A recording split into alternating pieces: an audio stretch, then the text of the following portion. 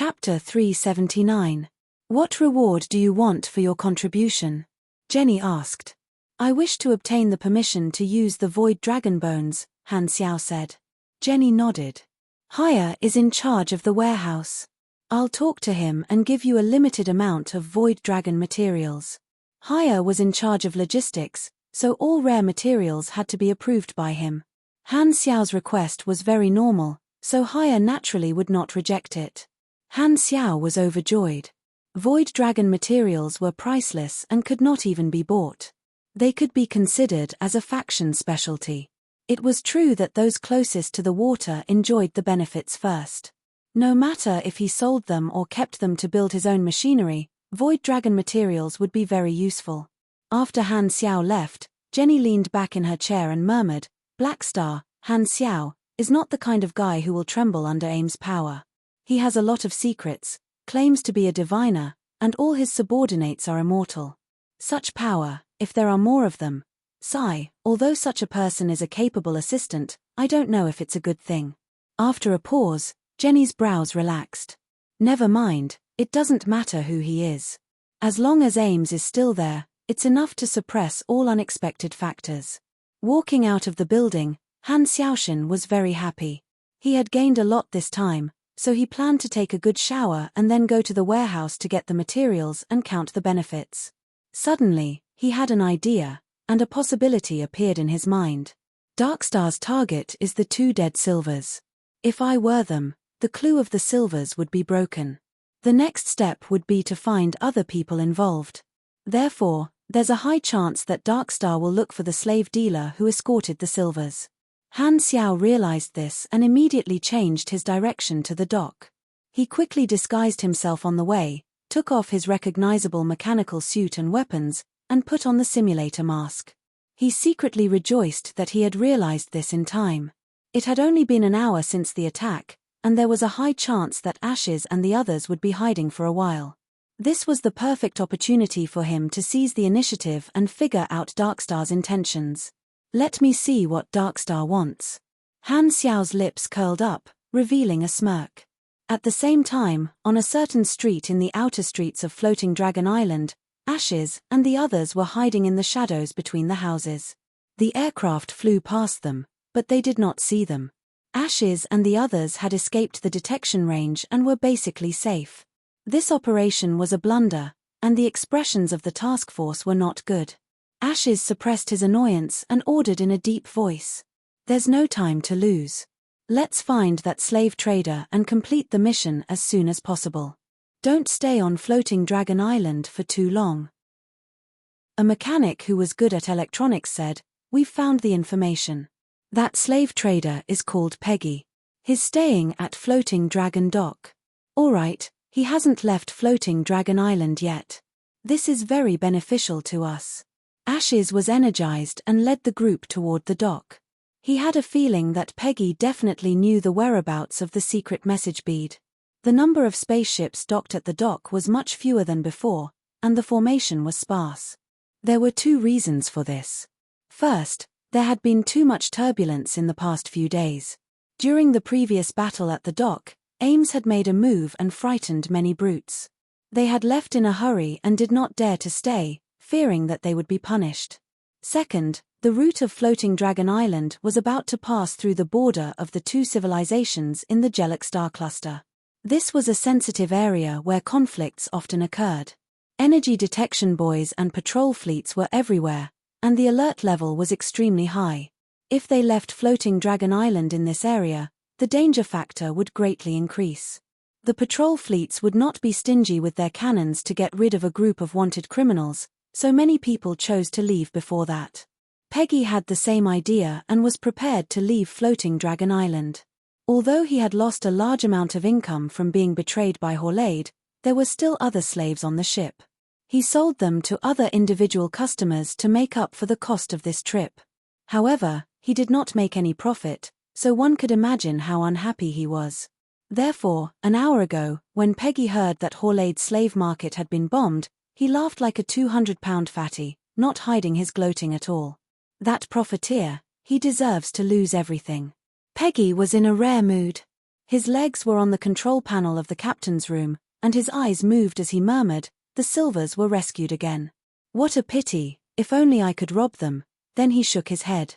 This possibility only existed in his imagination. He fully understood that the silvers were a hot potato now. Other than the mercenaries, they were also coveted by other unknown forces. This pool was very deep. As a group of slave traders, he did not have the ability to intervene. He did not have the hobby of committing suicide. Just the last time he met Han Xiao, he had almost been beaten into snake soup. Now that he thought about it, Peggy still had a lingering fear of that black, thick, and hard mechanical suit warrior.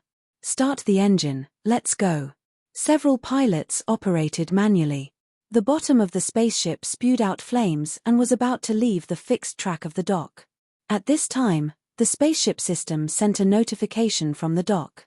"Attention all captains, we are about to encounter a large group of meteorites in front. Countdown of 3 minutes. At that time, the protective shield will be fully opened, and no spaceships are allowed to enter or exit. Please be aware of this." A radar observation image appeared on the screen. A large number of dense-colored blocks were approaching at high speed. They were all meteorites. Under such circumstances, it was too dangerous for a spaceship to move alone. Peggy quickly asked people to turn off the engine and stay behind. He would rely on Floating Dragon's protective ability to survive this wave of meteorites before making a decision. The Golden Shield was activated. Floating Dragon Island used to be able to see the universe through the man-made atmosphere, but now, the sky was completely covered in gold. The entire Floating Dragon Island turned into a rugby ball-shaped golden sphere. The plasma energy core was operating at the highest efficiency, and high-energy light arcs shot out from the surface of the Golden Shield from time to time. It was like a bait thrown by a star or a jumping python. The group of meteorites came head-on, covering the sky and the earth. They were of different sizes, and the largest one was about 1/3 of the size of the floating island. Floating Dragon Island rushed in head-on. Countless meteorites hit the Golden Shield, creating circles of golden ripples. The energy waves created by the collision spread far and wide in the universe, leaving behind traces. On the floating island, there was an obvious vibration on the ground. Han Xiao happened to come to the dock at this time. He changed his outfit, took off his mechanical suit, and put on a hooded black robe that he bought from a shop on the street. He looked very mysterious. He changed his face with the simulation mask, so no one could recognize him. Coming to Peggy's spaceship port, Han Xiao turned on the communicator, searched for the nearby channels, found Peggy's number, and sent a communication request. To put it in a more down-to-earth way, it would be easier to understand. He did not add Peggy as a friend, so he could only search for people nearby. After a while, the communication was accepted. Peggy's face appeared on the screen. He asked in confusion, "Why are you looking for me?" "I have something to ask you, about the silvers." Peggy's heart tightened.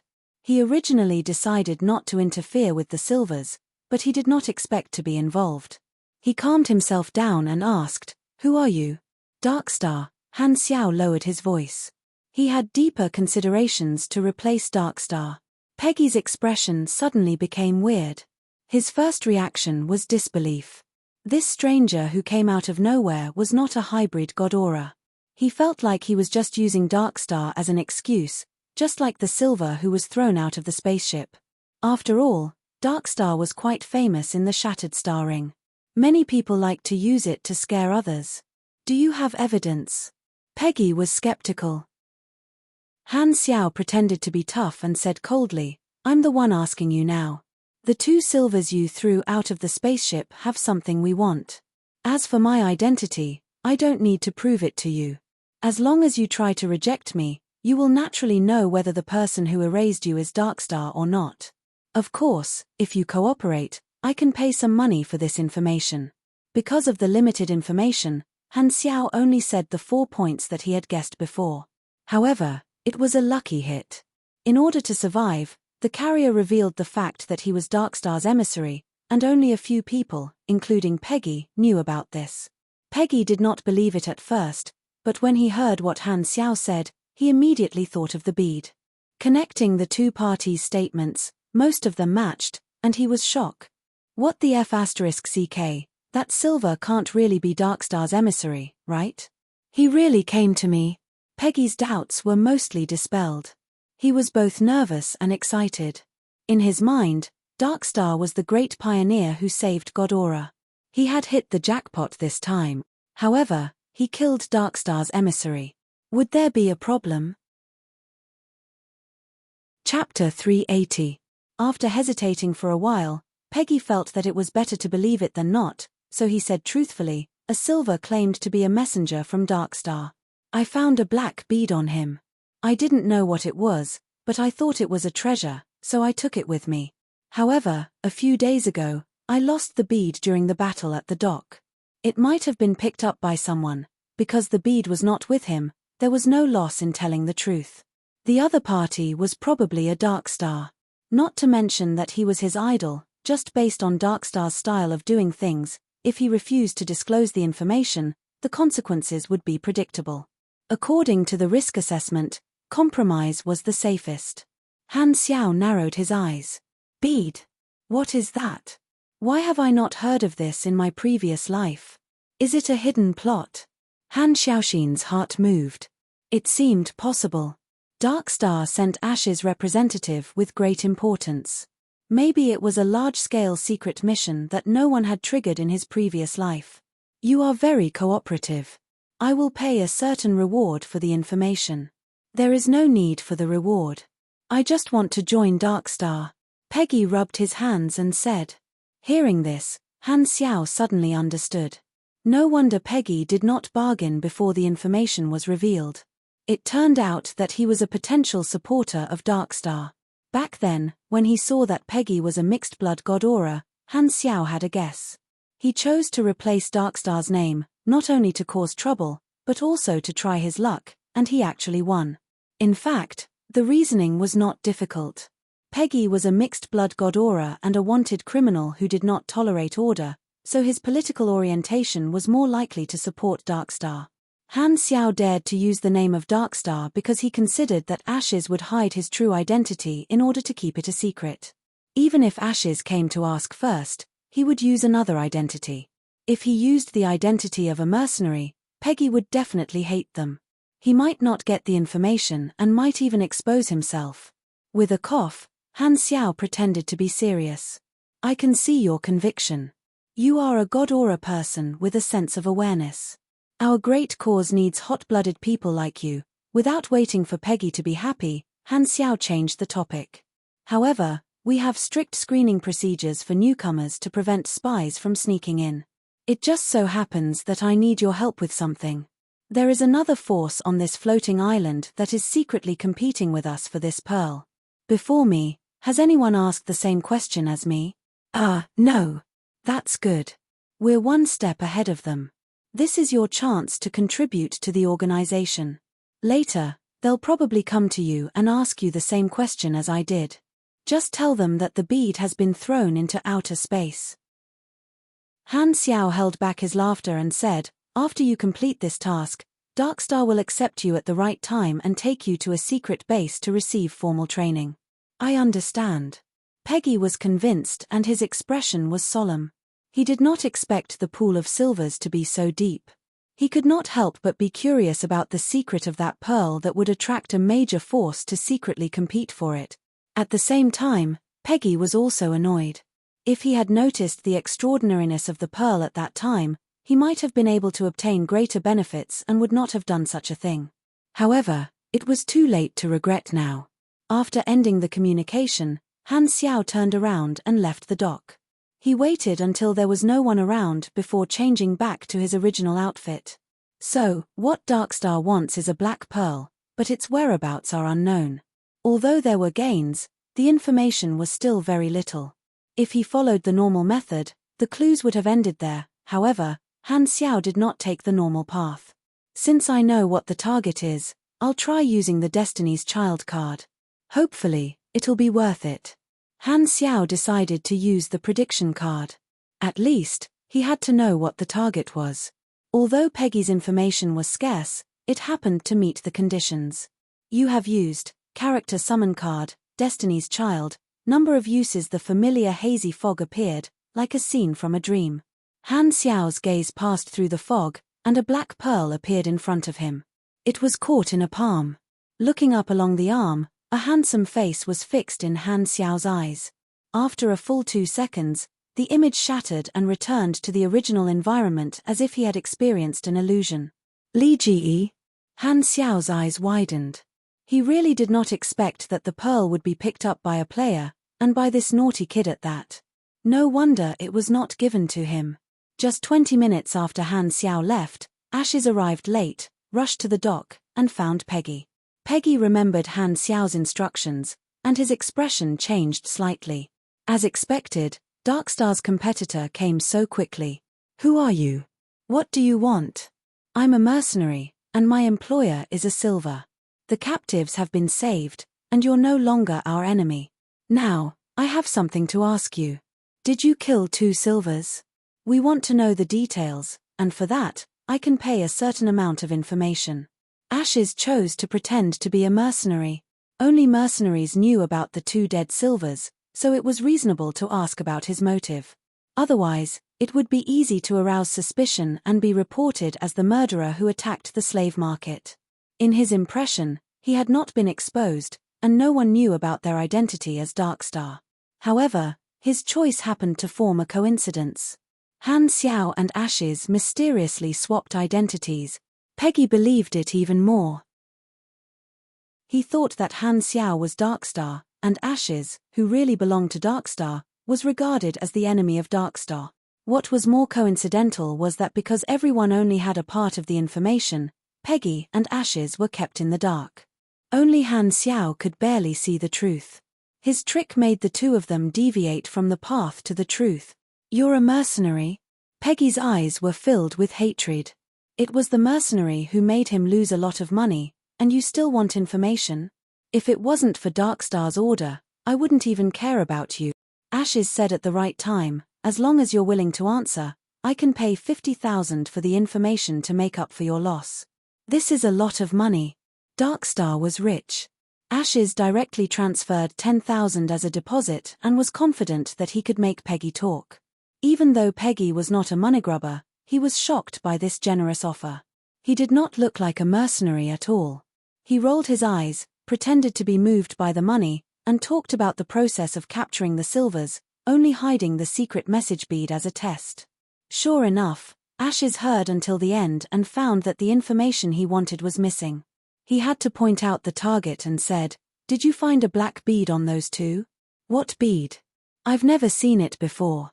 I threw them out of the spaceship and didn't bother to waste time searching them. The thing you said is probably also floating in the universe." Peggy sneered in his heart and lied according to Han Xiao's order. Ashes's eyes flashed with a hint of gloominess. This was the worst result.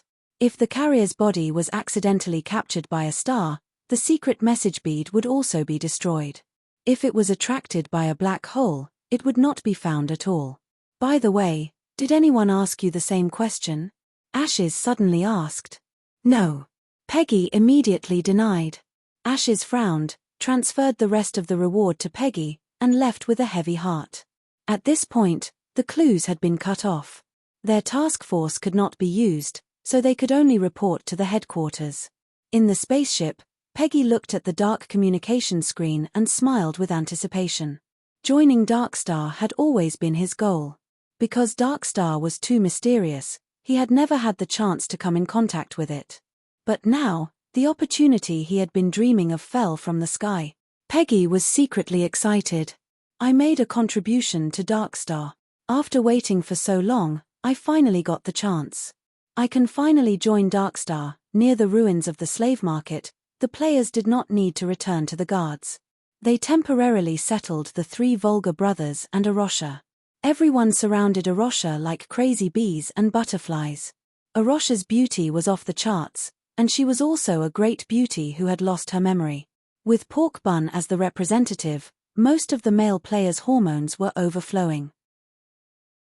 They were very excited and chatted with Arosha one after another. Arosha had a calm expression that said, "Anything is fine."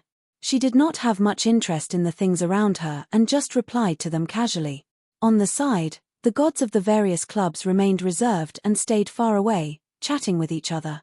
Find the bead. Mission introduction. Some time ago, Black Star lost a black bead. If someone can find it and give it to him, they will receive his reward. Mission requirements. Turn in the black bead. Additional, appearance, reward, EXP, plus Black Star mercenary favorability, X-Sunil NCO class armor.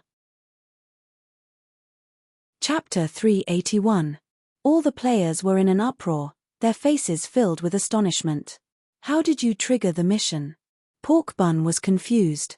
It should be a sudden mission, but why did Han Xiao only realize that he lost something important now? Maple Moon pinched her chin and pondered. Unfortunately, the other players were focused on different things. They did not ask for the reason, only the reward. It's NCO class armor. Second Prince's eyes lit up. This was one level higher than their enlistee class armor. Everyone wanted it. A competitive mission. Hao Tian's expression froze. Suddenly, he felt the ground tremble. He turned around and saw Frenzied Blade jump out without hesitation.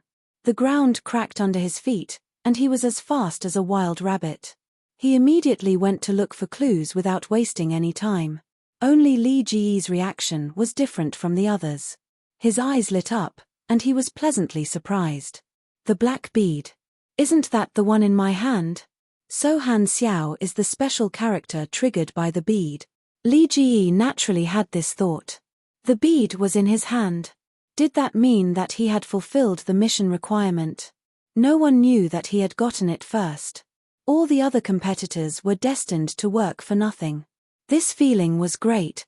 A strong sense of joy exploded in his heart. Looking at the players around him, Li Ji felt a sense of satisfaction. At this moment, Han Xiao rushed back. Just as the others were about to ask him what happened, Li Ji pushed the crowd aside, took out his precious bead, and handed it to Han Xiao. Black Star, this seems to be something you lost, Li Ji said. Han Xiao's eyes lit up. He took the bead and said happily, Aya, how did you know this is my treasure? I lost it a few days ago. I didn't expect you to pick it up. You're really lucky. You helped me a lot. Let me think. Your armor is a little damaged. How about this? I'll give you a new set of armor as a reward. A satisfied smile appeared on Li Ji's handsome face. The other players were in stark contrast to Li Ji. Their faces were all stiff. What the hell? The mission ended right after it started. What's the point of competing? What a waste of emotions. All kinds of annoyance, speechlessness, annoyance, and envy gathered on Li Ji. Enjoying the feeling of being the center of attention, Li Ji shrugged and said, You're just jealous. Seeing this, Han Xiao played with the beads and smiled without saying anything. Other than the actual reward, as long as Li Ji felt that he had an advantage over the others, he would voluntarily hand over the bead. These were the characteristics that Han Xiao had learned from Li Ji's past behavior. Tailoring this mission for Li Ji made him feel like he had taken advantage of the situation. Therefore, Li Ji obediently handed over the bead. Even his pride had been predicted by Han Xiao. He was still in the dark and gloating. Han Xiao walked to the side and checked the notification on the interface. You have obtained an unknown item. You can give it to a special person for a high reward, or you can take it for appraisal. The description of the bead was still the same. Han Xiao looked at the bead. It was dark and glossy. Magic radiance flashed on its surface from time to time. He quickly sorted through the memories in his mind. It's a magic item. Is this some kind of energy gem? An enchantment ball? Well, it doesn't look like either. Since Darkstar values it so much, this bead should be more precious. Maybe it's a secret message bead? Han Xiao thought to himself. The secret message bead was equivalent to an advanced safe in the magic category. It could only be opened with a special password. The security mechanism was a precise sealing magic array. The circuits of the magic array formed a maze-like lock. Only the password could trigger the array eye. It was very complicated. Of course, since there was a safety mechanism, There was a corresponding way to break the safety mechanism. Using a large magic array deconstructor to analyze the magic lock, or manually unlocking it with a high-level mage to pry open the secret message bead. What's important is not the bead but what's inside, Han Xiao guessed.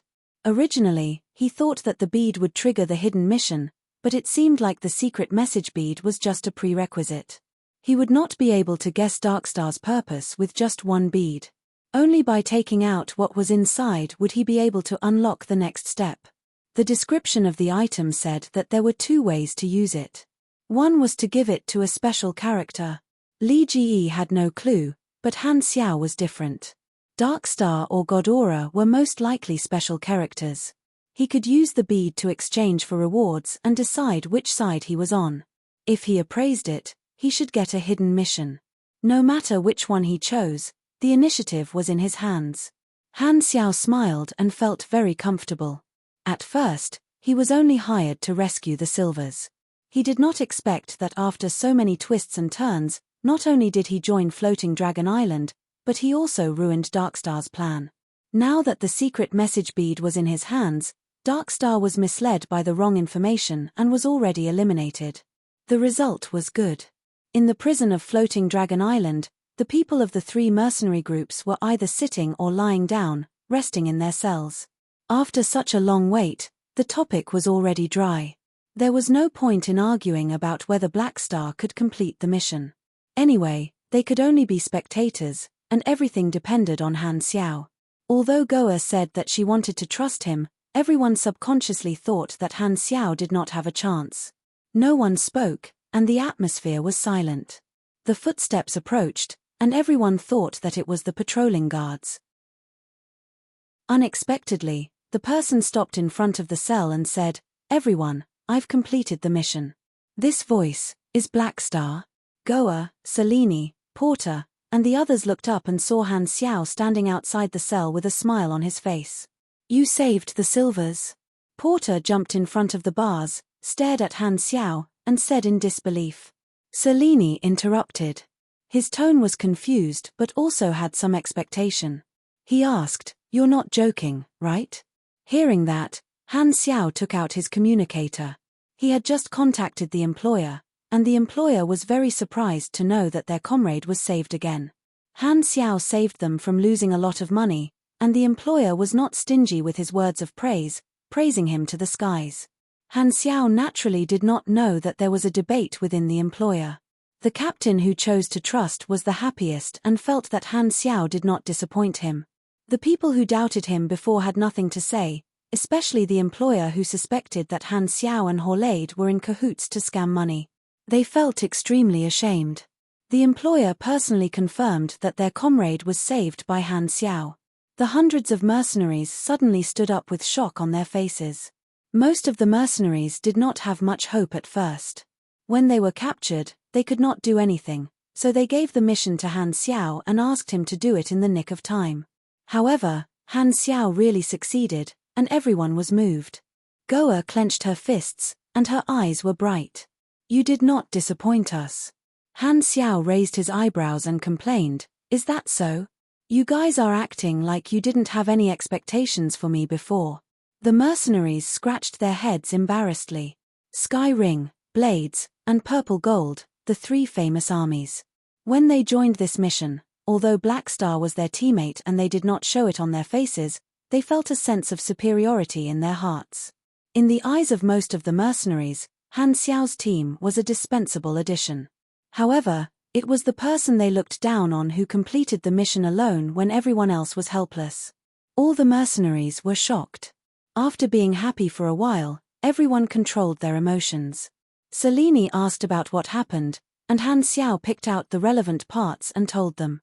Things like Darkstar were naturally hidden, and the mercenaries listened quietly. After he finished, Selene shook his head and said, Horlade thought that he was a rare commodity and wanted to use his comrade to blackmail the silvers. It was a good idea, but he ended up losing everything. This is greed, Han Xiao nodded. Horlade originally had many choices, but his appetite was too big. If he could sell the silvers earlier, he would not have been targeted. It could only be said that greed was close to poverty. It was all because of the Black Star mercenaries hiding that the mission was successfully completed. The mercenaries recognized Black Star's ability and were impressed. Other than informing his comrades, Han Xiao also wanted to ask when they would be released. Our army's upper echelons paid the compensation and are rushing to Floating Dragon Island. When they arrive, we will be free. Probably in a few days, Goa said. A few days, that's good. Han Xiao nodded. The good stuff was in his hands, and the mission was finally completed. He wanted to leave with the 3 mercenary groups and go back to complete the mission. He wanted to get 2 types of advancement knowledge from the Silvers to form compression technology. Only then could he be considered to have stepped into the new mechanic level. He had been looking forward to this day for a long time. He did not want to stay on Floating Dragon Island forever. Being trapped in one place was not good for the development of the mercenary group. His own faction was the foundation of the blueprint. Although Floating Dragon Island had many benefits, the opportunities were limited. It was far from being as vast as the universe. However, Han Xiao could not give up on the Floating Dragon Island faction. He hoped to submit the application and do field activities. This was the best of both worlds. There are still a few days left. Hopefully, I can convince Ames. After Han Xiao left, the prison was no longer as dull as before. It was filled with a happy and relaxed atmosphere. The mercenaries had one less thing on their minds and were in a good mood. Selene and Porter were thinking about the same thing. I wonder if Black Star will still be a mercenary in the future. His team is very capable, and he has Floating Dragon as his background. He is no longer that small mercenary group without any background. After this incident is over, I'll apply to the upper echelons to form a partnership with the Black Star mercenary. I can't let Sky Ring monopolize Black Star. In order to allow the floating island to travel freely in the universe, Ames had equipped it with top-grade equipment. It used the shield generator of the Enlightenment-class main ship of the Radiant Federation and the plasma engine of the Horn-class assault ship of the Red Empire. Its long-distance performance was extremely good. Ames had used her own influence to buy these equipment. Even so, it had cost an astronomical price. Floating Dragon Island passed through the meteorites without any danger. Many spaceships took off immediately and left before the floating island entered the border of the 2 civilizations. A few days later, Peggy's spaceship had already left Floating Dragon Island and was slowly sailing in a desolate star zone. There were no stars there, only dead gray and black planets. Suddenly, the dark space in front of them wrinkled, and an object hundreds of times larger than Peggy's spaceship came out of its stealth state and blocked in front of Peggy's spaceship. The size comparison was like a soybean and a watermelon.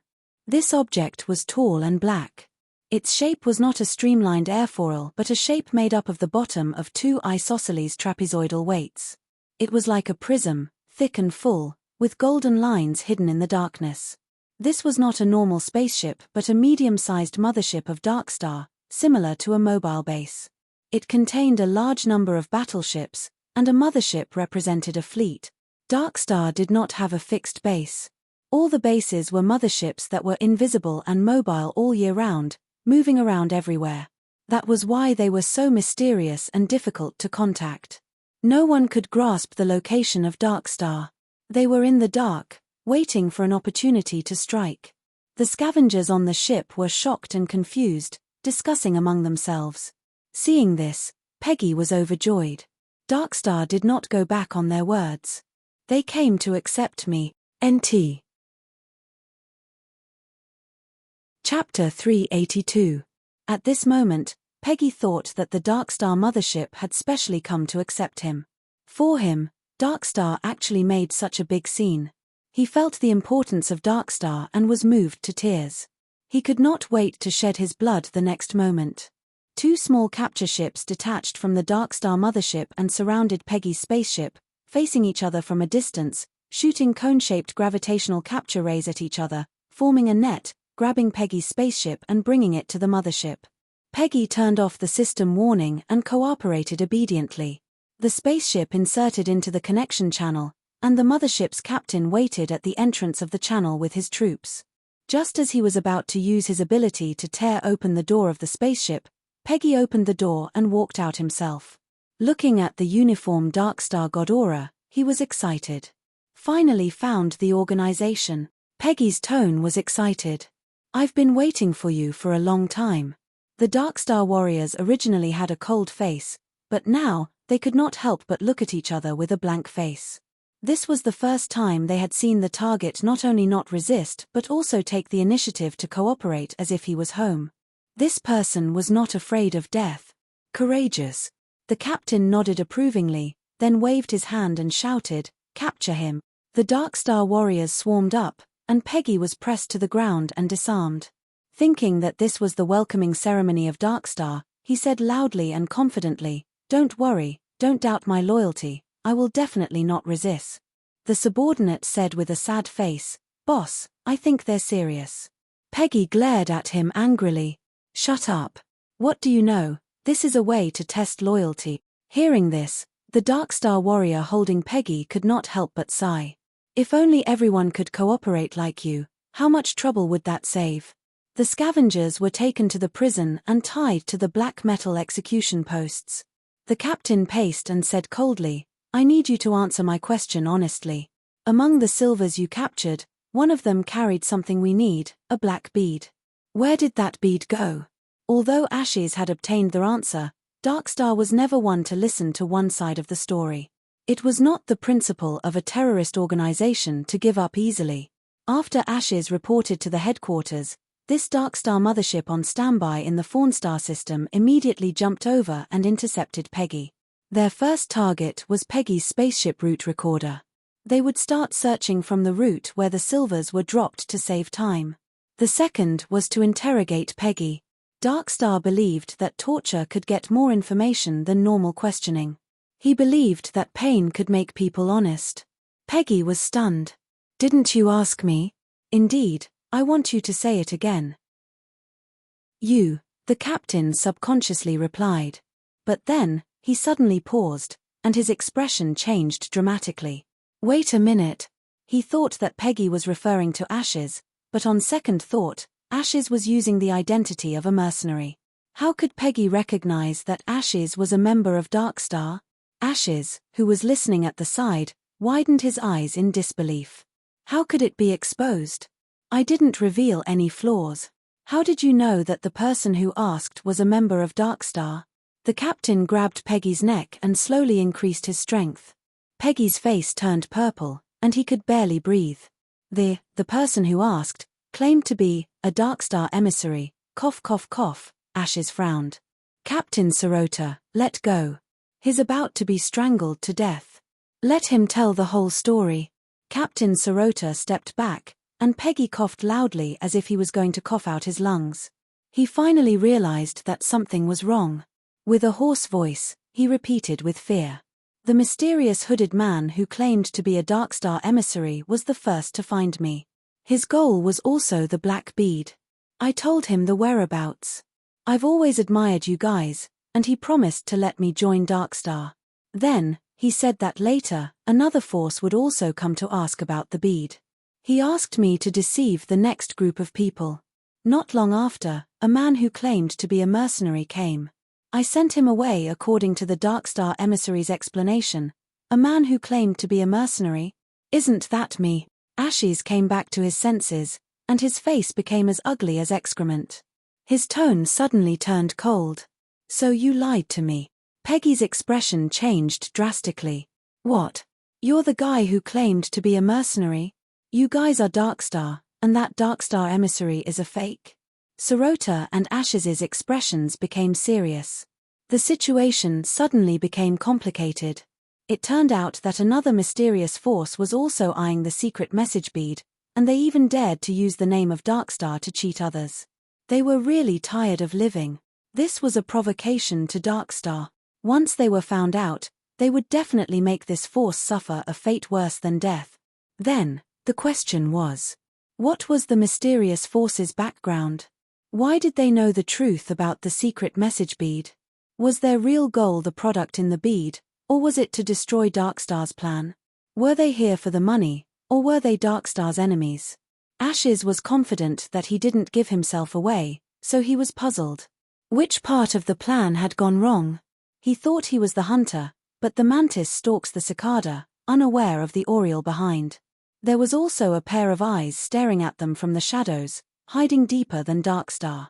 It made his hair stand on end. More mysteries appeared, and things became more difficult. The first thing that came to mind was the traitor of the organization. If he wasn't a member of the organization, how did he know so much secret information? Then, where is the real whereabouts of the bead?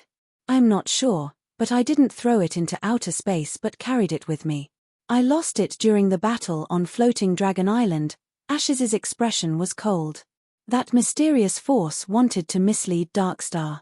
If they hadn't wanted to kill them, they would have been fooled. Thinking about the actions of that mysterious force, their methods were strict and bold. They knew that they were competing with Darkstar, but they still dared to impersonate Darkstar. They guessed their intention to keep it a secret, grasped the psychology of each party, and finally misled Peggy and Darkstar. They almost succeeded. This careful thinking made Ashes wary. Just a little bit more. Since it wasn't thrown into outer space, it's easy. Go and investigate all the forces involved in the chaotic battle. No matter what method you use, pry open their mouths. One of them must have picked up the secret message bead. It's impossible that there weren't any eyewitness reports. Sirota ordered. Some of the wanted criminals have already left Floating Dragon Island and need to be intercepted by the mothership. Leave those who are still on Floating Dragon Island to me. Ashes suppressed the anger of being played, and his tone was cold. While looking for the whereabouts of the secret message bead, ask about that mysterious force, Sirota added. I know. Ashes frowned. Although he agreed, he really had no clue about the mysterious force. Then, what about me? Peggy was no longer as confident as before. He was a little flustered, but he felt that he should have done something for Darkstar by telling them the information and finding the hidden enemy. Sirota glanced at him and waved his hand. The surrounding Darkstar warriors raised their light rifles and aimed at the execution pillar. All the scavengers were shocked. They struggled and hurriedly begged for mercy. Don't kill me, this is just a misunderstanding. I didn't mean to lie to you. Darkstar is my idol. My wish has always been to fight for the cause of the hybrids. Please let me join you, Peggy explained loudly while trembling. You really want to contribute to Darkstar? Sirota's eyes flashed. Yes, Darkstar is my belief. I'm willing to do anything for you. Peggy hurriedly revealed his true feelings and expressed his loyalty. Very good. To us, you're more useful dead than alive. Darkstar thanks you for your contribution, Sirota said with a cold smile. Silencing people was the biggest purpose of Darkstar's trip. The fewer outsiders who knew about the whereabouts of the secret message bead, the better. The light rifles shot out lasers, and the scavengers were hit with melted wounds one by one. Their screams reached the peak first, then they quickly weakened and lost their breath. The lasers were magnified in front of their eyes, and their vision became white. Peggy opened his eyes wide and screamed. No. Wounds covered his whole body. Peggy's head tilted, and his eyes were wide open. He died with a grievance. Chapter 383. 2 days later, Kai. The cooling storage box was opened, and liquid nitrogen cold air flowed out. Highest appendages operated the metal pliers and took out 10 test tubes filled with silver potions. This was a gene potion made from the spinal fluid of the Void Dragon race. The Void Dragon had a strong vitality, and their corpses and spinal cords were still active even after death. They would only disappear completely after a few hundred years. By extracting the active factors, it could be made into a great tonic that could strengthen one's body. Most creatures could consume it, including humans.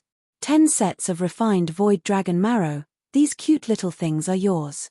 Haya's sharp teeth moved, and the translator translated into bug language. The substantial reward that Floating Dragon gave Han Xiao was 50 kilograms of Void Dragon bone and 10 sets of dragon marrow. It was originally 100 kilograms of Void Dragon bone, but he had specially requested for half of the Void Dragon bone to be replaced with dragon marrow. The effect of the Void Dragon Marrow was to permanently increase one's attributes without any side effects. It was extremely precious to the players. Picking up a tube of dragon marrow, Han Xiao observed it carefully. The density was not as dense as mercury, and it was translucent and light silver. The potion was very pure and had a little bit of starlight. The item notification was triggered as soon as he touched it.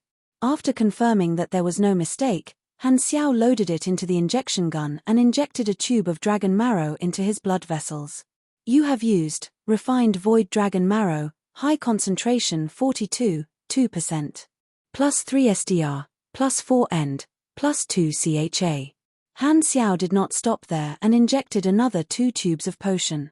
The random increase of the attributes of the high concentration potion was higher, and after 3 consecutive injections, he gained plus 8 SDR, plus 2 END, and plus 2 CHA. Potions that permanently increased attributes usually had a limit, and the Void Dragon Marrow could only increase attributes 3 times before it lost its effect. However, although it would not increase attributes after 3 times, there was a hidden effect. If he continued to use it, and the dosage reached a certain level, he would gain a talent called Void Genes. On the surface, it only increased his speed and dodging rate, but the real benefit was that it would affect his choice during his race evolution. In his previous life, this was the result of a coincidence.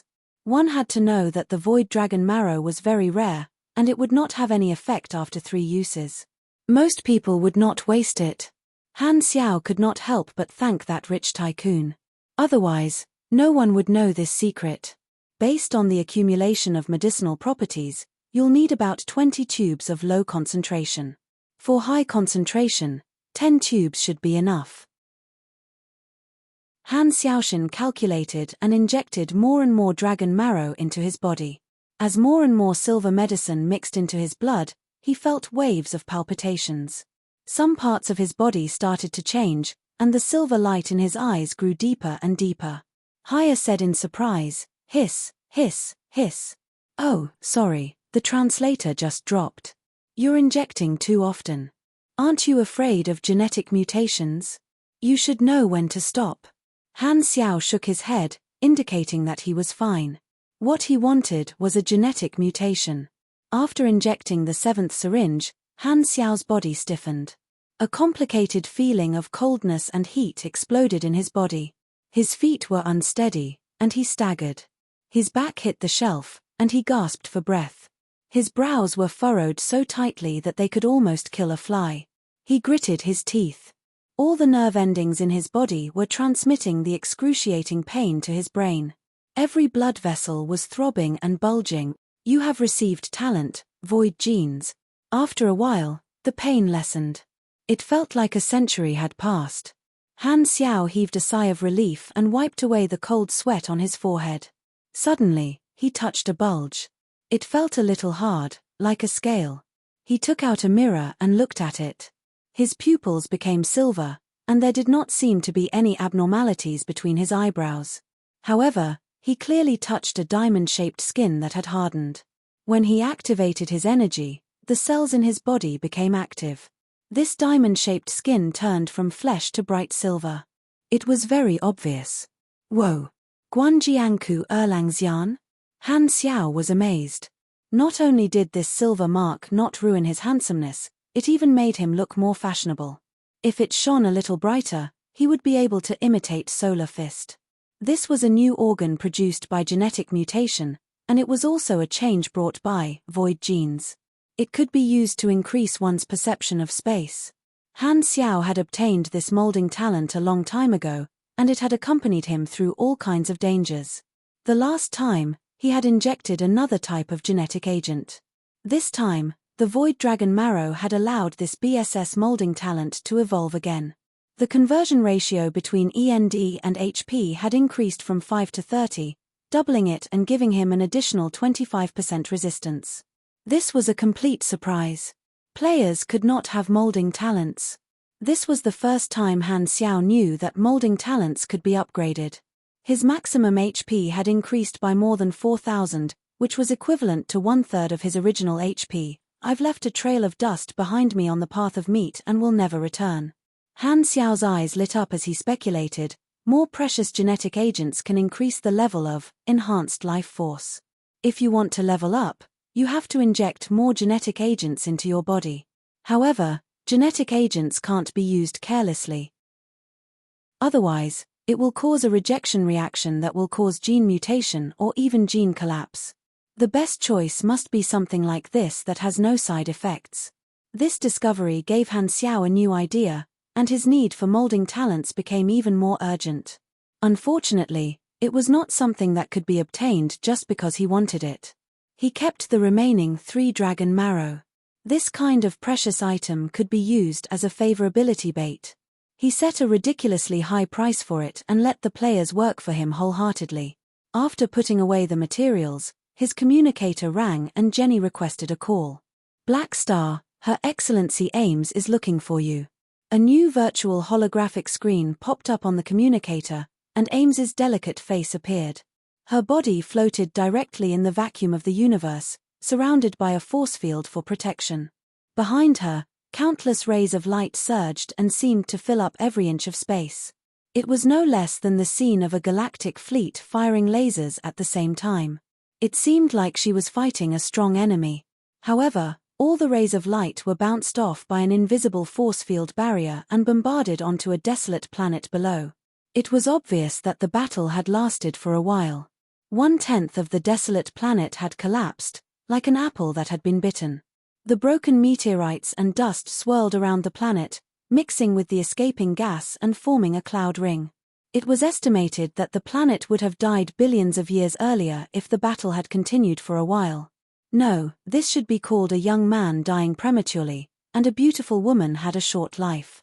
With just a glance, Han Xiao could confirm that Ames was fighting with another beyond grade A of the Shattered Star Ring.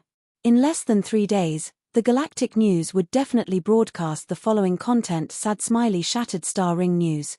2 supers are willfully fighting each other. An innocent planet has met with misfortune. Beyond grade A supers are maliciously destroying the environment. The Planetary Protection Association strongly condemns today's planet code cancellation list. Speaking of which, it seems like because of my news, Ames was in a bad mood and found someone to fight. What a pity for a young planet. Han Xiao's eyes twitched. He coughed and asked, Your Excellency Dragon Emperor, what mission do you have for me? Ames opened her mouth to speak, but there was only silence. She woke up and controlled her force field to grab a cloud of gas from the planet, creating a large force field to cover herself before speaking. I heard Jenny's report.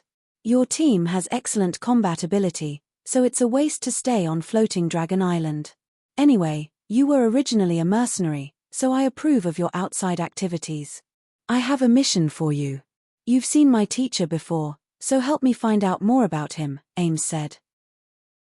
He had made a request to Jenny a few days ago, using the excuse that Floating Dragon Island had enough manpower and that it would be a waste for him to stay on Floating Dragon Island. Floating Dragon Island only had 3 management positions: guards, butlers, and logistics. It just so happened that they lacked field troops, and the undying Black Star mercenary was the best choice. At least they would not have to worry about losses. Jenny felt that it made sense and reported it to Ames. Ames had never doubted the people she used, so she was not worried that Han Xiao would leave her after leaving Floating Dragon Island. Han Xiao's eyes sparkled. Not being trapped on Floating Dragon Island was great news, and it would not delay the growth of his mercenary group. Although Floating Dragon Island was good, he had joined because he had no other choice. As long as he could move freely, this problem would be greatly reduced. After finalizing the result, Han Xiaoshan hung up the communication. The upper echelons of the 3 armies would arrive soon, and he would be able to go back with them to hand in the mission. Everything went smoothly today. Han Xiao had a happy expression on his face. Could it be that his luck had finally changed? Arosha was waiting at the door. Han Xiao waved his hand and brought her out of the warehouse. He was worried about letting Arosha run around alone, so he always brought her with him when he was free. They entered an empty street. After walking for a while, Han Xiao's relaxed expression suddenly disappeared, and he frowned. He felt that the atmosphere was weird, so he shielded Arosha behind him and looked around vigilantly. Your senses are not bad. A person's voice sounded out of nowhere. It had a cold tone of judgment, and it was filled with confidence in his own strength.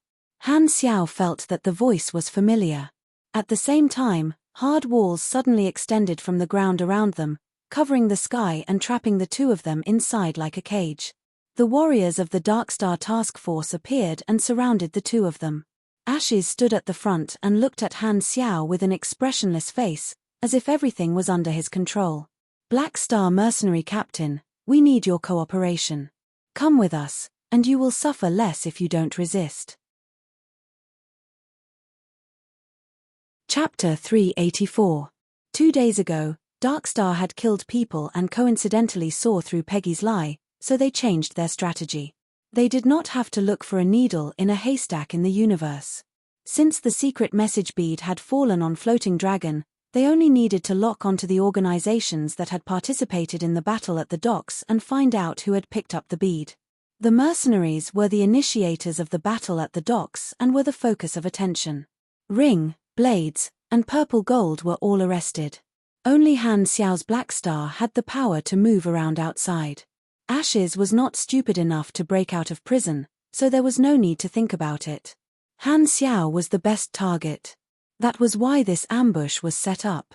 Capture Black Star, control this mercenary group leader, make him listen to orders, use his identity to get in and out of the prison, and find out if the secret message bead had been picked up by other mercenaries. Originally, the first rule of the Darkstar Task Force Operations Manual was during field missions, in order to reduce the risk of exposure, try not to use force if you can bribe the target with money because most of the time, the money spent could be taken back. However, in Darkstar's knowledge, the mysterious organization that was plotting the secret message bead was hidden on Floating Dragon and knew the truth before them. It was very likely that they had contacted the mercenaries before them. After the incident of Peggy's deception, Ashes did not want to be fooled again, so he decided to use force directly. As a member of a large violent terrorist organization, he always had a sense of superiority when facing mercenaries. They were like the god of death hidden in the dark, cool, and stylish. Mercenaries, on the other hand, were like country bumpkins who would do anything for money. They had no beliefs and were not even as good as bounty hunters who specialized in hunting down wanted criminals. It was simply frustrating. For those of us who are out there, we pay attention to style. When he reported his background, the feeling of I'm from Darkstar and I'm a mercenary were completely different. Darkstar's name was feared by countless races. In comparison, although the mercenary industry was extremely large, it was like a plate of loose sand. The difference between good and bad was like the difference between a stone and a sand castle. If it was a large army such as Ring or Blades, Darkstar would take them seriously. However, the leader of a mercenary group with a size of 50 people whose strongest was only grade B? Wouldn't that be a piece of cake? Who are you? Han Xiao narrowed his eyes and asked deliberately. Let me give you a piece of advice. If you want to live a little longer, put away your curiosity and don't ask about our identities. Don't get yourself into trouble. Ashes said indifferently. He thought that Han Xiao would be very surprised by the identity of this group of ambushers. However, he did not know that the witness on the night of the slave kidnapping was Han Xiao. He thought that this was the first time he had met Black Star, so he tried to be mysterious and put pressure on Black Star. He did not know that Han Xiao had already figured out his background. Han Xiao looked around. The walls built by Ashes formed a cage like a coliseum. A total of 8 Darkstar warriors surrounded him in the middle. Other than Ember, the other 7 were not weaklings either. The soldiers of the Special Task Force were all grade B supers, and they were all eyeing Han Xiao. 7 opponents of the same grade plus Ashes, who was a grade B, were not just 1+1. With the combination of various abilities, Han Xiao was not sure how long he could last. Furthermore, he had a Rosha with him, so the situation was very dangerous. Han Xiao opened the mechanical suit's communication channel, but he could only hear the buzzing sound of electricity. His face darkened. Don't waste your time. There are powerful signal jammers nearby. You can't call for reinforcements. Ash's tone was cold. What he meant was that no one would come to save him even if he screamed himself hoarse. Looks like you think you have me. Han Xiao remained calm and said, "Anyway, I have nowhere to run. What do you want me to do? Maybe we can discuss it. I don't want to fight a meaningless battle." "We want you to ask the mercenaries about the whereabouts of a black bead," Ashes said. Hearing this, Han Xiao's expression did not change. He quickly analyzed in his mind. Looks like Darkstar probably got the truth out of Peggy's mouth. They probably also know that someone is impersonating them and competing for the secret message bead, but they don't know that it's me. The attack this time was not because I was exposed, but because I happened to be one of the targets. This is very important. They don't know that the bead is with me. If they pretend to cooperate and pretend to be polite, they might be able to get away with it. He was more concerned about how Darkstar had unearthed. At this point, it seemed that he was just coincidentally used as a model mercenary. The fact that he was impersonating Darkstar was not exposed. It was not that he could not consider compromising with Darkstar. After all, there was an insidious method called infiltrating the enemy. If handing over the secret message bead could be exchanged for the qualification to join Darkstar, it was also an option. However, the risk was unknown and difficult to measure. Han Xiao narrowed his eyes and acted as if he did not know what the bead was. He said, "This is just a small matter. I can help. There's no need to use force." Ashes took out a transparent box containing many sand-sized nanorobot insects. He injected them into the body to control the brain and heart. He could take his life at any time. He said, "After you inject this, we'll talk about cooperation. Looks like I have no other choice." Han Xiao shook his head. The mech instantly attached itself to his body. After injecting nanorobots, his life and death were controlled by others. He could not be at the mercy of others. In that case, there was only one way. Beat them up. Click, click, click. Electromagnetic guns popped out of the mecha's grooves one by one. Electric energy burst forth, surrounded by thread-like lightning. Han Xiao not only held the guns with both hands, but the remaining guns were also controlled by energy and fired in all directions. Two. In an instant, bullets flew. The intertwined tracer trajectories of blue lightning spread out with Han Xiao as the center, like a blooming dark blue rose. The battle suddenly erupted. Han Xiao used sliding shots, control vision, to increase his firing speed, and magnetic vision data flow, to increase his machinery affinity. He even used surging mechanical force and overload to increase his explosive power. The soldiers of the Darkstar Special Task Force were shocked by this firepower. They all dodged and blocked in different ways. What a waste of time. Ashes controlled the dust to turn into a shield and blocked the bullets with a calm face. To him, as long as the enemy's grade was lower than his, no matter how they fought, it was all for show.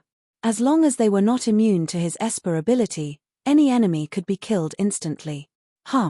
With his Esper ability activated, his sense of touch extended, and his vision changed. Ashes could clearly see the atomic structure of Han Xiao's body. The carbon elements were marked and glowed, spreading all over his body like a river. He was very familiar with controlling these carbon elements. He had done this countless times before. However, Han Xiao's body seemed to have turned into a mountain in a trance. His Esper ability, which had always been successful, actually failed. He could not control the carbon atoms in his body at all. His structure was extremely tight and unshakable. The calmness on Ash's face was instantly broken and replaced by shock. "It's you." Ashes stared at Han Xiao in shock. Chapter 385. You're the culprit who attacked the slave market. Han Xiao also pretended to be shocked, as if he had just recognized Ashes. His acting skills were superb, and the shock in his tone was as real as it could be. According to the information that Darkstar had, he was just an insignificant passerby. Once they fought, they would definitely discover that he was the witness of the hasty fight that night. From Ash's perspective, they had only met once, which was the night of the slave market attack. Therefore, it was normal for him to pretend that he recognized Ash's ability and treat him as the culprit. There was another purpose for this disguise, which was to hide the fact that he knew the truth about Darkstar and avoid suspicion. From the moment of the attack, this series of thoughts had been brewing in Han Xiao's mind. As expected, seeing his surprise, Ashes did not even think that Han Xiao was the mysterious person who discovered the origin of Darkstar. On the night of the attack, due to the area being blackout, both of them were wearing masks and mechas, so they did not know each other's identity. They did not expect to meet each other by accident. Enemies are bound to meet on a narrow road. Han Xiao was the first special opponent who was immune to carbon atom deconstruction, despite being of a lower rank than himself. Although it was only a short fight, he left a deep impression on Ashes. He would never forget it. Ashes was shocked. His previous nonchalant attitude was swept away, and his eyes were filled with curiosity and fighting spirit. Last time we fought in a hurry, and there was no clear winner. This time, I'm not in a hurry. The witness was the culprit who exposed the attack, and his real identity was the target this time, Blackstar. With the addition of new and old grudges, Ashes was full of fighting spirit and decided to use his strongest ability. Ashes clenched his fist, and the black carbon dust swirled and condensed into a straight double-edged sword. The atomic structure was dense, and it turned into diamond. Although it was very brittle, Ashes could repair it at any time to make up for its shortcomings. It was both strong and tough. Boom! At the same time, countless black dust particles were ejected from the ground. They were very small and floated in the air, drilling into the gaps of the mechas. Han Xiao felt the pressure as the enemy's aura increased exponentially. Originally, Ashes thought that taking down Han Xiao would be an easy task, but he found that he was wrong. This was a difficult opponent, so he changed his mind and took out the attitude of facing a strong enemy to face Han Xiao, completely serious. 7 sonic spheres flew out and floated in the air, creating a sound amplification field. Ash's cage had limited space, so it could create an excellent reverberation effect. With the black scythe in hand, the shield of the hovering shield shuttle surrounded his body. His gauntlets, arm gauntlets, and leg gauntlets lit up with red and blue heat. The parts of his body that had been strengthened with the electromagnetic combustion technology last time were at full power. Due to signal interference, Han Xiao could not call for support from afar, so he could only fight in his mechanical suit's normal state. Without any backup equipment, it was extremely disadvantageous for a mechanic. Hide to the side. Han Xiao pushed a Rosha away and turned his scythe. The electric blade slashed out and hit the wall, but it was not damaged at all. His eyes darkened. The wall was too hard, and he couldn't break out. There was no way out. He could only fight. At this time, the 7 Darkstar warriors unleashed their abilities. The 3 pugilists were like beasts and dragons, charging forward in a triangular formation and surrounding Han Xiao. Bang! The scythe slashed out a full moon and clashed with the 3 of them. The shockwave spread out and reverberated in the cage. Arosha was forced to the edge and could only watch from the side. Ashes was extremely curious about Han Xiao's ability to be immune to control. Since he had set up signal interference, Blackstar would not be able to call for support, so he had the time to slowly torture Han Xiao. Emergency mission, support, mission introduction. Your captain was ambushed by a group of uninvited guests and is in a tough battle. As a member of the mercenary group, remember that your captain is in trouble and support him from all directions. Mission requirements: hurry to the battlefield and support Blackstar. The coordinates are, reward, depends on the speed and number of reinforcements. Consequences of rejection, -300 Blackstar mercenary favorability. All the players were energized. Ashes's Esper ability was very strong. Not only was he good at close combat, but he could also control countless floating dust particles to turn into spears or tentacles to restrict Han Xiao's movements. So far, the biggest threat was the dust particles that seeped into the gaps of the mechanical suit and changed shape inside, destroying the structure of Amphiptyr. At least 1/3 of the damage was dealt by Ashes. The 7 Darkstar warriors cooperated well. The 3 pugilists restrained Han Xiao, throwing punches and kicks at each other ferociously. Of the 2 espers, one could secrete strong acid, and the other could convert cosmic energy and inject special metals into them, causing them to become structurally unstable and turn into explosive bombs. The two of them hid at the side and madly attacked Han Xiao. One spat saliva, and the other threw iron balls. There was also a mechanic who was good at electromagnetic interference and AI intrusion. He connected to Amphiptyr through his combat suit and wrote a hacking program to interfere with Amphiptyr's system, even trying to seize control of it. Han Xiao's AI technology was still in the realm of basic knowledge, so he could only turn off most of the automatic functions and maintain the manual neural link. He stopped probing and analyzing to prevent Amphiptyr's system from being breached. This mechanic also controlled several shield generators to block damage for his teammates. The last person was a lightning mage who worked closely with Ashes. He used carbon dust as a bridge to release electric magic, and Ashes turned it into strong conductive graphene to increase the power. He also formed an all-around electric shock to burn down Amphiptyr's internal circuits. Bang! Bang! Bang! Attacks fell on Amphiptyr like a storm, and the number of wounds increased rapidly. 7 people of the same level and one strong enemy besieged Han Xiao. It was as if he was facing a stormy sea, and it was difficult for him to fight back. Even after activating Snake Demon, he could barely maintain the situation. He wanted to kill the enemy, but he could not. The durability of the mechanical suit dropped rapidly. In just a few minutes, it had dropped to 16%.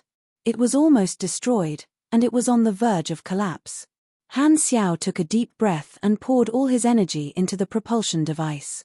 He twisted at a shocking angle and escaped from the battle like a fish, heading straight for the Esper who was spitting acid. As he approached, Garrett fired a cannon at that mechanic, making him unable to protect himself and unable to control the shield to protect his teammates. Garrett then swung the black scythe and was about to chop down on his head. Explode! Ashes shouted and clenched his fist. Before Han Xiao attacked, he could give the damaged Amphiptyr one last blow. In an instant, countless spikes bloomed inside Amphiptyr. The mechanical suit was instantly riddled with holes, and it was about to fall apart. At this moment, a blurry white light bloomed, and the Amphiptyr that was about to shatter miraculously gathered together. Its energy level was restored to its peak. Machinery continuation. What? Ashes was shocked and surprised. His sure-kill attack had failed to break Han Xiao's combat weapon. It was too late to stop it now. The acid Esper originally believed that Ashes could stop Han Xiao in time, but he was shocked and could only watch as the cold light of the scythe expanded in his vision. At the same time, will burn. Swoosh. A deep black light flashed, and blood splattered everywhere.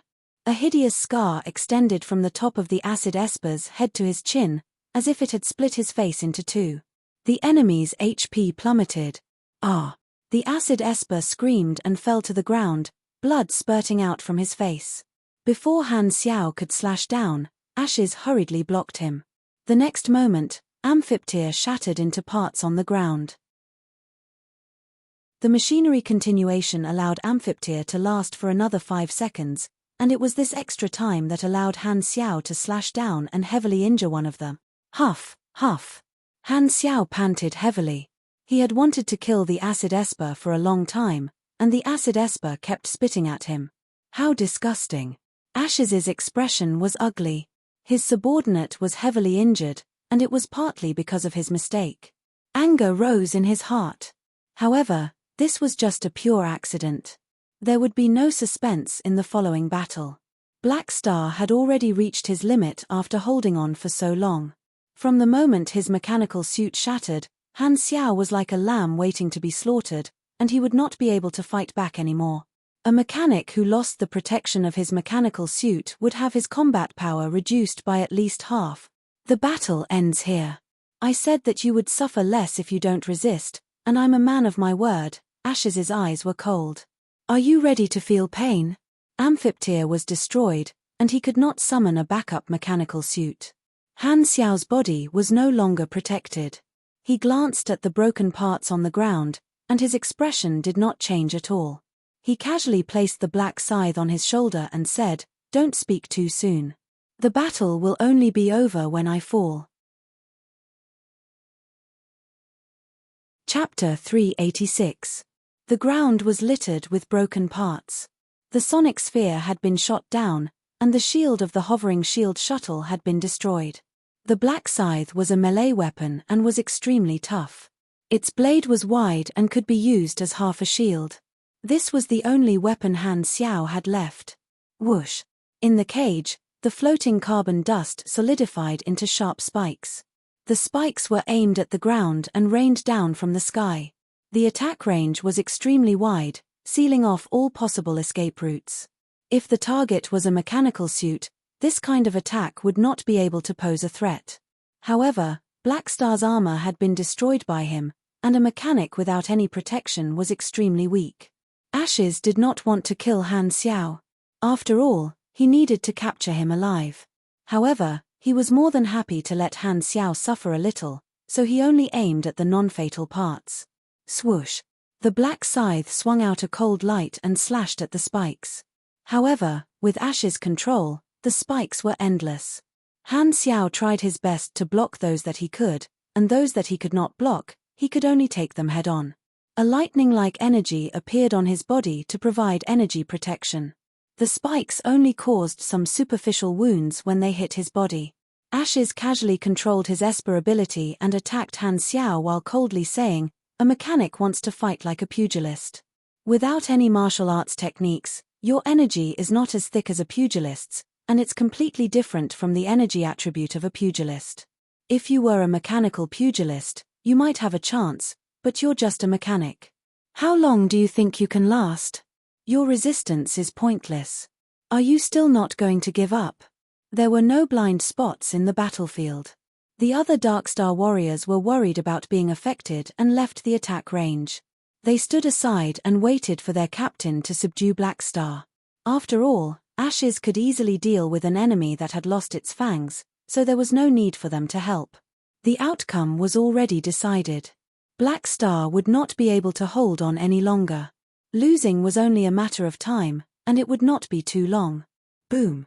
Suddenly, the ground cracked, and Han Xiao sprinted toward the Darkstar mechanic at the side like lightning. He did not block anymore and allowed the sharp spikes to hit him. With a shake of his wrist, the scythe split into 7 or 8 electromagnetic blades, rotating to form the shape of a drill, surrounded by electric arc. "Eat my lightning toxic dragon drill."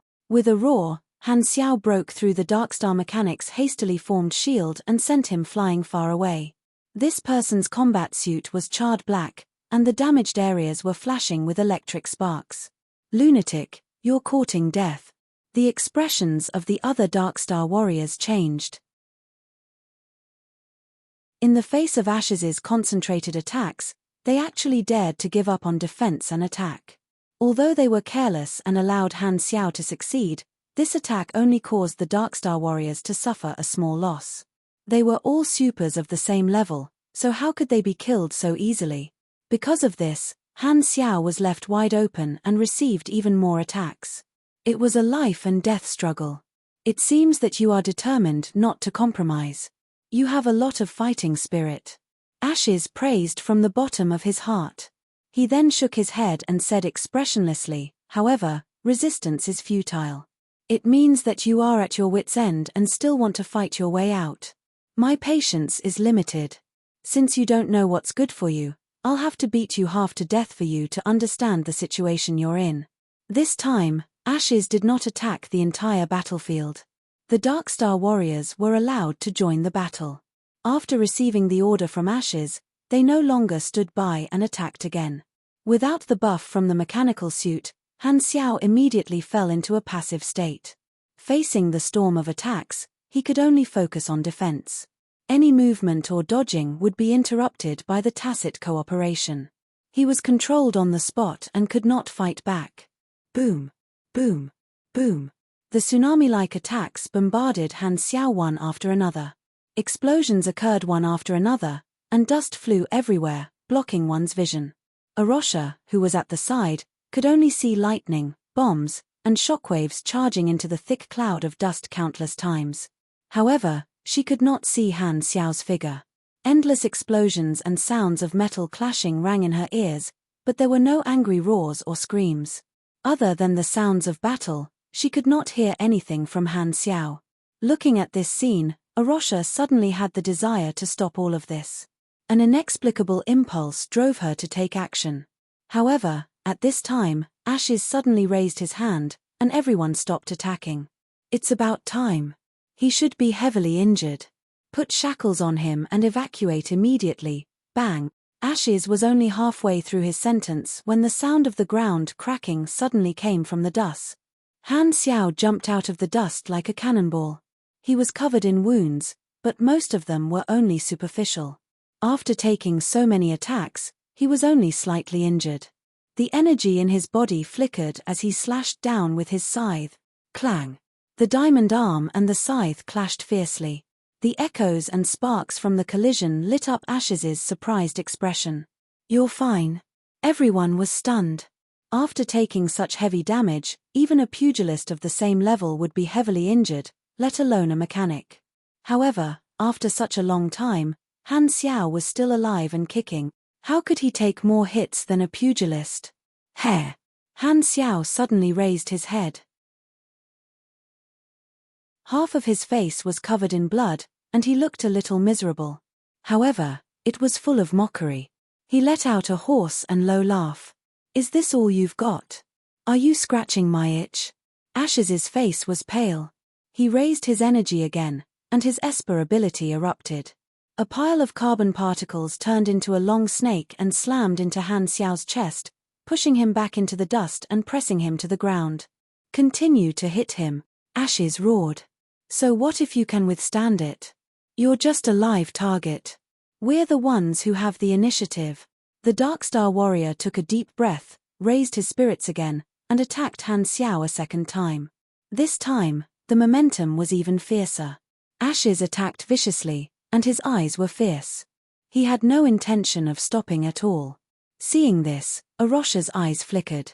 She took a few steps forward, picked up the electromagnetic gun that Han Xiao dropped, raised it with both hands, and fired at Ashes. Ding! Ding! The needle-like bullets bounced off his diamond skin. Ashes turned around and snorted. He waved his hand and controlled the carbon particles in Arosha's body, slamming her to the ground and immobilizing her. When he launched the ambush, Ashes had sensed that Arosha was just an ordinary person, so he did not take it to heart and let her stay on the side. At this time, she fired 2 shots, but Ashes did not care. He controlled Arosha and immediately turned back to focus on Han Xiao. After a while, the terrain was changed by the fierce battle. Han Xiao's position became a nearly 1 meter deep pit. Thick dust filled the air and blocked his vision. Stop! Ashes's breathing was slightly rapid. His Esper ability had consumed a lot of energy. The Darkstar warrior retreated. His forehead was slightly sweaty, and he was also tired. As they stopped, the audience quieted down. Is he still alive? The Darkstar warrior looked at the pit. Not dead yet. I can feel his aura. It's very weak. This time, he's really half dead. Ashes's tone was firm. However, in the next moment, Ashes's face suddenly changed. The weak aura in his perception strangely grew stronger and recovered at an incredible speed. In the dust and smoke, a figure slowly climbed up. As if there was some kind of magic, he caught everyone's shocked gaze. Ta-ta-ta, every footstep was like stepping on Ashes's heart. First, a black scythe came out of the smoke. It was full of cracks. As soon as it appeared in front of everyone, the black scythe immediately shattered into a pile of debris. Then, Han Xiao walked out. Everyone's eyes turned to him.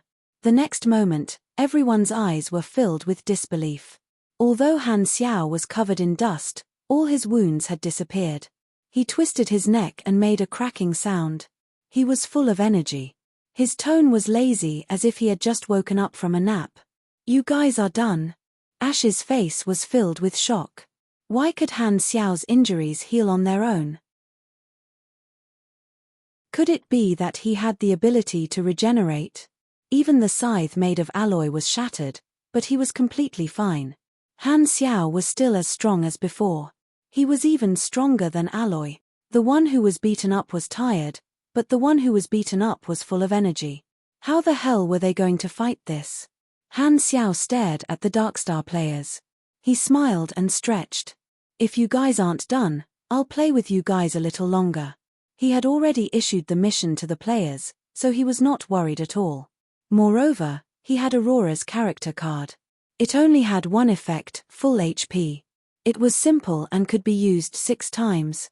Just now, when his HP fell below 5%, he used it once and returned with full HP. Han Xiao was already very tanky. With this ability, not to mention delaying, these Darkstar players would not be able to kill him even if they exhausted themselves. Ash's expression changed several times. Shock, horror, shock, and solemnity flashed through his eyes. In the end, all his emotions turned into fear, which was fixed in his eyes. Slightly lowering his body, Ashes restrained his aura. He was no longer arrogant and became more stable. This was how he behaved when facing a formidable enemy. When facing Han Xiao, Ashes initially looked down on him. When he realized that Han Xiao was an enemy who was immune to his killer move, he put away his carelessness and adopted the attitude of facing a strong enemy. He thought that he had taken him seriously enough, but he realized that he had still underestimated his opponent.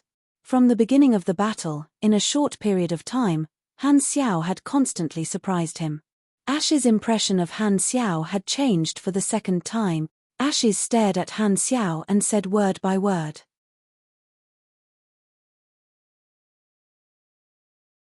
Chapter 387.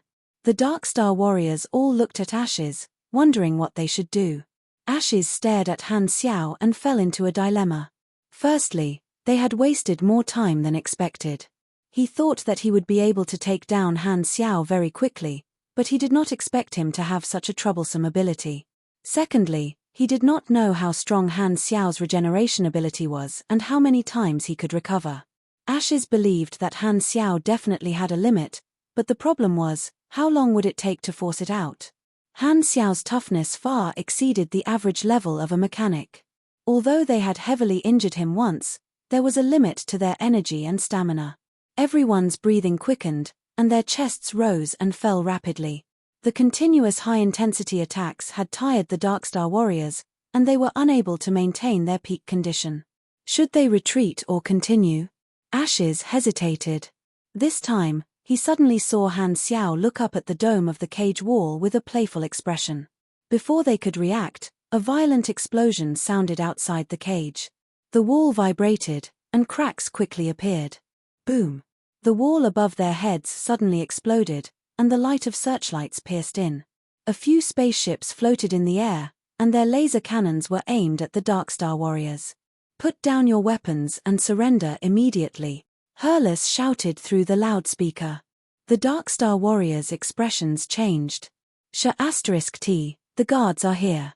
The ambush was only set up a few minutes ago, and there were no patrols nearby. Could it be that a group of guards just happened to arrive? He's so lucky. From the start of the ambush to the end of the battle, less than 10 minutes had passed. As the speed and reaction speed of supers increased, they could complete more and more actions every second. The flow of time during a battle would slow down in one's senses, and every second would be slowed down by dozens of times. Both sides who were evenly matched would be able to grasp the slightest detail. The battle was very intense, but in the eyes of ordinary people, they could only see illusions and flashes of light. It's not a matter of luck. The people on the spaceships are all Blackstar's subordinates. He must have called for reinforcements. How did he break through the signal interference? Someone asked in disbelief. Ashes stared at Han Xiao and said in a deep voice, "I admit that I underestimated you. Blackstar, I will remember your name. Retreat." As soon as he finished speaking, the cage suddenly collapsed, turning into black dust that flew all over the sky, interfering with the detectors and vision. At this time, Ashes took out a metal tube, grabbed both ends of the tube and twisted it, activating the device. A blue light spot appeared in the middle of the tube, emitting a halo that covered an area of 3 meters. The Darkstar warrior quickly walked into the blue light area.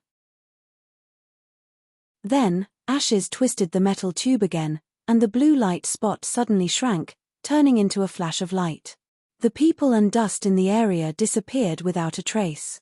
As the graphite dispersed, Han Xiao wiped off the dust on his face and went to the place where Ashes and the others had disappeared. He squatted down and brushed away the dust on the ground, revealing a circular pattern. A directional short-range teleportation trigger. It should be a combination of space magic and quantum teleportation technology. It will leave almost no traces behind. We won't be able to catch up. Han Xiao shook his head and felt a little helpless. Darkstar's technology was much more advanced in comparison. Anyway, there was nothing he could do. The aircraft circled around and found nothing, so it could only land. Han Xiao casually completed the player's mission. The reinforcement forced Ashes to retreat, causing Darkstar's plan to kidnap and control him to fail. However, Han Xiao was not happy. Ash's failure would definitely attract the attention of Darkstar. He had shown a lot of abilities, so he could not continue to keep a low profile. With the first attack, there was very likely to be a second one. Han Xiao did not have enough power to deal with such a large force at the moment, and even his mercenary group business would be in trouble. Tracing back to the source, it was only because this mercenary mission happened to encounter Darkstar's scheme. He was also very helpless. As long as he went to save the Silvers, regardless of whether he got the secret message bead or not, he would attract the attention of Darkstar. In the beginning, he did not know that Darkstar was involved in this matter. There was no turning back.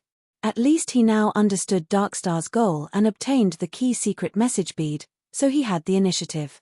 Although he had forced Ashes to retreat, he had also successfully concealed the fact that he knew the truth and was still hiding in the dark. It's better not to return the secret message bead to Darkstar. The risk is too high. Darkstar is ruthless, and exposing too much will put me in danger, Han Xiao thought to himself. Are you okay? Herles walked behind him and asked with concern. Han Xiao waved his hand. I'm not hurt. You guys came in time. This time, it was the players who took the initiative to ask for reinforcements. Herles was skeptical at first, but now he was sure that Han Xiao had some kind of telepathy with these direct subordinates. Who are these enemies? Why did they ambush you? They're the thugs who attacked the slave market. I recognized the ability of one of them.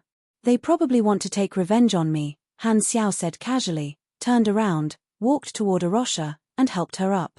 Arosha shook her head, indicating that she was not hurt. Han Xiao thought about it and said, your body contains a very high energy reaction, but you don't know how to use it.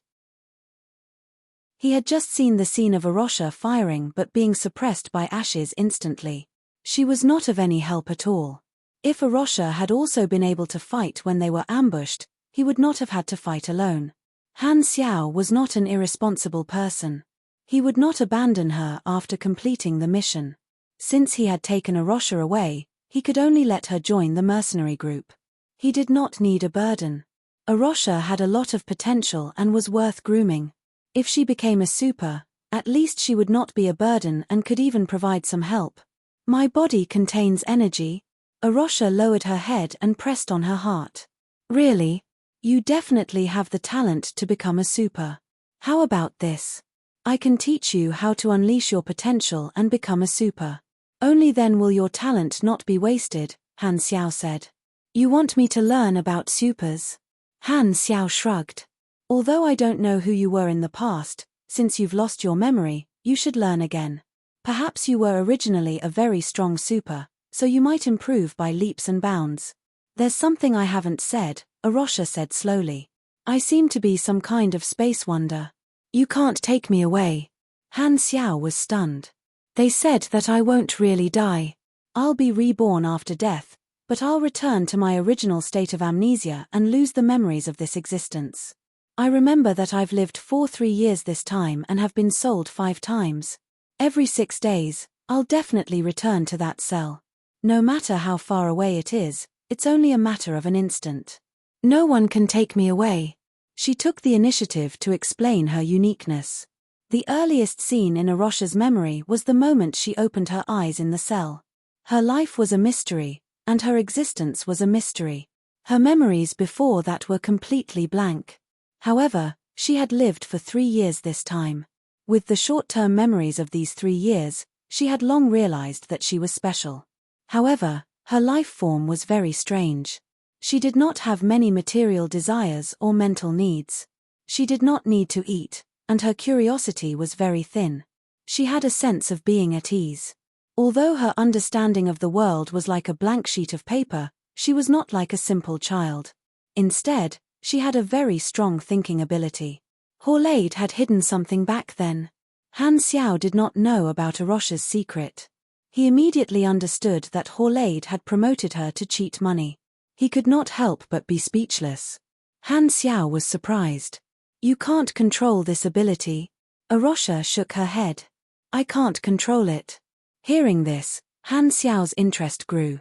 Arosha had self-awareness, but she was trapped in a cell by a mysterious force. Furthermore, this was not her will. If this was a space wonder, then it could lead to a question: was Arosha a space wonder? Was it possible that she was originally an independent individual and not a part of the space wonder? Was it a coincidence that she became a space wonder? In other words, Arosha's amnesia, strange life form, and almost desireless thinking could have all been given by the space wonder. Then, what exactly was this space wonder?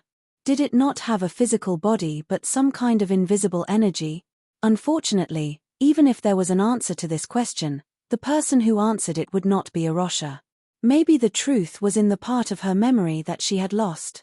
At this time, the problem that Han Xiao was most concerned about was that Arosha could not be taken away by him.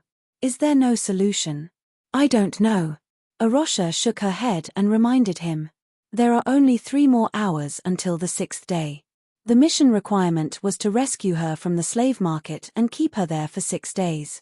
Han Xiao finally understood the difficulty, but since it was a mission, there had to be a way to complete it.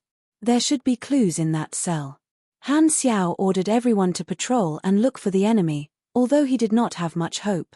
He then called the backup amphiptyr mechanical suit and rearmed it. He then accompanied Arosha to the ruins of the slave market. At the same time, the Darkstar team appeared in the other corner of Floating Dragon Island. Everyone looked depressed. The ambush was too hasty. They did not know much about Blackstar and acted rashly. They thought that they had an overwhelming advantage in terms of strength and technology, so they underestimated the enemy. Arrogance was the reason for their failure. Ash's face was green. This was the first time he had failed against a target weaker than him. He minded this failure very much. It left a knot in his heart, and he was very unhappy. Opening the communicator to report the result, Ashes held back his unhappiness and stiffly repeated the failure. The upper echelons of Darkstar were very surprised. Their surprise and disappointment hit Ash's pride again. His resume had always been perfect, but this time, there was a stain. Sirota has already intercepted all the criminals. There are no clues at all. Only the mercenaries are left. There is an 80% chance that the secret message bead is in the hands of the mercenaries. Then, should I continue to look for opportunities to deal with Blackstar? You failed once. Don't take the risk. Leave. The upper echelons sighed. The veins on the back of Ash's hand bulged.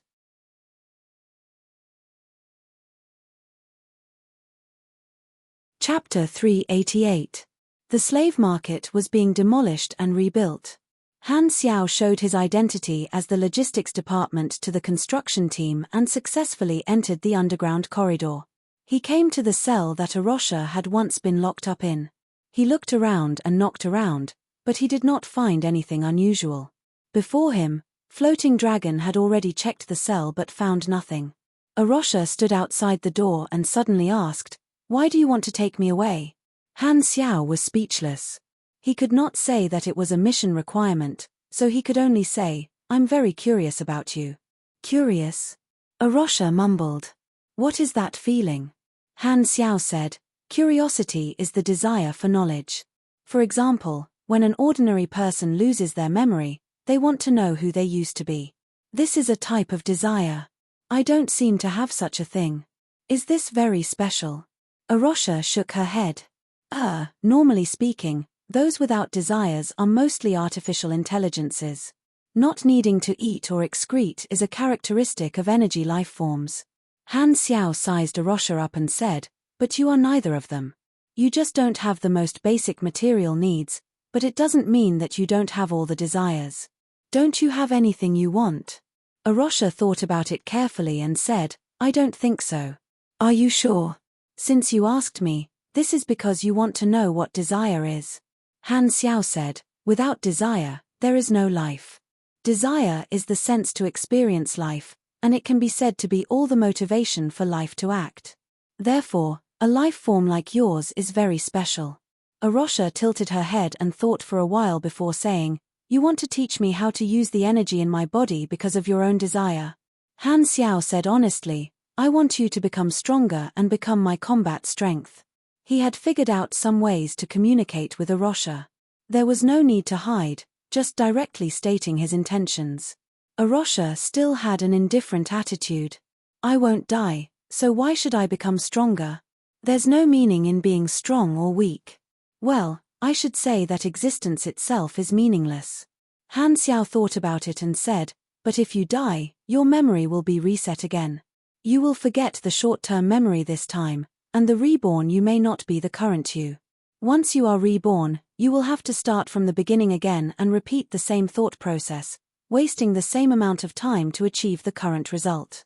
Becoming stronger can help you avoid being reborn and prevent yourself from being killed by others or disasters. Pausing for a moment, Han Xiao continued, as for the so-called meaning, you don't need food or excrement to survive, so you can't experience survival. For an existence like you, if you just sit there in a daze, a day or a year will pass in the blink of an eye. Since that's the case, why don't you take the initiative to find something to do and give your life a meaning? Is that so? Arosha muttered to herself for a while, then nodded and said, Thank you.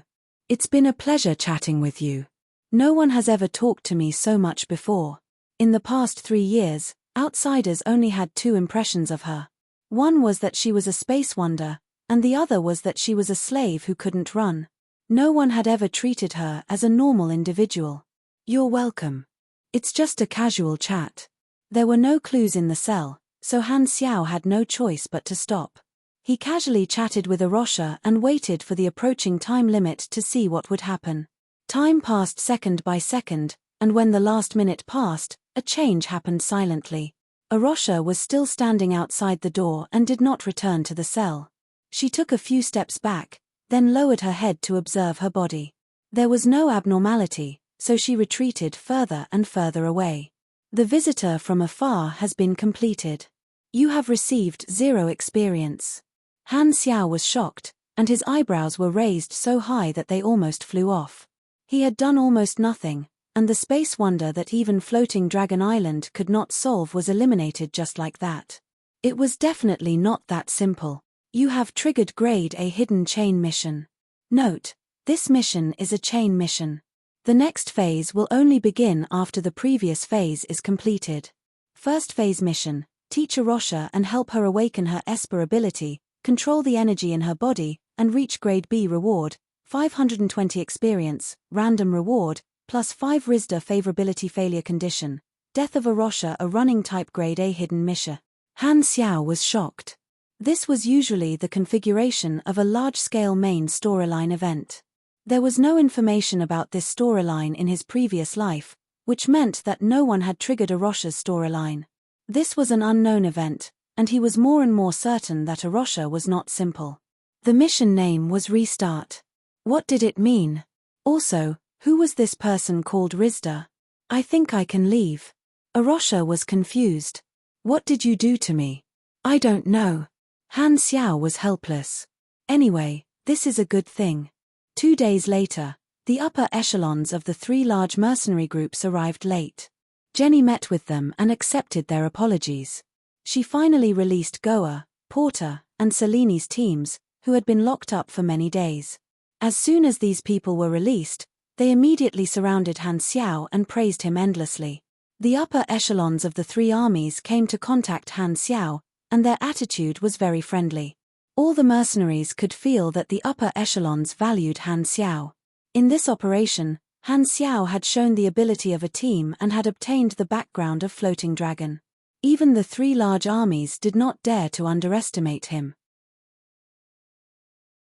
After everyone was free, they immediately prepared to leave Floating Dragon and return the silvers to their impatient employers. Han Xiao had been waiting until now to get a ride. On the day he left, Jenny, Will Sander, and Haya all came to send him off. The entire dock was shocked, and the brutes all over the place were shocked. They sized up Han Xiao, who was chatting with the three of them, and secretly asked about the name of the Black Star mercenary. To have the three armies of Floating Dragon send him off together, his position here was definitely not low. The mercenaries who knew about it were even more shocked. Han Xiao had only joined Floating Dragon for about half a month, and he already had a place in Floating Dragon so quickly. To have the three managers send him off personally, he had a lot of face. The upper echelons of the three large armies only saw Jenny alone. Her Excellency Dragon Emperor has allowed you to join the field team. You are now the field team officer, and your organization is the armed force of Floating Dragon outside. I hope you can grow stronger quickly. Jenny's tone was formal. She took out a special communicator and handed it to Han Xiao. This communicator can directly contact Ames, but I have to remind you, if there is no need, it is best not to disturb her. Directly contact Ames? This thing is like a nuclear bomb launcher. Han Xiao kept it with him. Haya walked, crawled over and said regretfully, "You are a pretty good mechanic. Now that you are gone, my workload has increased again. This gift is for you." Looking down, Haya's appendage handed him an alloy box. Han Xiao opened it, and his eyes sparkled. There was a portable nuclear reactor inside, using controllable nuclear fission technology. A stable nuclear reactor was something that could only be created with advanced energy knowledge. Energy knowledge was even more tightly sealed than compression technology, so he could not create it for the time being. Now that he had the reactor, he could add materials and automatically produce it. It could be used as the energy core of the mechanical suit, and the mechanical suit's power would be raised to a whole new level. Thanks. Han Xiao's face was filled with joy, and he nodded to express his gratitude. After Haya left, Will Sander came over and said with a smile, "Haya is a little ugly. I thought he was ugly at first, but I got used to it after interacting with him for a long time. His personality is pretty good." Han Xiao glanced at him and said, "Ames probably thinks the same of you. You don't have the looks, so you can make up for it with your personality." Will Sander's face fell. "Don't change the topic. Did you bring any gifts?" "Nope. Goodbye." Han Xiao clasped his hands, turned around, and boarded the spaceship. "Hey, why is the difference in treatment so big?" Will Sander said unhappily on the dock. "Who?" The spaceship took off. Floating Dragon Island disappeared from their sight. When they left, there were 4 more people than when they came. The 3 Volga brothers were sleeping on the side, and Arosha was looking at the universe outside the porthole in a daze. There were pros and cons to joining the Dragon Empress faction, but for the time being, the pros far outweighed the cons. Not only did they obtain new blueprints and new materials, but their talents also evolved. The most unpredictable reward of this operation should be the secret message bead. The greater the risk, the greater the value. Because Floating Dragon Island had already drifted to the Fawn Star system, in less than a day, they had already returned to the desolate planet where their employer was. As soon as they landed, the Silvers could not wait to return to the main group. They were very excited that they had escaped death. After their employer calmed down, they fulfilled their promise and started to pay them.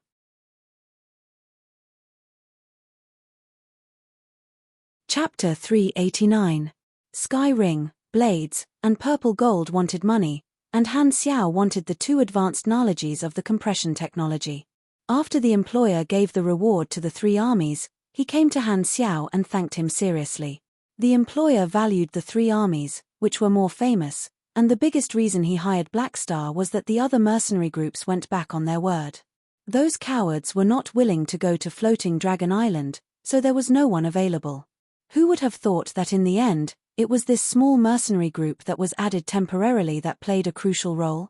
"Without you, my companions would not have been able to come back safely."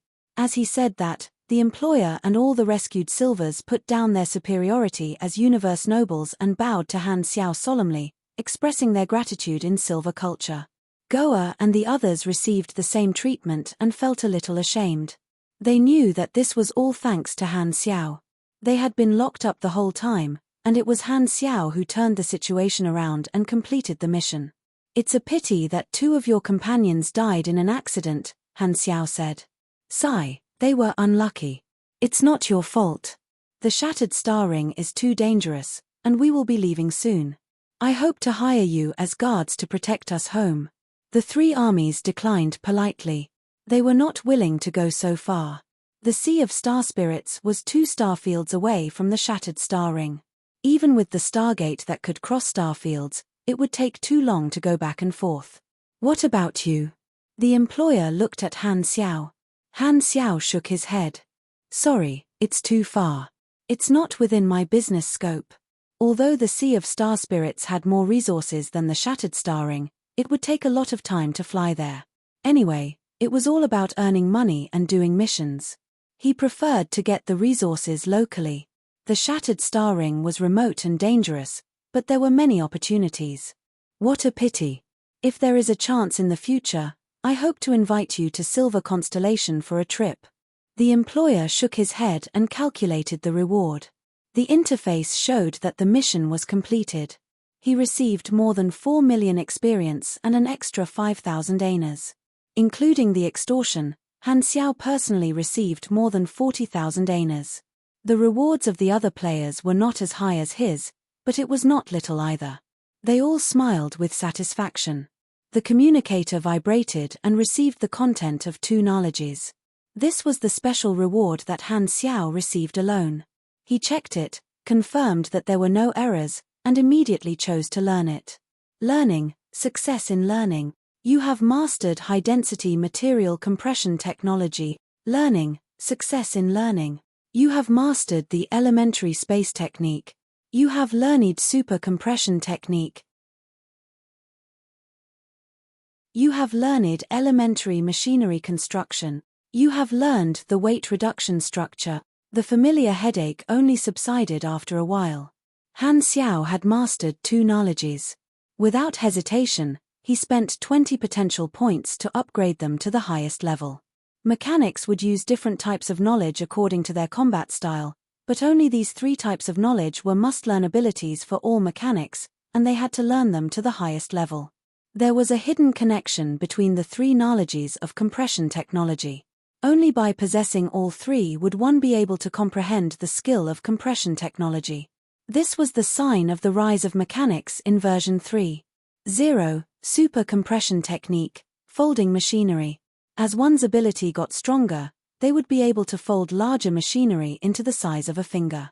The effect would be enhanced by machinery affinity, level, and intelligence.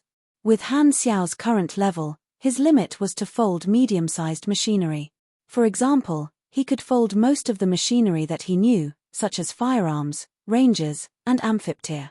After compression, the size of the machinery would decrease, but the density would increase.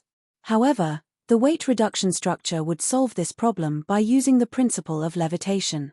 There were many levitation techniques, such as airflow, magnetic field, sound, light, particle energy, and so on. This technique adjusted the mutual force of the particle structure of the object to create an internal repulsion force, forming independent levitation.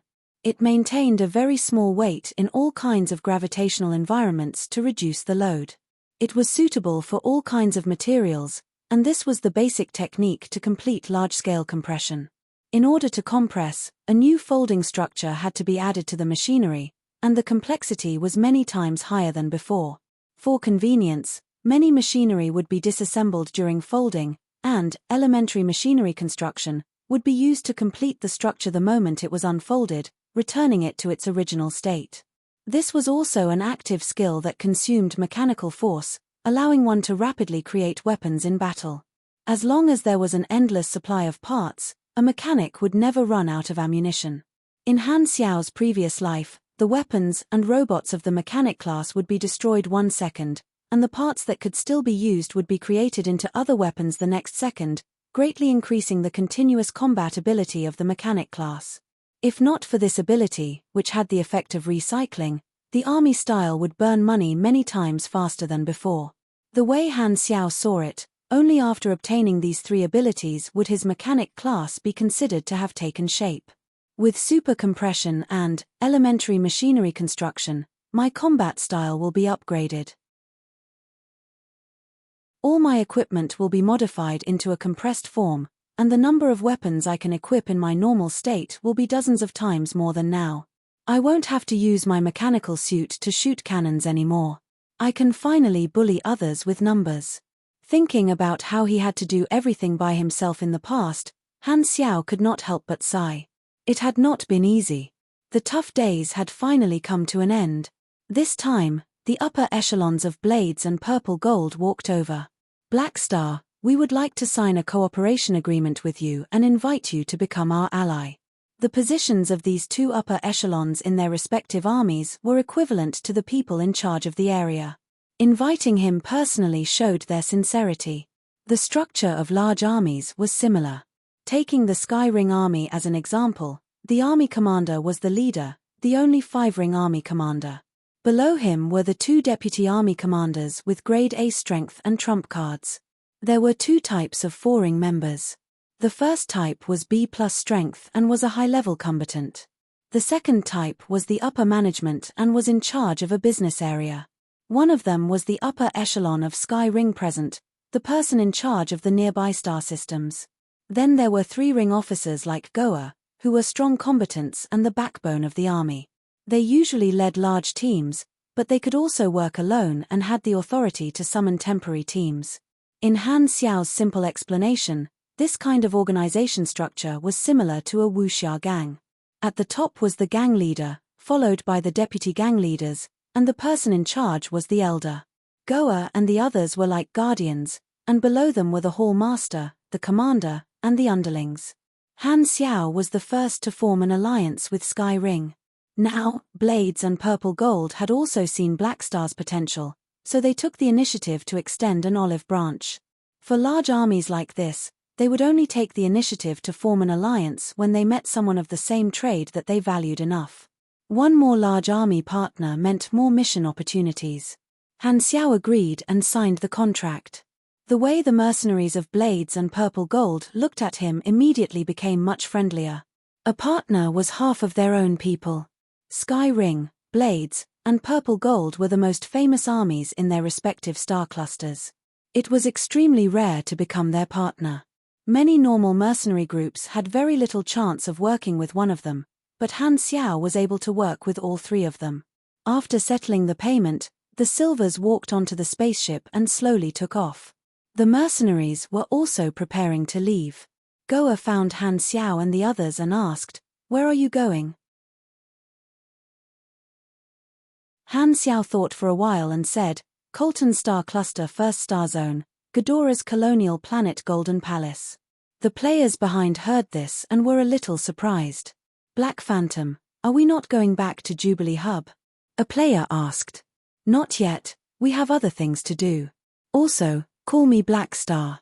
Many players called him by his old nickname too easily, and it was hard to change it. Han Xiao did not mind correcting them. He was already in the sky, so his nickname had to keep up with the times. "Why are you going to Golden Palace?" Herles asked curiously. "To find someone." Han Xiao did not say, and the others did not ask. They just followed their captain. He did not plan to return to Jubilee Hub for the time being. The secret message bead was a hot potato, so he wanted to appraise it first. He happened to know that a top Godora mage was living in seclusion on the Golden Palace's colonial planet. He was good at analyzing magic circles and would charge a fee to appraise unknown magic items for customers. In the eyes of the players, he was like a professional appraiser. "Then, we'll send you there first," Goa said. If it were someone else, Sky Ring would at most send them to a public planet and let them call for a tour group. They would not send them directly to their destination like how they treated Han Xiao. Sitting on Sky Ring's spaceship, Han Xiao felt the body of the spaceship vibrate. It slowly rose into the sky, and the ground shrank in his sight. Han Xiao came to the front of the spaceship and looked out the window. The 2 spaceships of Purple Gold and Blades were on his left and right, rising into the sky together. Soon, they climbed to a height of a few thousand meters. Further up was the gradually darkening outer space, and they were about to leave the atmosphere of this planet. The Silver's spaceship took off earlier than them and had already flown into space. They were very far away and could barely be seen. At this time, a thick laser beam suddenly pierced through the Silver's spaceship. The next moment, the Silver's spaceship exploded into a firework in space. The image of the explosion fell into everyone's eyes, but no sound came through the vacuum. The Silvers who had just invited them to travel to their hometown were all blown into dust and died silently. There was no sound in space, so death was very simple. It was dead silent outside, but inside the spaceship, there was an uproar. What's going on? Who attacked the Silvers? The Sky Ring mercenaries exclaimed with shock on their faces. At this time, space ripples appeared in space, and the huge Darkstar mothership left its stealth state. Small battleships left the mothership one after another and flew toward them like dense black locusts. Their targets were the 3 mercenaries' spaceships. All the brutes who might have seen the secret message bead were captured. Darkstar did not find the bead, so the mercenaries were the only targets left. They were the most likely targets, but they did not know who had picked it up. Therefore, Darkstar decided to capture all the mercenaries. After Ashes failed, Darkstar did not hesitate to send Sarota's fleet to the planet where the Silver's employer was and capture all the mercenaries. The thing inside the secret message bead was a product that Darkstar spent tens of millions of annas to buy. It was a key tool to carry out the strategic plan to deal with Godora, so there was no way they would let it go. It's Darkstar? Recognizing the famous Darkstar mothership, everyone was shocked. We have never interfered with Darkstar, so why did Darkstar attack us? Plus, they sent an entire fleet to deal with 3 spaceships. What kind of grudge did they have against us? Don't just stand there, turn around. Han Xiao yelled, waking up the stunned pilot. He hurriedly controlled the spaceship to dive and fly toward the ground. The other 2 spaceships followed suit. Buzz. The large turn made the spaceship shake violently. Many people could not stand still and almost fell. An entire fleet of Darkstar motherships surrounded this planet. The difference in the number of spaceships and combat power was too great, so it was impossible for the mercenaries to break through. As soon as they entered the universe, there would be no obstacles, and they would be destroyed directly. They would not be able to break out of the fleet's encirclement and would be stopped before they entered the hyperdrive. This meant that there was no way to escape. The only way to survive was to call for help. Stalling for time in the atmosphere was better than certain death. Han Xiao frowned. Darkstar's persistence and decisiveness were beyond his expectations. They would rather kill a chicken with a butcher's knife than let go of any suspicion. It really matched his previous thoughts. The greater the value of the secret message bead, the greater the risk. Hey, what a coincidence. The secret message bead is really in my hands. They probably don't even know, Han Xiao thought. This was not a battle at all. It was like hunters chasing their prey. The small spaceships of the mercenaries had no way to fight back against Darkstar's fleet. The difference in power was like a pack of wolves chasing after 3 rabbits. The only good news was that Darkstar did not open fire immediately, as if they wanted to capture them alive. This made everyone relieved. At least there was still some room to maneuver. This is the most dangerous situation I have ever encountered. Han Xiao felt his heart pounding. Instead of panicking, a sense of excitement spread throughout his body. The chance of escaping unscathed is less than 10%. This is more interesting. He licked his lips, his eyes shining with excitement. People who wandered around the edge of death either became greedy for life or fearless. He happened to be the latter. He had experienced countless dangers and even died once, so he did not care anymore.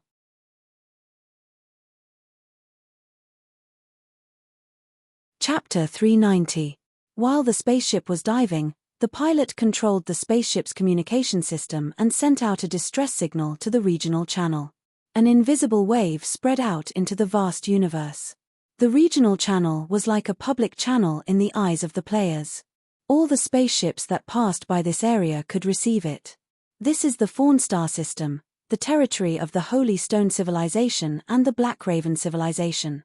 There are frequent border conflicts, and the armies of the two civilizations are stationed nearby all year round. They have set up a high-power signal receiver that is very sensitive to all kinds of waves.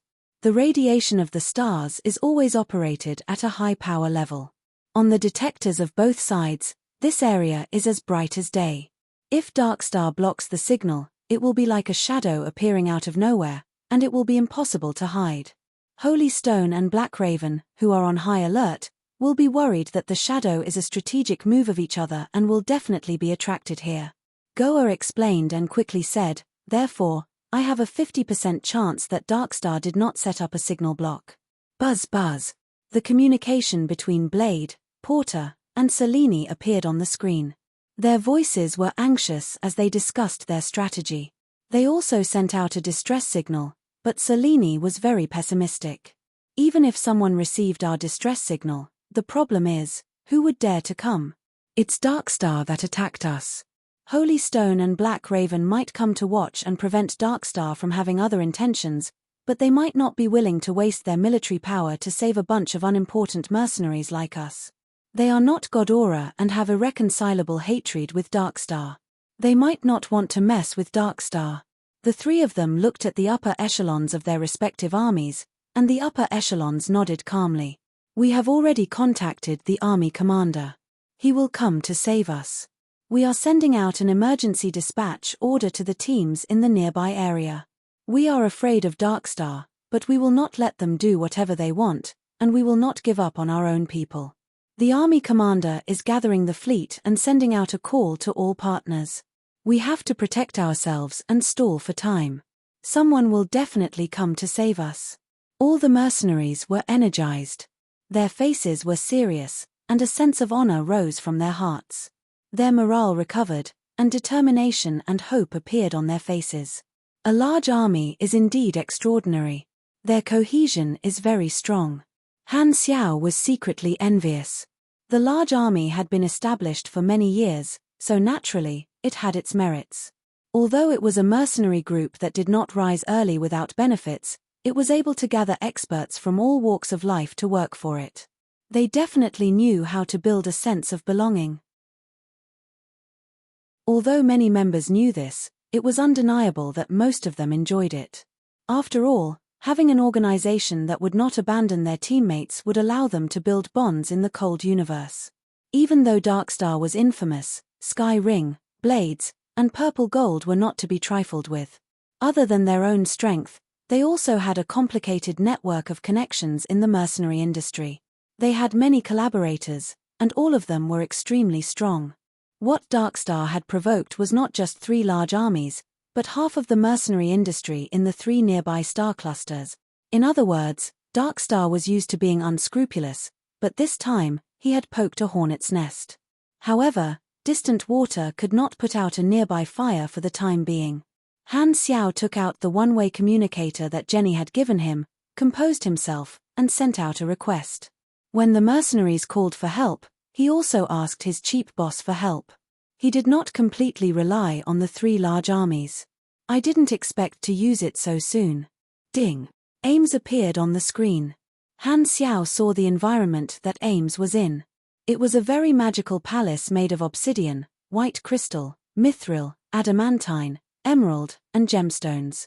It was like a jewelry sculpture that had been magnified thousands of times.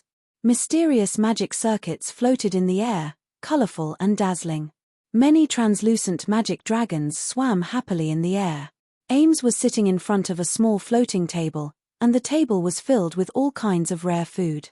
Opposite her was a little kid in a red and white robe. He looked to be around 6 or 7 years old. His ears were sharp, his skin was white, and his face was round. The robe was very long, and the kid was very short. Han Xiao's mouth twitched. This little kid was another super in the Shattered Star Ring.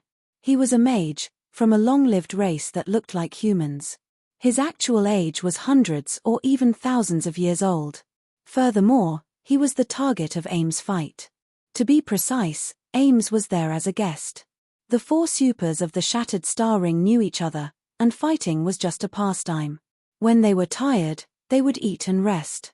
The atmosphere was very harmonious. Han Xiao only pitied that little planet. Ames raised her brows slightly. It's you, my new subordinate. Did you forget my name? Ames swiped on the communicator, as if calling up some interface. After a second, she said naturally, Blackstar, why are you looking for me? Have you found the whereabouts of my teacher? When she called out Han Xiao's codename, she emphasized it as if to emphasize that she had not forgotten. Han Xiao shook his head and said, the spaceship I'm in was attacked by Darkstar. The situation is critical, and I'm here to ask for your help. Why did Darkstar attack you? Ames was curious. Han Xiao coughed dryly. A few days ago, Darkstar caused trouble on Floating Dragon Island while you were not around. It seems like there was a conspiracy, and I happened to see through it. This attack should be revenge. Ames tilted her head and thought of Jenny's report. Speaking of which, Darkstar had some conflicts with her. She had even been prepared to cause trouble for Darkstar. All right, wait there. I'll go over when I'm free. Ames' tone was casual, and she hung up. Han Xiao was helpless. Ames' attitude did not matter, and he could not force her to come over immediately. He was not strong enough, so he could only ask for help from the strong. You have triggered an emergency mission. Escape. Mission introduction. Run. Mission requirements. Escape from Darkstar's pursuit and delay until reinforcements arrive. Reward, 0 EXP. The final reward depends on the mission rating. After persevering for 2 days, the mission rating will reach the lowest standard. You will receive the basic reward. For every 12 hours, the rating will increase by 1. Failure condition, captured by Darkstar. Han Xiao's eyes flashed, and he scanned the players around him. He realized that their expressions had changed at the same time. They had probably triggered the mission as well. This time, the player's mission reward was exactly the same as Han Xiao's. All the players were shocked. 800,000 EXP. Han Xiao was already used to this. To him, it was like a drop in the ocean. However, to the players, this was the mission with the highest reward they had ever seen. All kinds of emotions appeared on the players' faces. Shock, ecstasy, shock, and so on. Han Xiao secretly analyzed the information revealed by the mission. Persevering for 2 days is the lowest rating. It should be possible to speculate that the earliest reinforcements will take at least 2 days to arrive. This means that we'll have to fight alone for 2 days. He suddenly felt a headache coming on. Let alone 2 days, it would be difficult to persevere for 2 hours. At this time, the spaceship finally returned to the surface and flew close to the ground. This barren planet was almost completely barren. There were no forests, no signs of life, only jagged rocks and mountains. The only good thing was that the terrain was dangerous enough. The 3 spaceships all adopted the same plan: use the terrain to delay as much time as possible. Bang! Bang! Bang! Hundreds of small Darkstar hovering ships chased after them. From above, they shot low-level laser cannons that were green in color. They chased after the tails of the 3 spaceships, creating clouds of smoke and dust on the ground. The explosions were endless. The shockwaves caused by the explosions made the spaceship's magnetic shields flicker. Darkstar wanted to capture them alive. They did not want to blow up the spaceships, as that would destroy the secret message beads that might exist. Therefore, they sent out small hovering ships. The hovering ships were less than 10 meters long, and the power of their mini laser cannons was very small. It was enough to injure them but not kill them. They used their speed and agility to chase and intercept them, forcing them to abandon their spaceships. Split up. The 3 spaceships flew past a dark gray mountain peak. Then, they suddenly split up and fled in 3 directions. The green laser cannons that chased after them hit the mountain peak. With a boom, the peak broke and rolled down the slope, kicking up clouds of dust. It was like a dragon descending the mountain. With the broken mountain peak as the dividing point, the hovering ships also split up and chased after their respective spaceships. The Skyring spaceship that Han Xiao was in was chased by hundreds of hovering ships. However, unfortunately, the direction they turned in was a flat plain without any obstacles. T. Everyone's expression changed. The pilot was sweating profusely. He tried his best to maneuver the spaceship to avoid the attacks. The spaceship twisted like a water snake. The dust that was blown up by the green light sprayed onto the spaceship like a fountain. The spaceship dodged some of the laser cannons, but the chances of being hit were higher than when the three ships were moving together. The shield kept flickering. Warning. Warning. Shield energy remaining at 6%. Yellow warning line reached. Please replenish in time. Energy core almost overloaded. Please cool down in time. A series of system alarms went off, hitting everyone's heart like a heavy hammer. The pilot's face paled. Suddenly, everyone saw Han Xiao walk out from the crowd, walk to the pilot's seat, press on the pilot's shoulder, and speak with an unquestionable tone. Move aside and give me the seat. All the mercenaries on the spaceship changed their expressions. Changing the pilot at the last minute. Are you sure? This concerns the life and death of everyone on the spaceship. Do you know what you're doing? Goa stared at Han Xiao closely. Han Xiao nodded and said without hesitation, if he's the pilot, the chance of crashing is %. If I'm the pilot, the chance is only 30%. You. The pilot was furious. Goa stared at Han Xiao for a full 2 seconds before nodding heavily. Okay, you do it. The Sky Ring mercenaries were shocked. Although they knew that Black Star was strong, piloting a ship was not a battle. The situation was urgent, and no one was willing to leave their fate in the hands of someone with unknown skills. If this continues, our spaceship will crash in less than an hour. Let him try. Goa explained. Even though the pilot knew this, he was not willing to let someone else control his fate. His face turned green and white, and in the end, he moved aside unwillingly. Han Xiao immediately took over the pilot's seat. This time, Goa walked over and said with a serious tone, Black Star, you're holding our lives in your hands. You must stay calm. At this point, all the mercenaries could only place their hopes on Han Xiao. Actually, many mercenaries knew how to pilot a spaceship, but no one was confident that they could do it better, and no one dared to take on this responsibility. They were worried that their mistakes would kill everyone. This was a huge pressure, and no one dared to replace him. Han Xiao was able to walk out at the crucial moment. They could only hope that he was reliable. Black Star, you know how to pilot a spaceship. Hurles was shocked. I know a lot. Do you know me well? Han Xiao adjusted the control panel with ease. Piloting a spaceship is nothing. I used to pilot a mecha. It was like the difference between a pilot and a fighter jet. One required safety and stability, and the other required flying. The difficulty and requirements of piloting a mecha were much more difficult than a fighter jet. Han Xiao's piloting skills were honed in the universe battlefield with players. Even in the galaxy, he was a top ace pilot. Everyone suddenly heard the system's announcement. Adjustment complete. Shield power reduced to 20% of the original.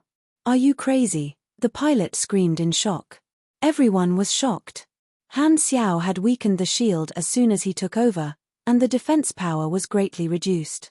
If the spaceship was hit by the attack just now, it would have been damaged. So, all the advice just now had gone in one ear and out the other. Goa was very regretful. Just as she was about to scold him, the spaceship's system announcement sounded again. All energy is in progress. Engine input successful. Han Xiao tilted his head and reminded the people behind him. Hold on tight. The next moment, the sudden burst of recoil directly broke through the internal stability of the spaceship. Everyone staggered and fell to the ground. Chapter 391. Han Xiao also liked to watch Pork Bun's videos as a form of relaxation. At the beginning of every episode, Pork Bun would do a pre-episode recap and make it into a series. The third episode continued the previous episode, and this time, the background shown in front of the players was even grander. It was an intergalactic battle, and the galaxy was vast and grotesque, allowing the players to understand more details of life in the galaxy. More and more forces appeared, such as the Silvers from other starfields, Sky Ring, and the other super-large mercenary groups, Floating Dragon Island, and so on. The perspective of the video was Pork Bun's third party, starting from the moment he accepted the Silver's employment. The scene changed to when he arrived at Floating Dragon Island. The colors were psychedelic, and the environment was dangerous. The huge mercenary group rampaged across Floating Dragon Island, with all kinds of races and equipment. The players were among them, and the audience felt like they were participating in the game. Sigh, I'm so envious of these gods. They can wander around in the universe. The pro players are strong after all. Have you forgotten what happened in the past? Those who can last more than 30 seconds against Black Phantom are all real men. Hee, only our gods are up in the sky. I heard that the clubs from other countries are under a lot of pressure and have to work overtime every day to complete missions. All the clubs were preparing for the National League in 9 months. The professional players who followed Han Xiao had the best opportunity to develop, which put a lot of pressure on the other participants. Pork Bun's editing was very decisive, and he jumped to the next event very quickly. The mercenary group had locked onto their target, and the battle at the dock was about to break out. Hundreds and thousands of people were fighting, and all kinds of abilities were unleashed. Colorful lights flashed, explosions, roars of beasts, lightning, and other background noises shook the eardrums. There were pirate groups shooting at the same time, and lasers sweeping across. There were pugilists clashing with each other, and sparks flew everywhere. The audience was dazzled. They felt as if they were really on the battlefield. They were like a small boat that had been overturned by the waves. Following Pork Bun's perspective, they followed behind Han Xiao with an irresistible force. From the perspective of the screen, they could clearly see Han Xiao's battle. He was wearing a sturdy and complicated black mechanical suit. A pair of mechanical turbine bat wings spread out from his back. His scythe had electric arcs, and he looked like the god of death. Then, heavy armor components fell from the sky. The components automatically covered his body through magnetic connections. In the blink of an eye, he transformed into a 4-meter-tall exoskeleton mechanical giant. He took large strides, and his fists were like iron balls. He dug out a path to the sky, and no one could stop him. You look so handsome in this metal suit. Can you transform and set off? Ah, these sharp lines, this precise and complex structure, this is the beauty of machinery. Mechanics only have beauty left. They are really useless when fighting. We pugilists have the highest win rate in PK. What do you think? You pugilists only know how to punch and kick. You don't have any skills at all. What's the point of playing? You don't understand the fun of mechanics at all. How exciting it is to gamble on blueprints, how satisfying it is to collect materials and finally build a machine. How interesting it is to use battle tactics. Then the machine that you worked so hard to build will be smashed by us with just a few punches. Ahahaha.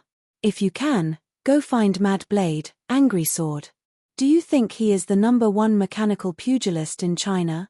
Also, have you seen the competition video of the #1 mechanical pugilist in North America? How many pugilists did he beat with his dazzling mechanical combo? Well said, I choose Esper. Mechanics are really too expensive. I don't have any money. I only have one life. I can't afford it. I can't afford it. Heh, all of you are trash. My magic will tear you into pieces. Other than these comments, there were also normal discussions. Black Phantom is stronger than before. Has he always been this strong, or is he slowly becoming stronger? The Blue Star players are laughing but not saying anything. Didn't the Times say that this type of NPC is a protagonist-type character? I think that since Black Phantom said that a disaster is about to befall Blue Star and that they should go to the galaxy to find a solution, he will definitely play a role in the next version of the Blue Star storyline. Think about it, the galaxy is the stage of the future. There will definitely be some events that will help us transition from the novice planet to the galaxy. I bet 50 cents that it will definitely be related to him. Waiting for the Analysis Emperor to be slapped in the face. TSK, Floating Dragon is really honest. Other than the discussions, there were also bullet comments. I don't know when, but I developed my senses. First, it was a small piece of metal, then more parts. My world was dark. Although I couldn't see, I could feel that someone was creating my body. I don't know how much time passed, but my senses grew more and more. One day, I suddenly felt pain. The pain made my consciousness gradually clear. Finally, I gained eyes. I tried to open them, and dense streams of data flowed in my vision. What are these? I am very curious. A ray of warm light shone down, and the colors of the world spread in front of my eyes. I looked down and saw a mechanical spider. Is this my body? I thought to myself. At this time, I heard someone talking above me. I finally succeeded. His tone was filled with joy. I looked up and followed the voice. A man was looking down at me. His eyes were filled with love, and there was a smile on his face. I had never seen such a smile before. It turned out to be so clear and gentle. He is my creator. A sense of familiarity rose from the bottom of my heart. But why do I have a heart and feelings? I am just a machine. Did you give me these, creator? The man reached out his hand and touched my body. His warmth seeped into my cold armor. So, this is what warmth feels like. So comfortable. I couldn't help but rub his hand.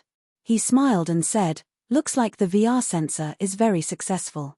The artificial nerves are working normally. Enter standby mode first."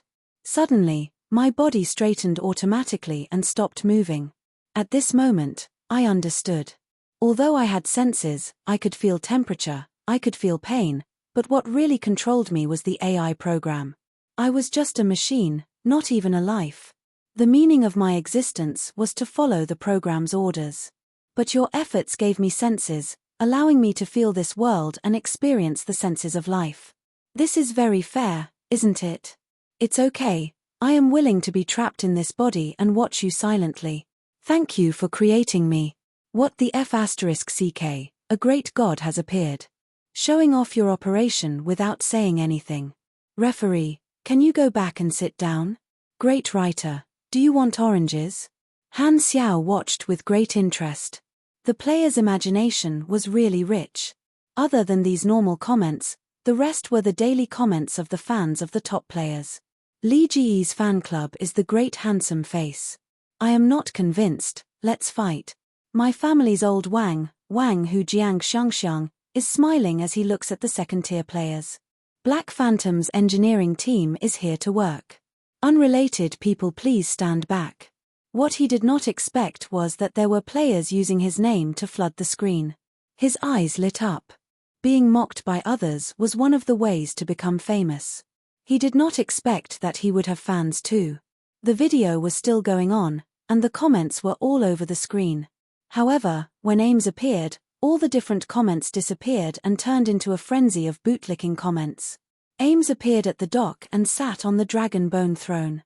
She was wearing a high-cut black dress, and her long, white legs were like white snakes entwining with each other, revealing a large part of her snow-white skin. She had a beautiful face and was full of charm. Her whole body exuded a mysterious aura. Coupled with her powerful strength, it condensed into multiple temptations, and the audience could not resist. What the F***ck, such a beauty. Get out of my way, I'll lick you. Dragon Emperor Ames, one of the 4 beyond grade A supers in the Shattered Star Ring. Oh my, she is too sexy. Quick, give me a tissue.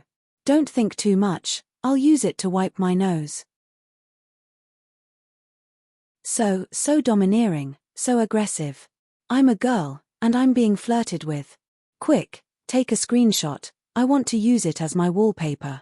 What a pity, she's flat-chested. What do you know? Why would such a domineering beauty need a chest? Let me introduce her to everyone. This is my new wife. I hereby announce that the Ames Guards Army is established on the spot. Ames' appearance did not last long, and it was soon followed by the subsequent events. In the end, the video ended with the scene of the professional players catching the thief in the Dragon Guards. After that, there were some interactions between the professional players as highlights. However, ever since Ames appeared, the comments were stuck on her and could not come out. Her appearance is too short. I want to continue watching the long-legged sisters. Who the F*CK wants to watch this group of professional players? Get lost. I've betrayed the sect. Give me back my aims. After turning off the video, Han Xiao did not know whether to laugh or cry. Beauties were always popular. After all, most of the people who played games were burly men, and girls were rare.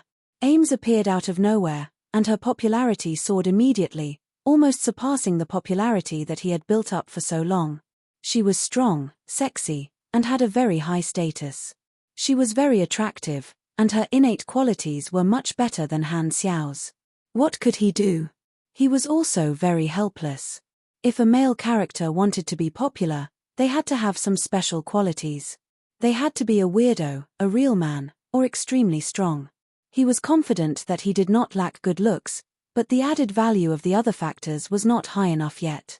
However, the more popular Ames is among the players, the better it is for me. I'm temporarily under the Dragon Emperor. If the players know about this, they will be able to share her popularity and increase the attractiveness of my faction. This was just icing on the cake for Han Xiao. According to his original blueprint, even without Ames' influence, he would be able to make a large number of Blue Star players join him willingly. However, the more influence she had, the better. Of course, he had no problem with that.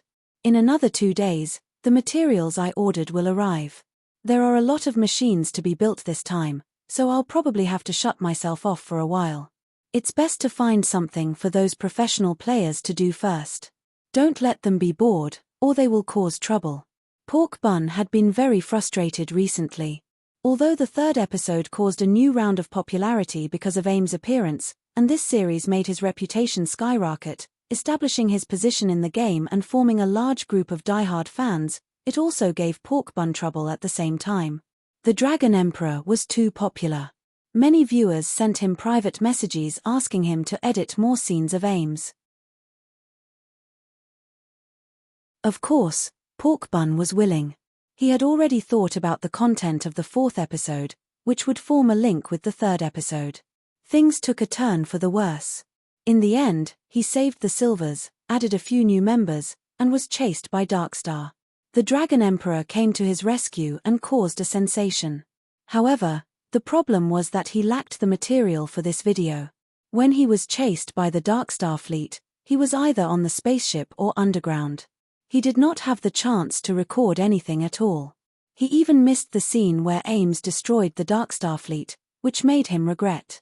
Such a grand scene, full of explosive material, and he did not record it. What a dereliction of duty. Therefore, he had been troubled recently. He racked his brains but could not think of how to fill in the missing content. At this time, Han Xiao entered the resting hall of the stronghold and looked around. Most of the players were here. Seeing him walk in, pairs of eyes gathered on him, flashing with anticipation. Chapter 392. Glancing at everyone's expectant eyes, Han Xiao opened the faction interface and put in the Sunil NCO class armor, as well as some low-level machinery blueprints that he did not need previously. The blueprints were only suitable for mechanics, mainly because the NCO class armor was easier to sell. The players had earned extra repair and enhancement fees from the enlistee class armor last time, so the players would not be stingy with the NCO class armor now. There were 3 types of Sunil armor: assault, defense, and reconnaissance. The NCO class armor had all been enhanced. On average, the armor was 3 times higher than the enlistee class armor, and the total attribute bonus was 15 points more. The bonus for melee combat was 20 points, and there were also new accessories. The reconnaissance type moved very fast, jumping high and far, and the chainsaw wrist blade could be ejected from the arm, so it was not afraid of melee combat. The defense type was equipped with heavy firepower, leaning toward long-range combat. It held a large caliber cannon and armor-piercing gunpowder bullets. The gun could be folded in half, and the cannon was about the size of a person. Every time it fired, the gun flame was like an explosion of smoke, and the bullets were like small burning meteors. The shooting speed was very fast, and the gunshots were like drums. The ammunition capacity was 250 rounds, and it came with many extra clips. The assault type had the advantages of both, and it was more comprehensive. Previously, Li Jie had used the secret message bead to exchange for the NCO class armor, which was a reconnaissance type. The others knew the attributes of the equipment, and they were all envious. Now that the faction store was updated, they were all energized and rushed to buy it without any introduction. He set the price at 1,400 aners, and he also set the reputation cost, which was 1,000 reputation. He set the favorability range from 0 to 1,000, and 50 aners could be exchanged for 100 faction reputation. The players had spent 500 reputation to buy the enlistee class armor last time, and after this mission, Han Xiao rewarded them with another 300 reputation. In other words, the real cost of buying the NCO class armor was 1,750 aners. The players had received about 5,000 aners from the silvers, and this would cost them one-third of it. However, the players did not hesitate. Professional players earned money to buy equipment and increase their combat ability as much as possible. There were 7 NCO class armors in the inventory, and the rest were pre-sold. The players were used to it and never doubted the credibility of the faction. The first 7 people to purchase it received the real thing. The grey metal was thick and tough, with sharp edges and corners. It gave off a strong smell of steel. The silent combat weapon had a unique charm. Mad Blade snatched one of them and quickly put it on. Finally, he put on the helmet and turned it into the combat analysis field of vision that came with the helmet. Everything he saw was marked by a database. At this moment, a mechanical voice sounded from inside the helmet. "Welcome to the Black Star armor. Your serial number is HA0001. Undergoing automatic inspection. Completion of inspection. Armor status, 100. Hydraulic power in good condition. Weapon system in good condition. Ejection system in good condition. User's vital signs normal." Mad Blade tried to move his arms and legs, and the sound of mechanical parts moving could be heard. With the addition of power, his fists buzzed and buzzed. This set of armor is much stronger than the enlistee class. I bought the reconnaissance type. It's very agile and works well with heavy weapons to reduce the impact of the heavy weight. I can fight more nimbly. Mad Blade was overjoyed. He was a mechanical pugilist and used melee weapons most of the time. The NCO class gave him the biggest boost. The mechanic class was the class with the highest armor buff. Players of other classes could also use it, and the effect was not bad. It increased defense, firepower, and a layer of HP. More importantly, it required the various functions of the armor. For example, a fragile mage could wear a protective armor and fight mindlessly. This kind of mix and match made people feel strange and fun. The enlistee class and NCO class were standard armor. The stronger Sunil General class was for supers and had stronger attributes. He had not learned it yet. As usual, Han Xiao held back when he created the armor, leaving room for improvement. Other than the armor, the few mechanic class players in the faction liked the new blueprints. Every time they gambled on blueprints, they were trembling with fear. Now that Han Xiao could directly learn many blueprints, they were overjoyed. The blueprints that Han Xiao put up were naturally the unimportant but useful ones. He kept the important ones for himself and released the unimportant ones, which would be more effective. Maple Moon's eyes were shining, and her cute face was filled with joy. Optical disruption trap, this is not bad. Sigh, that scatter cannon is not bad either. Maple Moon could be considered a rather casual and cute girl, but she had also developed a calculative personality after being raised by the mechanic class. A blueprint only cost 300 to 400 aners, which was much more cost-effective than gambling blueprints. She extended her finger and poked it, buying, buying, buying. Han Xiao valued the mechanic class players more. Not only was it easier to earn their money because they were of the same origin as him, but they could also become his helpers when they grew up, which might allow him to enter the next stage of the mechanic class in advance. The players of other classes naturally did not care about these blueprints. Only the NCO class armor was to their liking. However, selling things was not the main purpose of Han Xiao's trip. He gave everyone a large wave of faction missions that he had prepared long ago. The rewards were all dungeon crystals. He had cut out some of the later stages of the Germinal organization to form a level 60 dungeon and the most recent battle, Power of the Dragon Emperor. The dungeon crystals could only be used as mission rewards and could not be sold. However, the rules were dead, and people were alive. These mission rewards were dungeon crystals, and he planned to use them as repeat missions.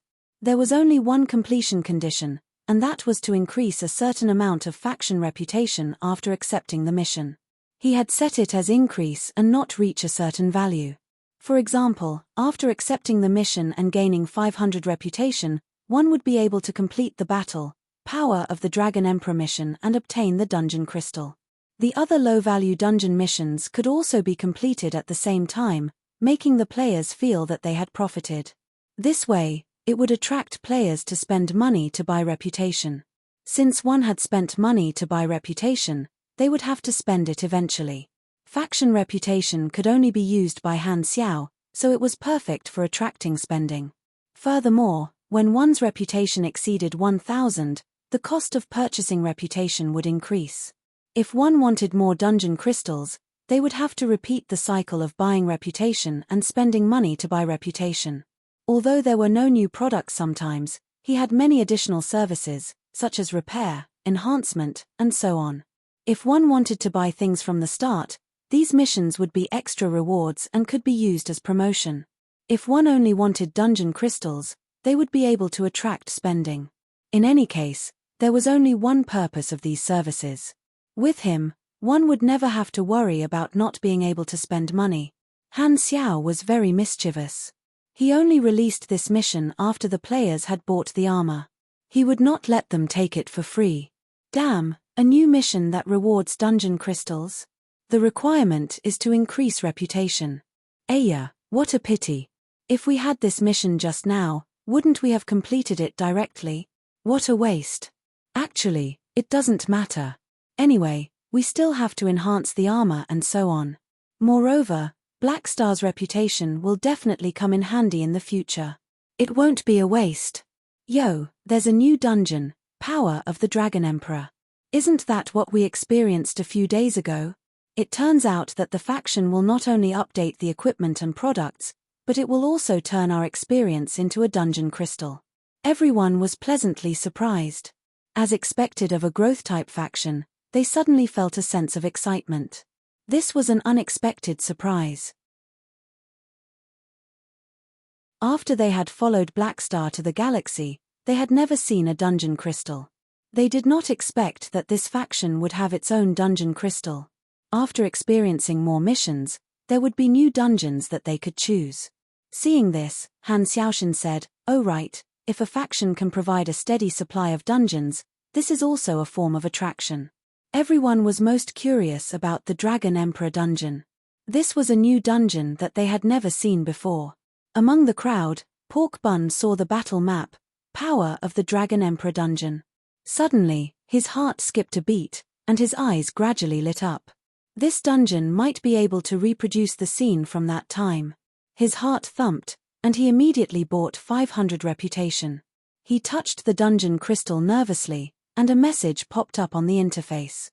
Level 90 Dungeon Crystal Battle Map, Power of the Dragon Emperor Introduction. At the border between the Holy Stone Civilization and the Black Raven Civilization in the Colton Star Cluster's Gavin Star system, a mercenary team was pursued by the Dark Star fleet.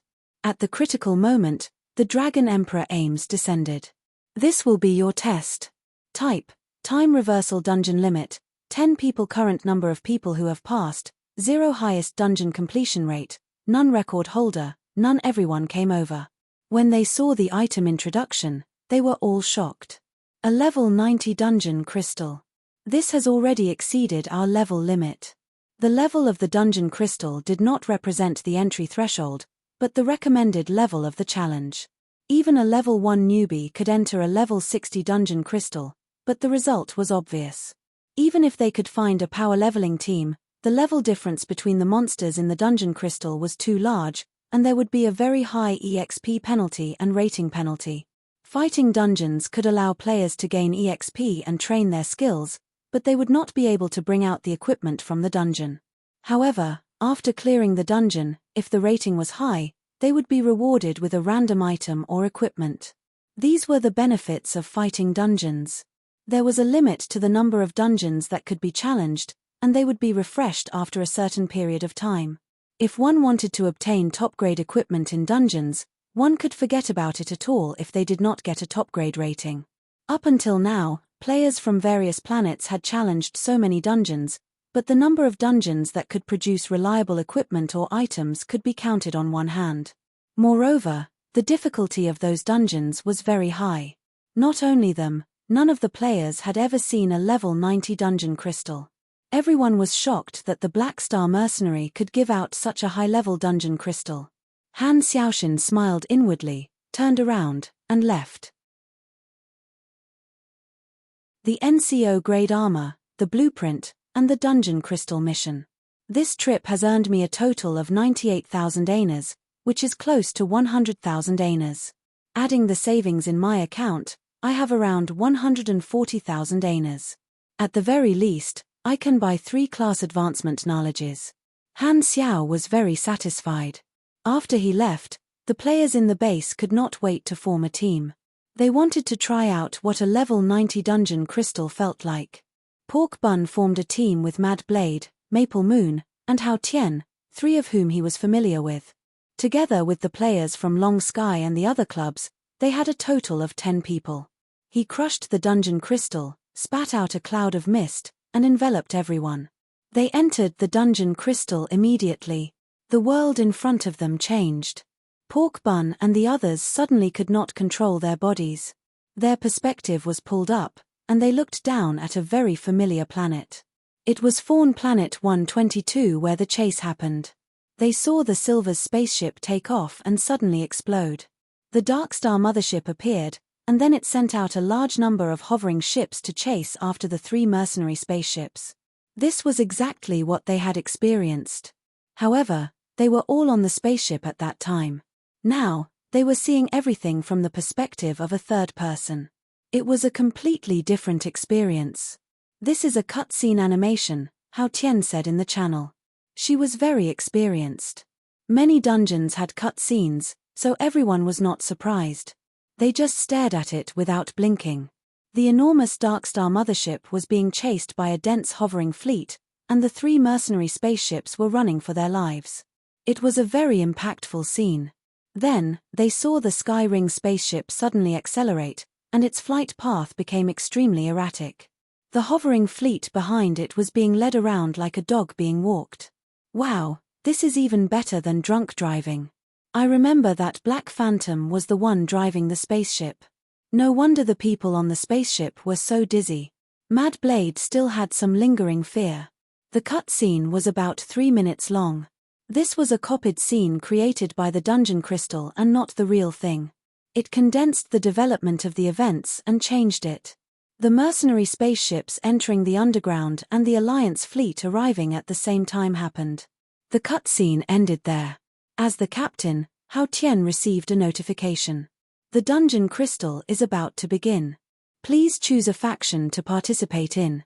Note: the faction you choose will affect the dungeon completion goal and difficulty. Fugitive mercenary. Your mission is to escape from the pursuit and hold on until the Dragon Emperor arrives. Dark Star Pursuer. Your mission is to capture a certain number of mercenaries before the Dragon Emperor arrives.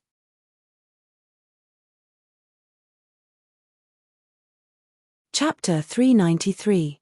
We can actually choose 3 different factions. This dungeon seems to have a lot of processes. Different factions have different missions. Does it mean that we have to clear all 3 factions before we can officially clear the dungeon? Maple Moon analyzed. Don't talk so much nonsense. Which one do you choose? Twinkle Fried Rice asked.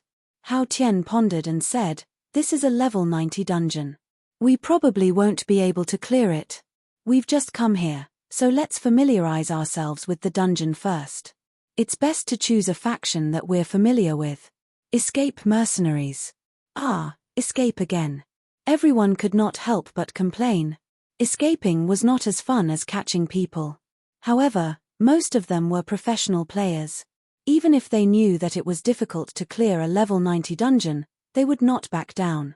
Although they were escaping underground and might not be able to see the Dragon Emperor's attack like before, Pork Bun did not know the exact situation of this dungeon, so he did not say anything. Hao Tian chose the camp of the fleeing mercenaries. White starlight appeared at the edge of everyone's vision. Their vision was pulled by an unknown force, and they quickly fell toward the planet. The scenery around them flashed past. Fleets of various colors, white clouds, blue sky, and so on crashed into the grayish-black rocky ground. The next moment, their vision passed through and fell into the dark underground space, returning to the vision of the naked eye. In front of them was a dark and winding underground. Everyone shuddered and regained control of their bodies. They looked down and saw that their bodies were in perfect condition. Not a single part was missing. At this time, a small virtual window appeared in front of the 10 of them. This was the mission list display.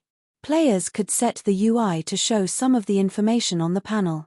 Now, the dungeon mission was automatically displayed and could not be cancelled. It floated in the upper right corner of their vision. You are a mercenary on the run. The underground space is filled with Darkstar hovering ships and groups of warriors. You know very well that if you are caught, you will face torture worse than death. Surrounded by an inescapable net, there is almost no way out. However, the reinforcements ignite your desire to live. Dungeon objective: escape pursuit until the Dragon Emperor arrives. Countdown: 12 hours reward, 600 experience failure condition. All members are captured punishment. Every time a player is captured, the total reward will be reduced by 10. Optional mission 1. Kill 100 Darkstar soldiers. Reward: 40 experience. Optional mission 2. Destroy 10 hovering ships. Reward: 70 experience. Optional mission 3. Protect 6 mercenaries who are being chased. Reward: 100 experience. Challenge mission 1. Do not trigger the alarm throughout. Reward: 200 experience. Challenge mission 2. Get rid of your pursuers 5 times without any damage. Reward: 350 experience. Random events. During the escape, you have a chance to encounter random events. Complete 2 random events and you will be rewarded 300 experience points. Side mission completion count affects dungeon clear rating. Note: when you come into contact with the main character of the event, the objective and difficulty of the instance dungeon will change. When the main character is within 1 kilometer of you, you will be notified. Please choose carefully whether to change your route.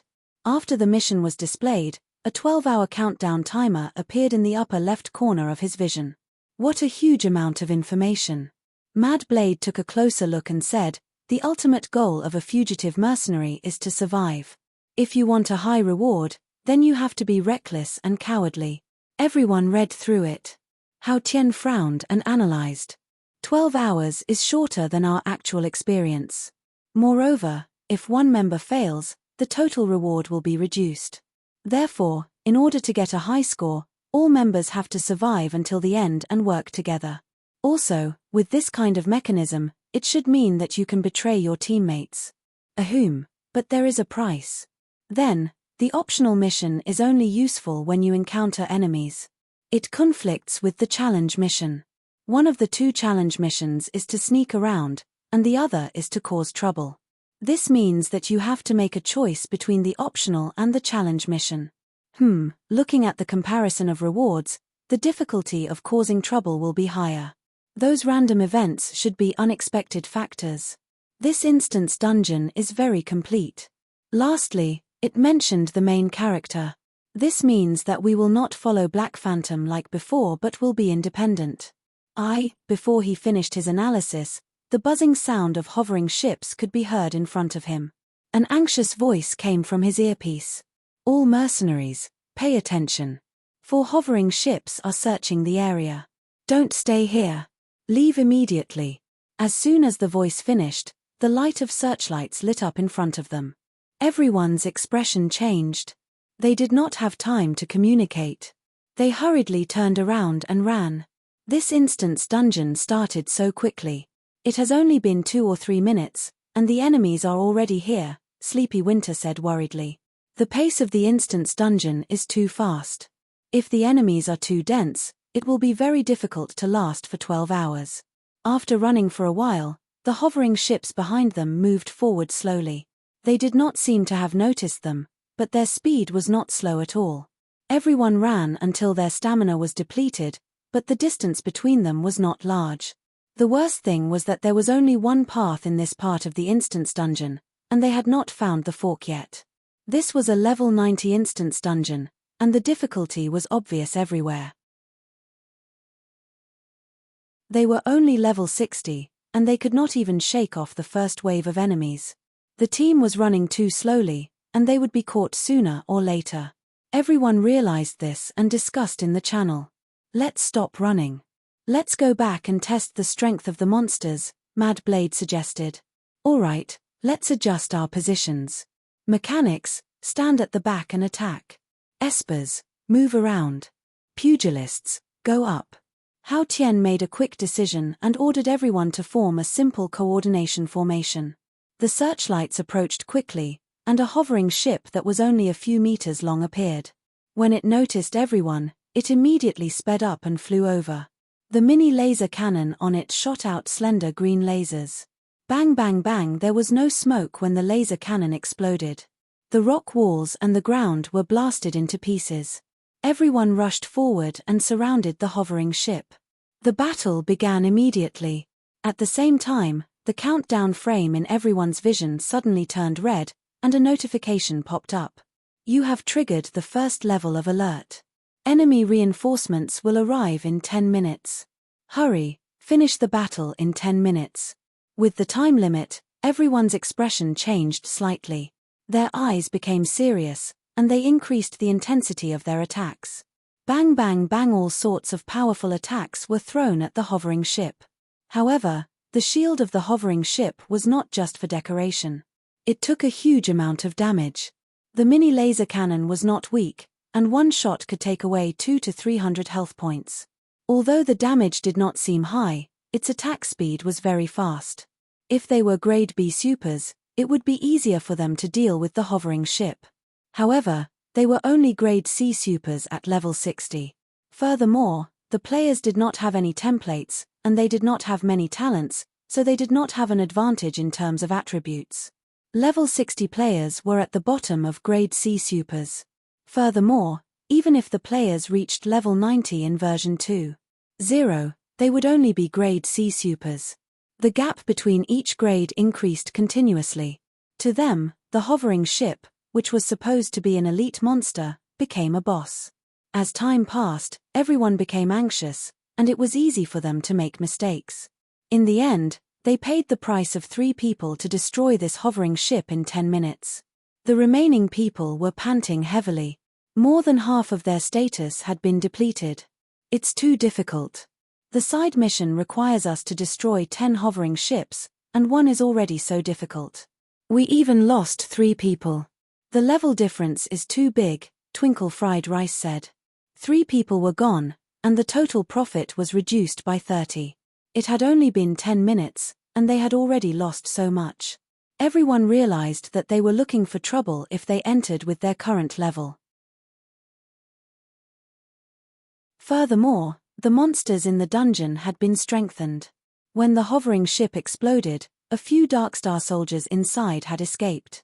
They were supposed to be ordinary people or low-grade supers, but their levels were a bunch of question marks. They were above level 60. Luckily, the explosion of the hovering ship had reduced the health of the Darkstar soldiers by more than half. Otherwise, the players would have died. The alarm was still going on. Everyone turned around and ran, but the reinforcements came too quickly. They were exhausted and had no choice but to sacrifice their teammates to ensure the survival of the remaining people. However, this was just drinking poison to quench thirst. Not long after, the last Hao Tian was pincered by 2 hovering ships and was captured. Everyone was wiped out, and the countdown was fixed. It had only been 30 minutes since the start. Their vision blurred, and they were kicked out of the dungeon and returned to the stronghold. It's gone in half an hour. How are we going to play? Sleepy Winter was speechless. At this time, the other players who had formed teams to clear the dungeon were all kicked out. They were all crushed. After exchanging their experiences and asking around, they all chose the escaping mercenaries.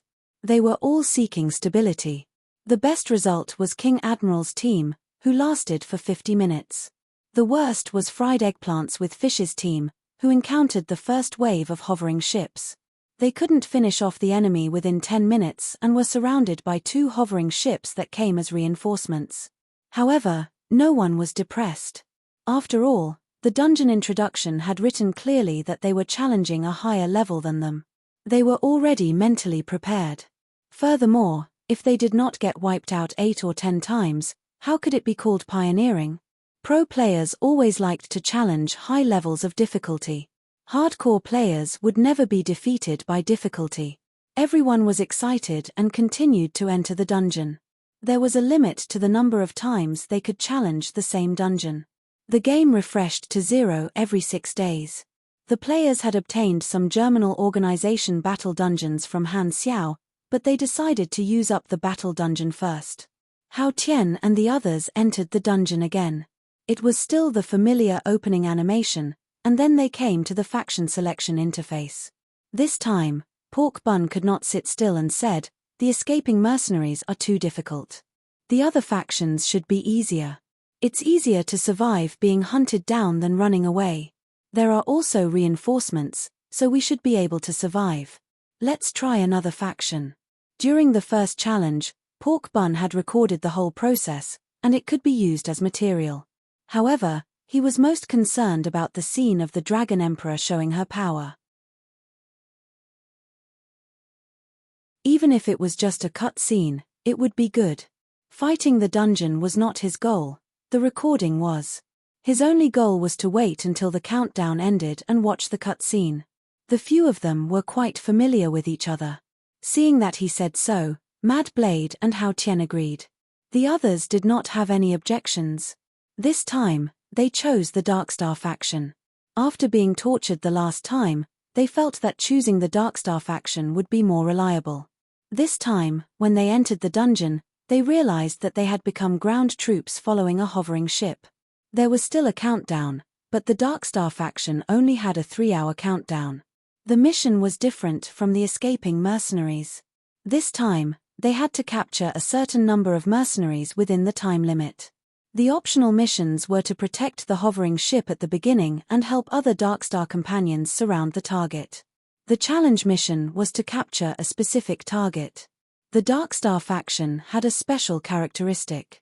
As ground troops, they had to follow the hovering ship and could not leave freely. Otherwise, the dungeon would be judged as a failure, and a battle would be triggered. Now, we should be safe. From the role of prey to the role of the hunter, everyone felt a little relieved. They followed the hovering ship and soon found a group of mercenaries. When the order to attack was given, everyone immediately attacked. Then, they discovered a sad fact. Damn, mercenaries would fight back, and they were even more F***king powerful. The hovering ship that everyone had spent so much effort to destroy was easily dismantled into pieces by this group of mercenaries whose levels were all question marks. Then, in order to get rid of the alarm, this group of mercenaries chased after them and killed them. Everyone was in danger and immediately fell from heaven to hell. Their hearts were broken. Who is the hunter here? Why are you running when you can fight so well? The prompt appeared, saying that reinforcements would arrive after 10 minutes. Their group of pursuers had become the ones running away. Both factions had their own dangers. Darkstar had more reinforcements, and mercenaries had stronger individual combat power. No matter which side they chose, they would have to face the advantage of the other side. However, there was an advantage to the Darkstar faction. As long as they ran a distance away, the mercenaries would not dare to follow them. Pork Bun ran away at lightning speed. He decisively betrayed his teammates. The others could only follow behind him and run for their lives. After running for a while and sacrificing 2 lives, the mercenaries finally retreated. The rest of the mercenaries were panting heavily. Bun Hit Dog ran the fastest, and he was in the best condition. He did not have any other strong points, but running fast was his only advantage. I think that since the hovering ship has been destroyed, we should stay here and wait for the dungeon to end. Before he finished speaking, a new order came from everyone's earphones. They were assigned to follow another hovering ship. It was the same as before. If they did not follow the order, they would fail the dungeon. There was no way to steal the chicken. It was impossible to paddle around. Everyone was helpless. Just as they were about to move, a new prompt appeared. Ding dong, the prompt echoed in their ears. The frame of their vision kept flashing with red light. It seemed to be very urgent. Notice, you are within 1 kilometer of the main character. Please carefully decide if you want to change your route. Hao Tian's eyes narrowed. According to the normal route, it is impossible for us to complete the mission. Why don't we try to contact the main character? I guess the main character is also divided into factions. If we can meet someone from the same faction, the difficulty of the dungeon should decrease. If we meet an enemy, it might be a sure kill plot. This is a gamble. He was very experienced. His analysis was clear and logical. Everyone felt that it was quite reasonable. They looked at each other. Let's wait then. The red light flashed more and more rapidly. It meant that the main character was getting closer and closer. It was like a death knell. Everyone's hearts were in their throats. Boom. A faint vibration came from the wall. It was getting louder and louder. It seemed to be getting closer. This sound. Frenzied Sword's eyes suddenly widened as he realized something. He panicked and exclaimed, "Run!" However, it was too late. Boom. The next moment, the rock wall beside them collapsed. The round silver car ball broke through the rock wall and rolled over. They were in the middle of it. All of them were wiped out instantly. In the stronghold, Hao Tian and the others appeared again. They were all stunned. It was as if they had not recovered from being killed in one hit. They could not help but look at Mad Blade. Mad Blade's face was filled with pain. That's Black Phantom's vehicle. I was sitting in this ball when we escaped together. There is no way we can survive if we meet him. This is our bad luck. Pork Bun's face twitched. He wanted to cry but had no tears. I just wanted to record some material. Why are you doing this to me? The players of Black Star began their journey of suffering. They were tortured to death, but they still enjoyed it, feeling pain and happiness at the same time. Pork Bun was the one who suffered the most. He did not have the spirit of a professional player. He was almost in a trance from the torture. However, for the material, he had to force himself to continue suffering. It was very tragic. The dungeon that Han Xiao gave out was to keep the players busy for a period of time. The materials he ordered arrived 1 day later. He locked himself in the machinery modification room, accompanied by Metal and the lathe, and started to build a new generation of combat system.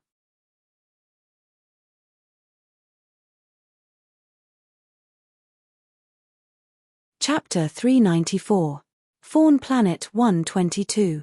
Who, an old, small spaceship slowly landed on the devastated, grayish-black land. The airflow from the bottom of the spaceship caused ripples on the ground, and the engine made a buzzing noise. The propulsion system was very simple, and its speed, noise, and shock absorption performance were all very poor.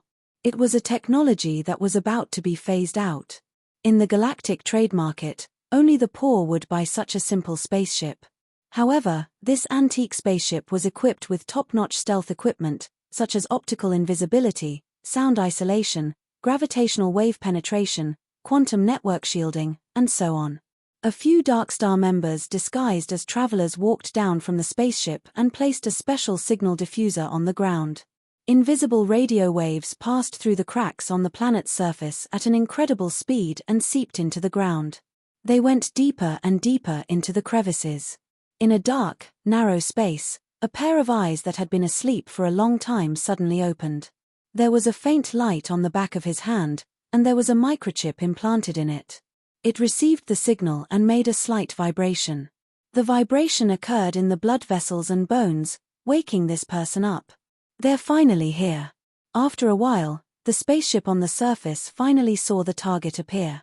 A man crawled out from a crack in the distance and walked over slowly. It was Ashes. His face was covered in dust, and his cheeks were thin. He was the only survivor of the Sorota fleet. Before the Dragon Emperor arrived, Sorota had issued the order to retreat, But Ashes knew that the enemy was Ames and knew that the mothership was doomed. He took the risk and chose to stay underground. He went deep into a cave and used his Esper ability to form a piece of carbon to wrap himself up. He then controlled his heartbeat and blood flow to enter a state of suspended animation. As expected, his comrades who had boarded the fleet and retreated were all blown up by the mercenary fleet and the Holy Stone Black Crow. They turned into bright fireworks in space and turned into ashes. After the destruction of the Sorota fleet, the mercenaries captured Sorota, the highest commander of the mothership, so they did not have the time to search the entire planet for any survivors. This Darkstar fleet was basically wiped out, so there was no need to waste any more time. Ashes survived. Important officers like him had a positioning chip implanted in them. After everyone left the planet, a rescue spaceship came to pick him up. At that time, Han Xiao was also inclined to believe that Ashes had kicked the bucket, but he still had some doubts in his heart. After all, such a legendary character should not die so easily. However, he also did not have the means to search the entire planet. The other mercenaries were rushing to Godora and would not help him. With just his manpower, who knew how long it would take to search the entire planet? There was no need. Furthermore, in terms of probability, it was not worth it. Thus, Han Xiao did not investigate. And whether Ashes was dead or alive. Or not. Han Xiao. A few Darkstar warriors wanted to help him up, but they were all waved away by Ashes. He did not need anyone to help him up. With a cold expression, he said with a deep voice, "Tell me the current situation. Are Sorota and the others all dead?" Ames shot down Sorota's mothership. "We were attacked by the Holy Stone and Black Crow, and the fleet was completely wiped out. Some of the members on the mothership survived, including Sorota. They were all handed over to Godora by the mercenaries. Colton News reported this a few days ago. They were all sent to the Rainbow Prison. Every mothership was a mobile base of Darkstar. Losing any one of them was a heavy loss." Ashes clenched his teeth. "What about the secret message bead?" "We received rumors that the secret message bead was originally picked up by the Dragon Guards and handed over to the Holy Stone civilization. They handed it over to Godora." Ashes' body shook, and he said with a deep voice, "In other words, our sacrifice was meaningless. It was all in vain. How can we let such a huge loss go? Even if we can't beat the Dragon Emperor, we have to make her pay the price. She attacked us to save Blackstar, so we have to find a chance to get rid of Blackstar and let her know that we're not to be messed with." At this moment, a voice that was as heavy as a mountain and sonorous and forceful stopped Ashes from speaking. "At such a crucial time, it's not suitable to provoke a strong enemy. Remember, Godora is the real enemy." A virtual image appeared in front of Ember. It was a mixed-blood Godoran with pale golden skin. There were some weird scales and wrinkles on his skin, and there was a mysterious pattern on his forehead that extended all the way to his eye bags and nose. It was like the war paint of a barbarian. This person was older, but his eyes were extremely sharp, and his aura was as heavy as a mountain. As soon as he saw him, the anger in Ash's eyes disappeared. He lowered his head and said respectfully, "Teacher." The few Darkstar members beside him also lowered their heads in fear. "Your Excellency Anna." Anna was the teacher who had unearthed the potential of Ash's Esper ability and taught him. He was a high-level officer of Darkstar and one of the few Grade A combatants in the organization. His position was respected, just below the leader. He looked down at Ashes and said in a deep voice, "I can see that you are angry. Tell me, who made you angry?" "Blackstar. He is a mercenary group leader under the Dragon Emperor.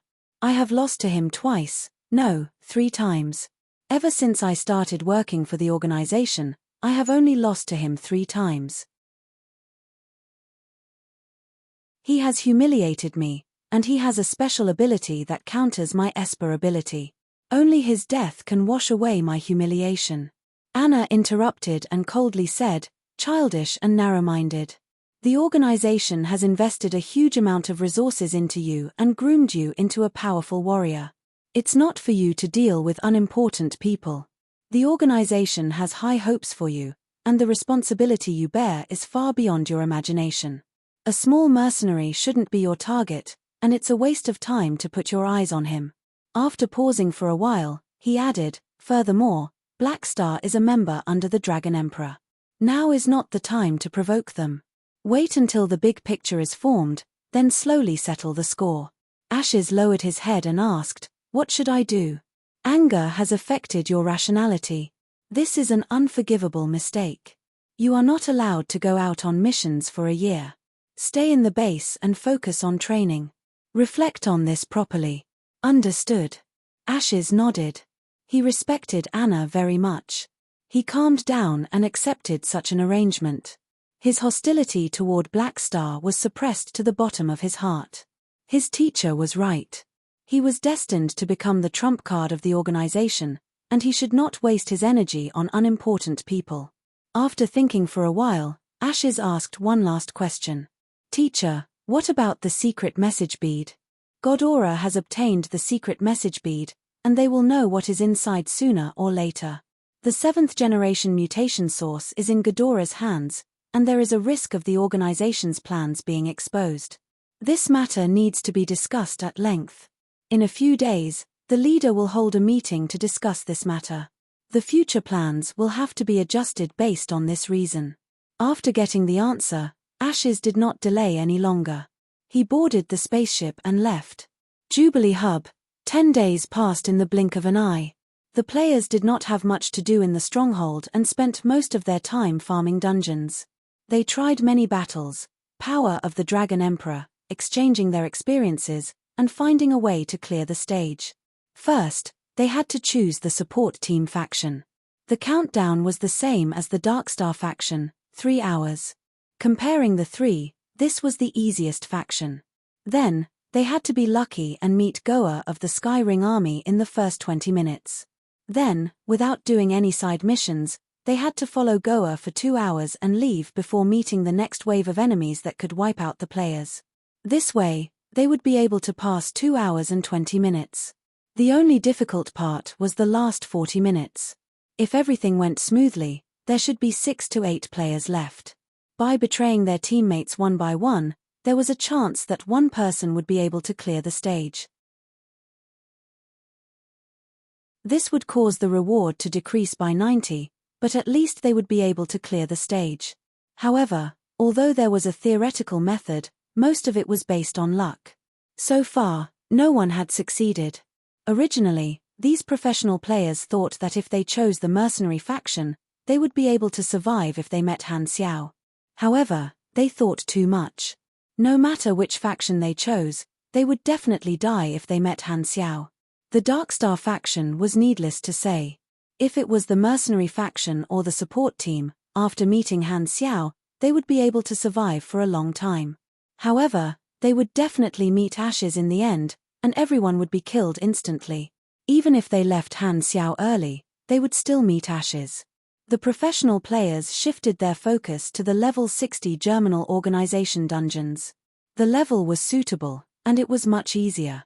No matter how high the reward of the level 90 dungeon was, they could only see it but not touch it. Pork Bun did not manage to record the Dragon Emperor's material, so he could only do a series from before. He recorded the scenes of the level 60 Germinal Organization dungeon and continued the Black Phantom chapter. Coincidentally, this series had not ended yet. The players had only heard of Han Xiao's deeds but had not seen the actual scenes. Pork Bun's video recorded the progress of the dungeon. The Germinal Organization dungeon was a large-scale team dungeon where Han Xiao infiltrated the Germinal Organization headquarters until the Germinal Organization was finally destroyed. It progressed layer by layer, and it was magnificent.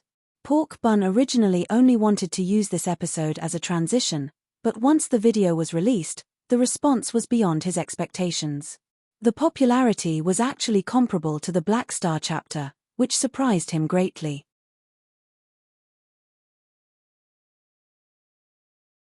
Chapter 395. No matter how popular Ames was, she would not be able to shake Han Xiao's position.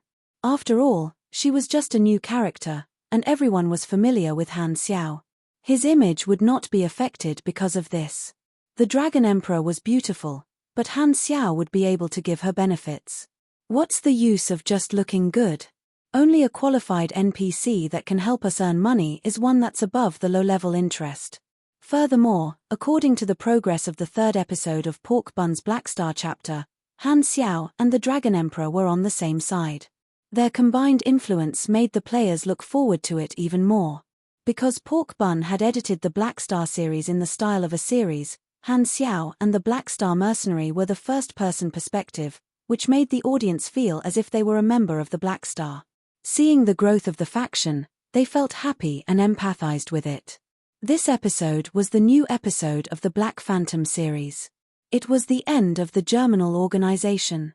Han Xiao stole information from the Germinal organization headquarters, ran for thousands of miles, fought countless fierce battles, and received reinforcements from the Six Nations, and fought his last battle in the encirclement.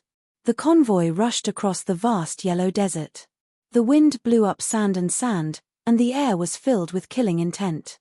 The cannon fire was like a steel rainstorm, blowing up desert flowers, and the rumbling of the explosions was like rolling thunder that swept across the land. The scene followed Pork Bun's perspective, and he personally participated in the battle in the dungeon. In order to better reflect the impact, he chose to be on the Germinal organization's side. He personally saw Han Xiao rampaging around, unstoppable. His movements were like lightning. One moment, he killed a few Germinal organization executives. The next moment, he flashed a few hundred meters away and knocked over a few off-road vehicles. The shockwaves were like knives, scratching their faces painfully. In Pork Bun's scene, Han Xiao was like a boss, and the Germinal organization leader was fighting him head-on. The shockwaves from the collisions were no less loud than the explosions of cannons. Even the air was shaking, and the scene was shaking. The shockwaves almost overflowed the scene. It was as if the scene would shatter like a mirror in the next moment. As the two of them fought, they were like a dragon slithering through the entire battlefield. Just the aftershocks alone were enough to send the soldiers and chariots flying. The audience was so nervous that they did not even dare to breathe loudly. Boom! The last thunderous strike shook the scene. The audience was shocked. Their emotions seemed to have drained 1,000 miles away. They finally took a deep breath. The Germinal organization leader spat out blood and flew backward. He rolled on the sand, leaving a trail of more than 100 meters. He fell to the ground and continued to vomit blood. On the other side, Han Xiao stood among the broken pieces of the mechanical suit on the ground. Pork Bun was knocked to the ground by the shockwave just now. Now, his perspective was looking up. The flying dust and sand fell like a yellow curtain being pulled apart. Han Xiao stood under the scorching sun, on the yellow sand, in the middle of the cannon fire, with lightning crackling all over his body. At this moment, the level of coolness was maxed out. Even if the Blue Star players knew that Han Xiao was very strong, they could not help but feel excited. It was the first time that the players from other planets saw Han Xiao's performance. It was the best performance of his career right off the bat. They were shocked. They could not help but tremble in excitement. Wow, this man is so strong. So he's this kind of person. He even had such an experience in the past. Every novice planet had a main character. In comparison, Han Xiao was the most eye-catching existence. Many new viewers who were attracted by the Blackstar chapter were surprised and interested. They wanted to look for Pork Bun's past videos to learn more about Han Xiao. The video continued. The last scene was the nuclear explosion of the Germinal organization headquarters. The mushroom cloud rose into the sky, its shape unpredictable. The dark red flames in the thick smoke looked like boiling magma from hell. It was earth-shattering. Just as the audience was shocked, the sound of the explosion suddenly disappeared. Only the image of the nuclear explosion was left. At the same time, a man's voice sounded in the background. The dark clouds of war cover the blue sky like the wings of death. At the end of the video, Pork Bun ingeniously added Han Xiao's speech. The image here was the end of the Germinal organization. The Six Nations dropped a nuclear bomb to end the war. The background was Han Xiao's speech when he built the sanctuary. The image of the nuclear explosion served as a foil to the content of the speech. The Six Nations started the war for their own interests, and the sanctuary aimed to preserve the fire of civilization. The contrast was very strong, and the feeling was different. After the video ended, the audience was not satisfied. It was as if they had watched a short epic. Thinking back to the direction of the Blue Star story, they were filled with emotions. Although Han Xiao did not say anything from the beginning to the end, with the speech that Pork Bun added at the end, his acting was off the charts. Some of the audience imagined what he was thinking and interpreted his actions. At the time of the incident, there were already players who did similar things. Now, the topic was hot again. Real men don't talk nonsense. They just do it. Hehe, Zero is righteous and understands the suffering of the people. That's why he wants to destroy the evil germinal organization. Not bad, not bad. As expected of my husband. The input method of the commenter above is very smart. Black Phantom, **T, I just want to elope with my sister. Do you think my nickname of Master Han is just for show? Players from all walks of life discussed with their imaginations. Although this video was rushed, Pork Bun was the production manager, so it attracted a lot of attention. Han Xiao's presence was greatly emphasized, and his influence was subtle. Han Xiao originally gave the players a rich impression, but this video of the end of the germinal organization made the players' impression of him sublimate and become clearer. He had a legendary aura, and his unique charm was slowly taking shape. It was the characteristic and personality that separated him from other characters. He was unique. This was the goal that Han Xiao brought Pork Bun with him. Now, it seemed that he had done a good job. Han Xiao, who was building machinery, took a break to watch the video. He was very satisfied. A few days later, in the machinery modification room, the smell of metal filled the air. The results of the past few days, hundreds of small balls, were neatly stacked on the table. It's finally done. It's faster than I expected. These creations were new machines that he had created by refining low-level machinery blueprints of the same type. Their performance and attributes were significantly improved, and they had many advantages. Before he started building, he had spent 2 to 3 million experience to level up these blueprints to the maximum level. The more he built, the more familiar he was with them, and the faster he could build them. Han Xiao took off his protective suit, counted the number, and separated the different types of mechanical balls. There was a method to using the compressed balls. Normally, mechanics would carry these balls with them in a small bag or make them into accessories such as necklaces, bracelets, earrings, and so on. They could also be tied to the ends of their braids like Ghidorah's investigator, or put these balls into their combat suits. Because the compressed structure was very tight, it was a whole, and there could not be any extra parts. Therefore, it was impossible to make a ball within a ball. Otherwise, it would be an infinite expansion. Only a whole machine or a single part could form a compressed ball. Han Xiao had compressed the mechanical suit. Therefore, in his normal state, he used a black combat belt to store the compressed balls. This belt was originally used to store magazines. With the metal buckle as the center, the belt was split into two, forming an X shape. It was clipped to his waist to increase his carrying capacity. This belt was used to store the more important weapons, and the core machinery like the mechanical suit was made into an accessory. He wore a necklace made of 3 compressed balls, a bracelet on his left and right wrist, and 2 earrings made of small balls. He wore them on his left and right ears.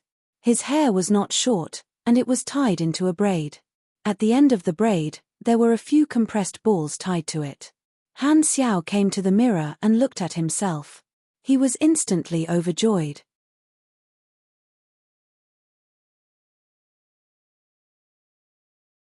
Chapter 396. Han Xiao felt that it was all right. In the face of practicality, he did not care much about appearance. Although being handsome was something that could last forever, he chose to be strong. Other than the belt and accessories, he could also store quite a number of compressed orbs in his clothes. In his normal state, he would look like this. Once he entered a battle, he would summon his mechanical suit. He had added ejection tubes to store and release compressed orbs in the structure of the mechanical suit. As long as the mechanical suit was equipped, A special magnetic link would be able to absorb the compressed orbs on his body. Just like loading bullets, the compressed orbs would enter different parts of the mechanical suit and be ejected at any time. There were hundreds of compressed orbs, and some of them were backup machines. After sorting out the results, Han Xiao pushed open the door and walked out of the machinery modification room. Hurlus was waiting at the door. Seeing him come out, he walked forward and said, "Captain, Lurden and the others arrived at Jubilee Hub 2 days ago. They're waiting to see you. Lead the way." Han Xiao adjusted his clothes. The two of them left the base, sat on the floating vehicle in the hub hall, and merged into the large group that was shuttling in the air. After a while, they landed in the middle floor of a building at the edge of the hall.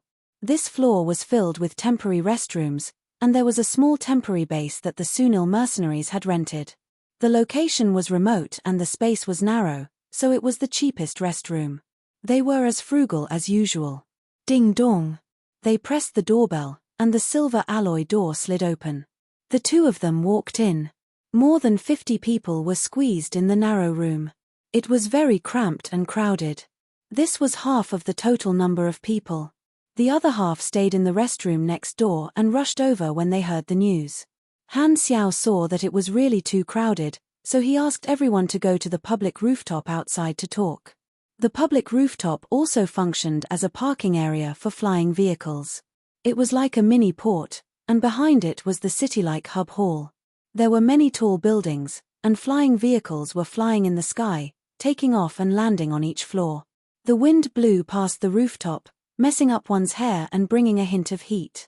The wind blown by the vehicles was hot. "Black Star. Captain." The Sunil mercenaries nodded and greeted him. Lurden was chosen as the representative to express their gratitude. Han Xiao sized up this group of people. Most of the Sunil mercenaries were disabled and had put on mechanical prosthetics.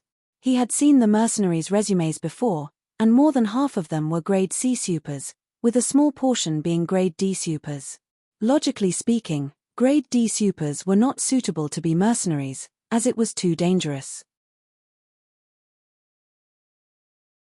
However, Sunil was in a difficult situation, and no matter how small a mosquito was, it was still meat. He could only let the stronger mercenaries lead the weaker members. "How about this? I'll choose a mission that suits you, and you can decide if you want to accept it or not. Since you've joined me, you have to listen to my orders. I'll say the ugly words first.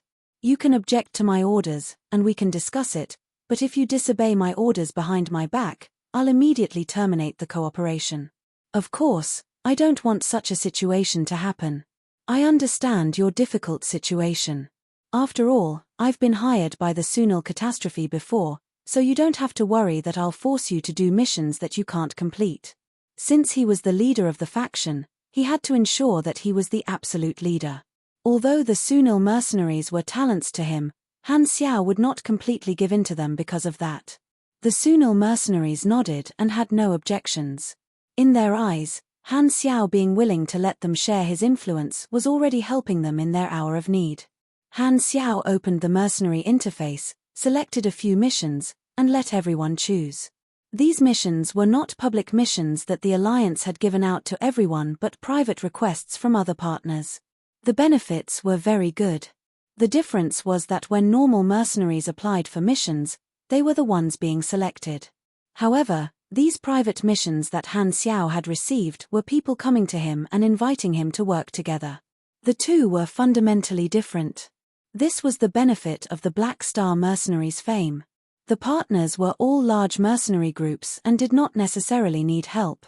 However, they were willing to share the benefits in order to build a good relationship with him, mainly because of his identity as Floating Dragon. Most of the Sunil mercenaries worked alone, risking their lives for a meager reward. They had never seen a mission with such good rewards and safety. They were overjoyed.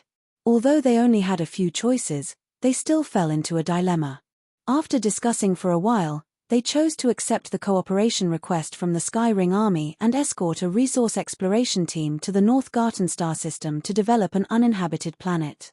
While everyone was choosing, Han Xiao did not say anything. He leaned against the transparent glass railing of the rooftop and played with a compressed orb with his head down.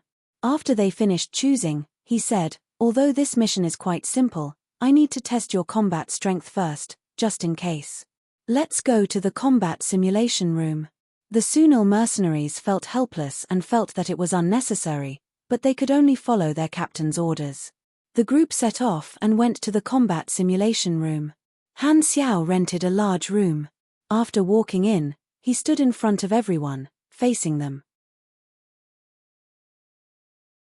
The Sunil mercenaries looked at each other. Lurden coughed, stepped forward, and said, "Then I'll be the first to test." "No need. You guys come together to save time." Han Xiao curled his finger. Everyone was shocked. "We have more than 100 people here. Even if you're a grade B super, you're too arrogant to ask us to attack together." Anger rose from the bottom of their hearts. They felt that they were being underestimated. "Although they were here to rely on you, you'll regret it if you underestimate us." With anger on their faces, the Sunil mercenaries spread out, took out their weapons, and got ready for battle. The team of more than 100 people bent slightly and got ready to charge. The aura they gathered was like a lion that was about to pounce on its prey, and there was only Han Xiao on the other side. Only when they were valued would they receive better treatment. Everyone decided to go all out and show their full strength. "Since you want to be beaten up, we'll let you have a good time." Hurlus activated the simulation room. The white room turned into a flat grey rock surface. It was very vast. He looked at the warriors of his race who were ready for battle and shook his head. In the past few days, he had been called by Han Xiao occasionally to test the power of his weapons. He had a deep understanding of Han Xiao's combat ability. At this time, he only hoped that these people of his race would not be beaten too badly. Han Xiao moved his shoulders and touched the compressed orbs in his belt. At this moment, he suddenly felt like time had reversed. It was as if he had returned to the past, when he first used the mechanic class to shine, beating up all the little kids in the arena. From then on, he had walked the path of being a booster player, never to return. At this time, he was not only testing the Sunil mercenaries but also testing his own combat ability and establishing his authority. The Sunil mercenaries had joined for his influence and did not think much of his strength. Now, most of the mercenaries looked at the Black Star mercenary this way. Many of them were jealous and felt that Black Star was purely lucky to have the Dragon Emperor. Otherwise, it would have been a third-rate team. They would have done the same. This was the drawback of becoming famous quickly, it made people doubt his strength. Han Xiao had known this for a long time. However, after weighing the pros and cons, it was definitely more profitable to borrow the power of others. It was normal for there to be some side effects. Mercenaries had always respected the strong. He was doing this to convince this group of people and establish his authority. The corners of his mouth curled up, showing a hint of fighting spirit. "Come." Bang bang bung. As soon as he said that, the Sunil mercenaries immediately moved and charged forward. The long-range soldiers shot cannons and lasers, closing in quickly. Han Xiao stood still, and a flash of lightning flashed on his body. The two compressed orbs that were acting as earrings flew into the air and quickly turned into two sets of floating shuttles, forming two blue-purple shields above his head and in front of his body. All the long-range attacks exploded on the thin energy shield, and the mirror-like shield rippled with energy. Buzz buzz buzz. The sound of electric current continued. Immediately after, compressed orbs flew out of his belt one after another, floating around him. The lightning-like magnetic energy was directly activated, and these compressed orbs were scattered by the magnetic force. They were as fast as bullets, dragging long and thin lightning trails behind them. With a clang, they hit the ground and spread out. This scene was like a fairy scattering flowers, and soldiers formed from beans. Instantly spread out. The next second, 22 ground turrets and 14 floating turrets appeared on the field, firing at the hundreds of enemies in unison. Tut tut tut tut. The flames at the muzzles were more than a meter long. Some of them were large-caliber cannon turrets that used special ammunition, and some were electromagnetic cannon turrets. The firepower of 36 cannon turrets covered no blind spots. The formation of the Sunil mercenaries was instantly messed up. Their speed decreased, and they had difficulty dodging the rain of bullets. The turrets were located beside or behind Han Xiao, and the surrounding area of 100 meters was filled with mechanical traps that restricted movement and prevented the enemy from advancing. Each trap was 1 to 2 meters in size, and the trigger range was larger than the size of the traps. They flickered with dangerous electricity and sparks, making people not want to try stepping on them. In the twinkling of an eye, a position spread out around him. The Sunil mercenaries immediately found it difficult to move forward. They were surrounded by danger, and they instantly fell into a passive position.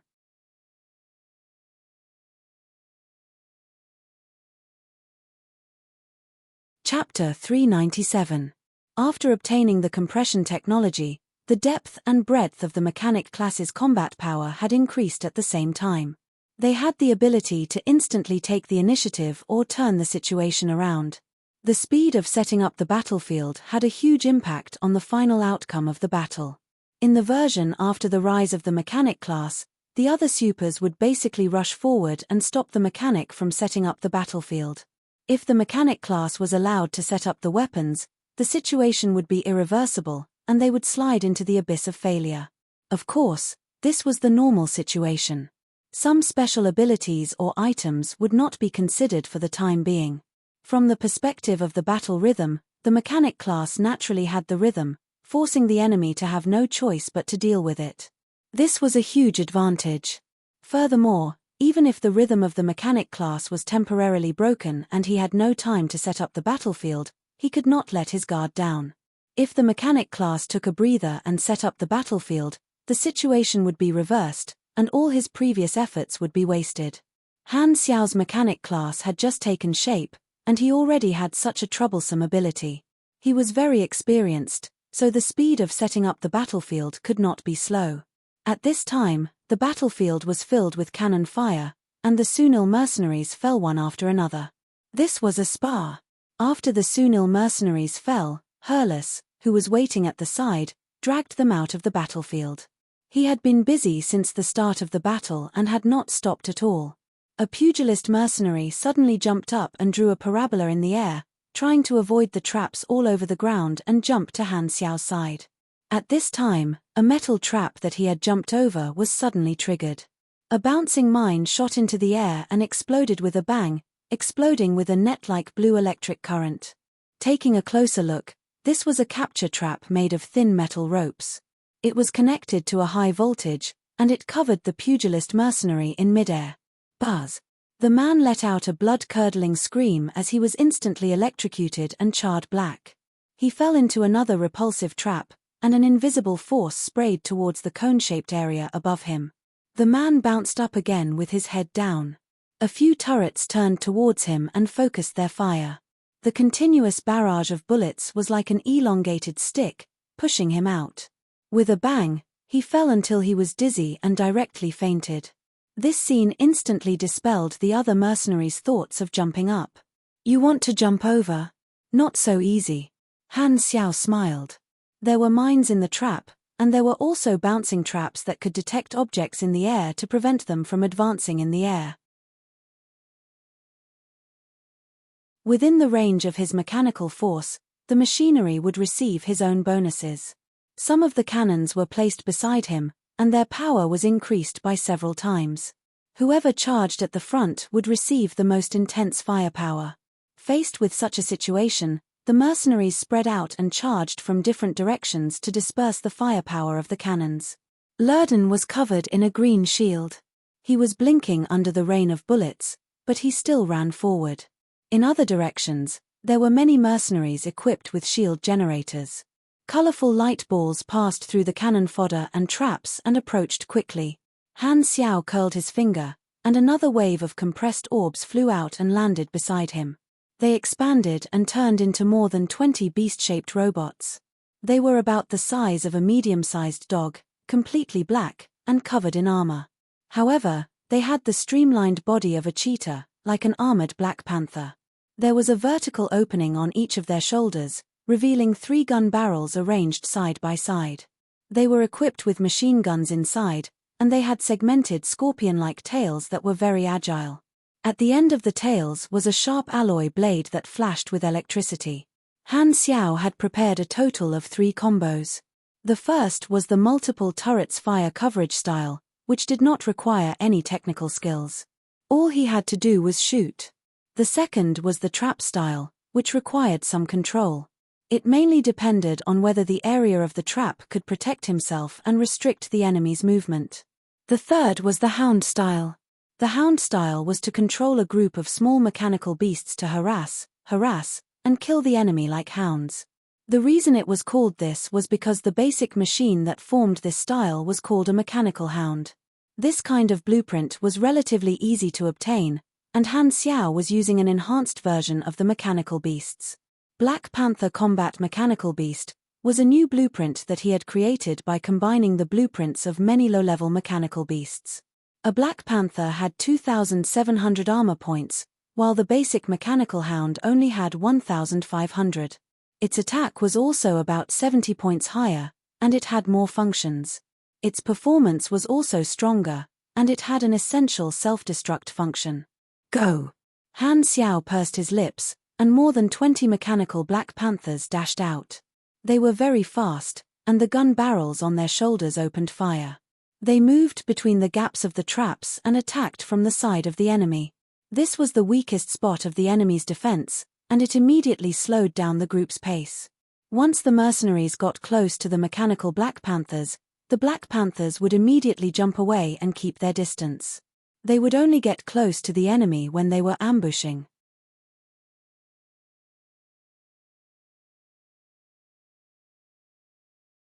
Furthermore, the Void Dragon Bones gave the mechanical suit additional equipment and skills. Han Xiao's necklace had 3 compressed orbs, all of which were mechanical suits. One was Void Dragon, and the other 2 were Amphiptyr.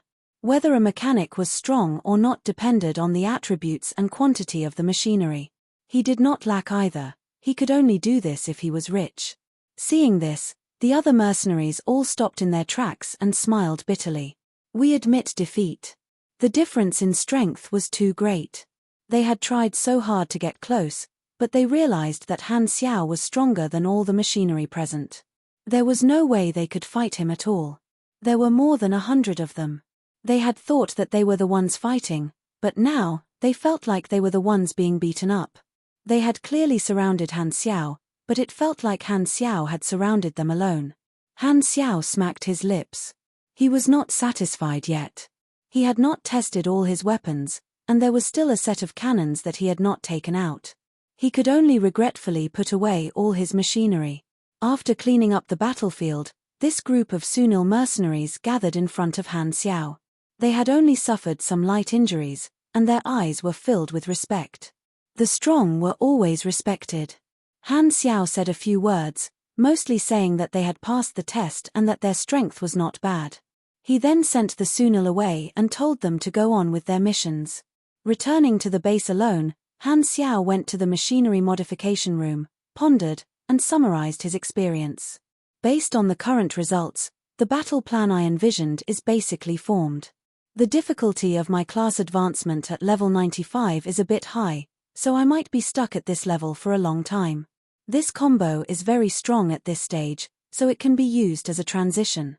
There are also many ways to strengthen it. He took out these newly built mechanical weapons and looked at the attributes of the items on the interface again. There was a variety of turrets and traps. They were all new blueprints that he had combined with various mechanical technologies, and their performance had increased by 25 to 40%. He looked at Void Dragon's data. Amphiptyr was a more well-rounded type, so he did not create another duplicate type. Void Dragon was good at close combat, and because of the rare materials, the equipment's abilities were very strong. Void Dragon, type, combat uniformed light mech grade, purple equipment requirements, LV90, mechanic, more than 4,000 energy, more than 200 END basic stats, armor 30400304000, defense, 375, power level, 1,360, energy, 9,000 height, 191 meters weight, 143 pounds control method, low-level smart chip plus nerve link, plus 10 DEX, energy source, portable stabilized nuclear fission mini reactor, automatic recharge. Restores 120 energy per minute.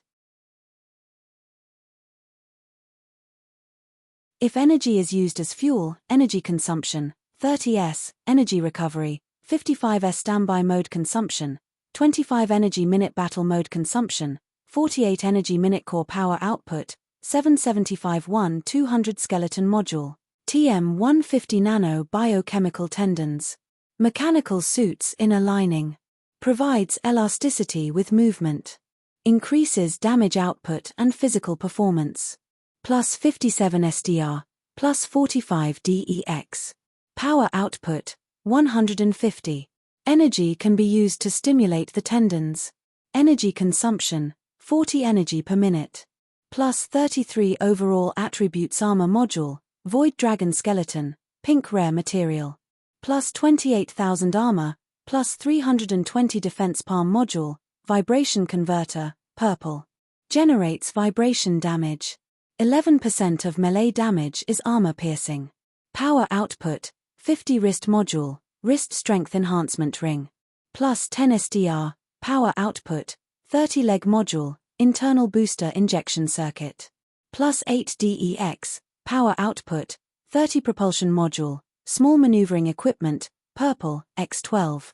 Power output, 240 survival module, vital signs monitoring, temperature maintenance system, oxygen filtration, gravity stabilizer, emergency injection device, high pressure resistance device. Power output, 150 chip module, damage detection, analysis database, trajectory prediction, remote control, combat assistance, neuron signal conversion. Power output, 110 accessory module, electromagnetic pulse controller, purple. Gains, excited, status. Plus 7 all attributes. Lasts for 15 minutes. Energy consumption, 5, power output, 15 accessory module, compressed orb storage and ejection pipe accessory ability, powerful performance. In battle mode, more energy is allocated to the biochemical tendons to generate more power. Plus 45 SDR, plus 35 DX side effect. This equipment is buffed by the power of the void. After equipping, max HP will be reduced by 3000.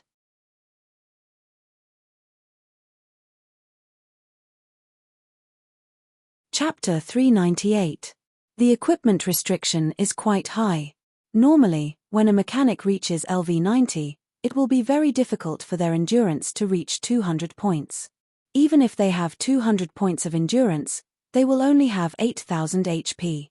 After wearing it, I will lose 3000 HP, which is almost half of my total HP.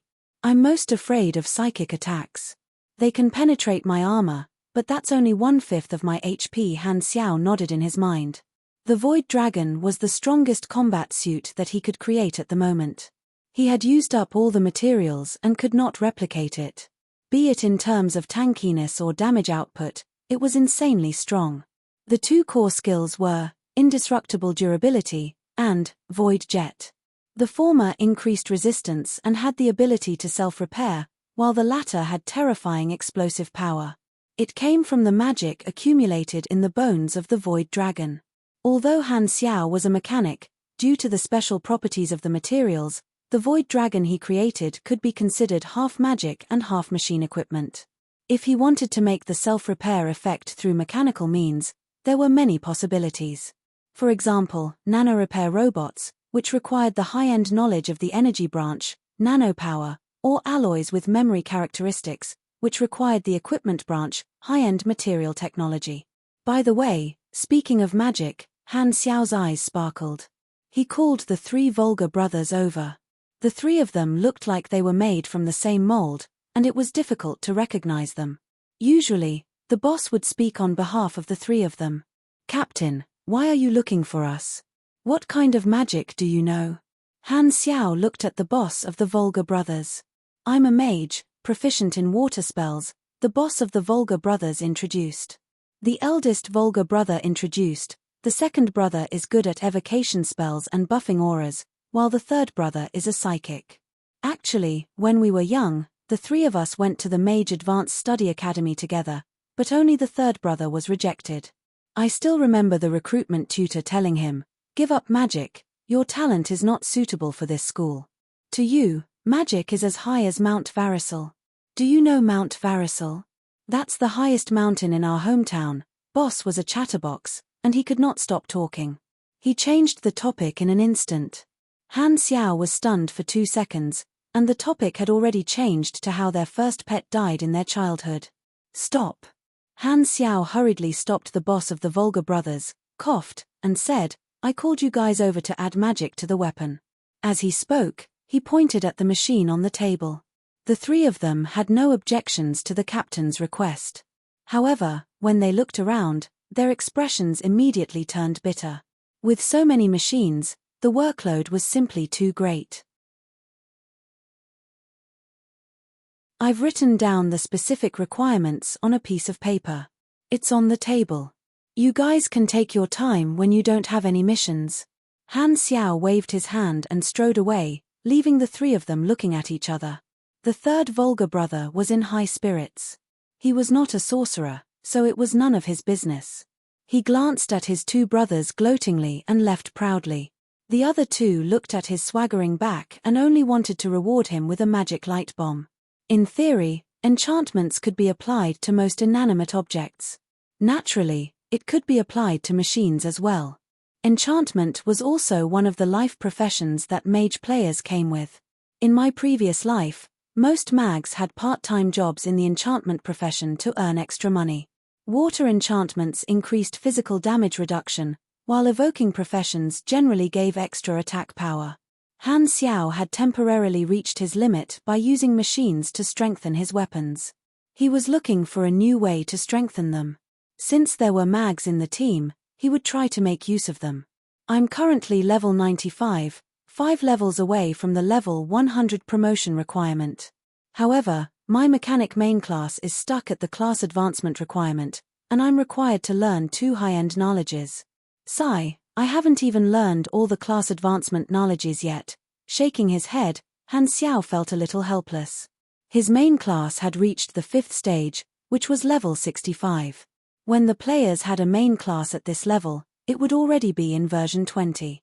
The next class advancement would only be completed in version 30, and only then would they be able to come into contact with high-end knowledges. Even in version 30, the cost of learning high-end knowledges was extremely high. They basically had to be exchanged from the faction store, and the players had to work very hard to accumulate enough favorability and money. The class advancement requirement that he had randomly obtained this time was not easy. Just the class advancement knowledges alone had taken him so much effort, and high-end knowledges were even harder to obtain. There was only 1 high-end knowledges for sale in the Garten Star System's regional exchange, and it was one of the more marginal ones. Even so, the price was tens of times higher than the class advancement knowledges. He had more than 100,000 aners, but he still could not afford it. There were 2 difficulties with this class advancement requirement. The first was money, and the second was the channel. The former required time to earn money, and the latter required time to slowly find sellers in the various star systems in the Shattered Star Ring. Very few mechanics were willing to share their knowledge, so Han Xiao felt that he would not be able to complete the class advancement in a short time, even with his identity as Floating Dragon. There's a class advancement requirement at level 100, so I might as well find a new subclass and raise it to level 100. I'll take a look at the class advancement requirement first. If it's convenient, I can complete it together with the class advancement requirement. Han Xiao pondered. The secret message bead triggered 3 large missions for me, all related to Godora and Darkstar. I'll have to plan slowly and not act rashly before the next version. No, including the hidden mission on Arosha, it should be 4 high-difficulty missions. Arosha was very mysterious. She had awakened the energy Esper ability, and she seemed to be curious about Esper abilities. Han Xiao told Arosha to train her energy, and sometimes he would teach her personally. He realized that Arosha was very talented, and her body contained extraordinary potential. It was like a dormant treasure, and her Esper ability absorbed nutrients from it and grew very quickly. Han Xiao estimated that in less than a month, she would officially reach grade. He opened the forums and browsed through the players' posts as usual. He saw that among the Black Star mercenary players, someone had posted the process and difficulty of the level 90 dungeon. This was the first time that all the players had seen a dungeon that exceeded the level limit of the version, and it caused a lot of discussion. Han Xiao only knew the situation of the new dungeon after reading it once. He calculated in his mind. With his experience, level 60 players should have a chance to succeed and complete the dungeon with a very low success rate. Pork Bun posted a new video again? He realized that Pork Bun's new video was the 4th episode of the Black Star story. Han Xiao was surprised. He opened the video and roughly watched it. This episode continued the content of the previous episode, showing the second half of this mercenary incident. From Floating Dragon Island to Darkstar's pursuit, and then to the Dragon Emperor's power. Pork Bun still could not complete battle power of the Dragon Emperor. He had already given up and had drawn this scene himself. Therefore, what the audience saw was a children's sketch. The colorful hand-drawn kindergarten drawings, coupled with Pork Bun's eloquent description, felt like a salesman holding a salted fish and insisting that it was an imperial sword. The Darkstar mothership saw that they were not friendly, so it screamed and fled in a hurry. Ames stared and yelled, "Hey! Don't you dare run!" Then, she activated her Esper ability and used Mount Tai Crush. She grabbed the floating Dragon Island beside her and threw it at the Darkstar mothership. All of a sudden, the sky changed color, and the two collided. It was like a rock hitting an egg. The mothership fell to the ground like a kite with a broken string. Pork Bun's tone was as if he was on steroids. His tone was even more excited than a salesman, as if he was narrating the battle of the century. However, the scene was extremely simple. A black matchstick man threw out a golden sphere with a dotted line behind it, which represented the trajectory of the sphere. It hit the black sphere that represented the Darkstar mothership, and then there was an onomatopoeic word bang beside it. The words were still red and bold. "This person is AF * King Genius. I really picked up a ghost." Han Xiao's mouth twitched. As he expected, the density of the comments in this section could be said to be crazy. The audience's desire to complain was maxed out. Luckily, other than this, the scene changed back to a recording. When everyone returned to Jubilee Hub, the incident came to an end. What the players saw was only the surface of the matter. They were all kept in the dark about the conspiracy behind Darkstar. Only Han Xiao knew. Other than focusing on the scene of the Dragon Emperor showing her power, Pork Bun's other focus was on the new Black Star mercenary officer, or more accurately, Arosha. In front of her, the three Volga brothers were completely transparent. After Ames attracted a lot of attention, Arosha caused another craze. Her looks were even better than Ames, almost perfect. Although she did not have Ames' strength, status, temperament, and so on, she had her own charm. The fact that she had lost her memory made her very lovable and mysterious. Most importantly, she had breasts, and they were very big. As expected, the flat-chested party and the party with the flat chest reignited again. How could one conquer the world with a flat chest? How could one gather people with a flat chest? Although the Dragon Emperor is strong, beautiful, and has long legs, she's flat. White covers all ugliness, flat destroys everything. Sorry, I've fallen in love with someone else. Not that I want to criticize you guys, but you're really bad. You're all brainless. What's so good about being big? Big is beautiful. These screen-licking monsters split into the Ames party and the Arosha party, and they were having a great time arguing with each other. Han Xiao was happy to see this. The more intense the argument was, the more popular the topic would be. After all, no matter how they argued, it would not affect him, a male human. After closing the forum, Han Xiao started to think about his next plan of action. This time, I've been through a lot of trouble and gotten involved in a higher-level battle. I've caught the attention of Darkstar. It's best to keep a low profile for a while and accept missions to strengthen my current position. It's also a good time to save money. This time, in order to compress the technology, he had gone through a lot of danger. Han Xiao was not prepared to take any more risks for the time being. He had fame, ability, and connections. His collaborators had provided him with many good missions. He decided to complete these missions one by one and accumulate them step by step. There was no need to rush. Furthermore, he was connected to the players. It was only version 10, and the players' abilities were limited. When the players grew in the next version, the benefits he received from the players would increase exponentially. Returning to the Stronghold Hall, all the players were there. When they saw Han Xiao appear, they all surrounded him. Black Star, when are we going out for the next mission? Mad Blade asked. This group of players had been doing dungeons every day. They were almost bored from staying in the stronghold. They could not wait any longer. Pack up. We're leaving today. On the way, Han Xiao had accepted an employment invitation from his collaborators. It was not difficult, and the pay was good. Before the next version arrived, he was only prepared to accept such missions to accumulate wealth, strengthen his position, and develop in a low-profile manner. After such a huge incident, he had to maintain his health. Hearing this, the players were energized. They quickly picked up their things. More than 50 armored warriors stood in front of him in an orderly manner. Han Xiao glanced at them, turned around, and walked out with large strides. The players followed closely behind him. Let's go. Han Xiao had decided on his course of action. He accepted the employment invitation from his collaborators and was active in the various star systems of the Shattered Star Ring. After the popularity of Floating Dragon Island died down, the status and reputation of the mercenary group gradually built up through the missions. The Black Star mercenary ran around, busy with one mission after another. Time passed quickly. In the blink of an eye, 9 months had passed.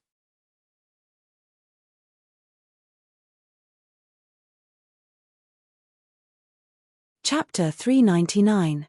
Planet Dawn, Ancient City Ruins in the Southern Territory. The allied forces of various tribes were gathered there. The 3,000 Blue Shield Knights of the Vane Kingdom, 5,000 barbarian berserkers of the Howling Barbarian tribe, 1,000 alchemy bombardiers of the Earth tribe, 500 orcs of the Children of Listen, and the miscellaneous armies of the southern city-states and dukedoms. A total of 15,000 people were stationed in the green field outside the ancient city ruins. All kinds of flags fluttered in the cold south wind. There were no clouds in the sky. The sky here had the color of dusk, dyeing everything dark. The sun hanging high in the sky seemed very small and very far away from this planet. In the commander's meeting tent, the commanders of various armies gathered there and had an intense discussion. Only a tall man with light blue skin did not say a word. He was the leader of the Blue Shield Knights, Rex, the war hero of the Vane Kingdom. He went from a commoner to the commander of the trump card army of the biggest kingdom on planet Dawn. His deeds were praised by the people of planet Dawn. When everyone was almost done talking, Rex spoke with a deep voice. The commanders of the other tribes present respected him very much. They stopped arguing and listened to him speak. Rizar and his disciples are hiding under the ruins right now. They are preparing for the ritual to pollute the water. We still have about 6 hours, about 2.5 hours. In the ruins, there are about 800 high-level magic puppets that he spent 20 years to create. He has set up a complicated sealing magic circle. Only when all the magic puppets are destroyed will the passage to the ritual altar open. This means that we have to break through the magic puppets' seal in a short amount of time, find their location, and stop the ritual. Otherwise, more than half of the Southern Territory's water source will lose its vitality, and hundreds of thousands of people will die because of this. Moreover, Rizar's church also has 100 polluters that can corrode our weapons and bodies. Even the most elite warriors can't withstand the corrosive spell. The situation is too difficult. It's very difficult for our 15,000 people to rush in a short period of time. Rizar has been secretly preparing for 20 years.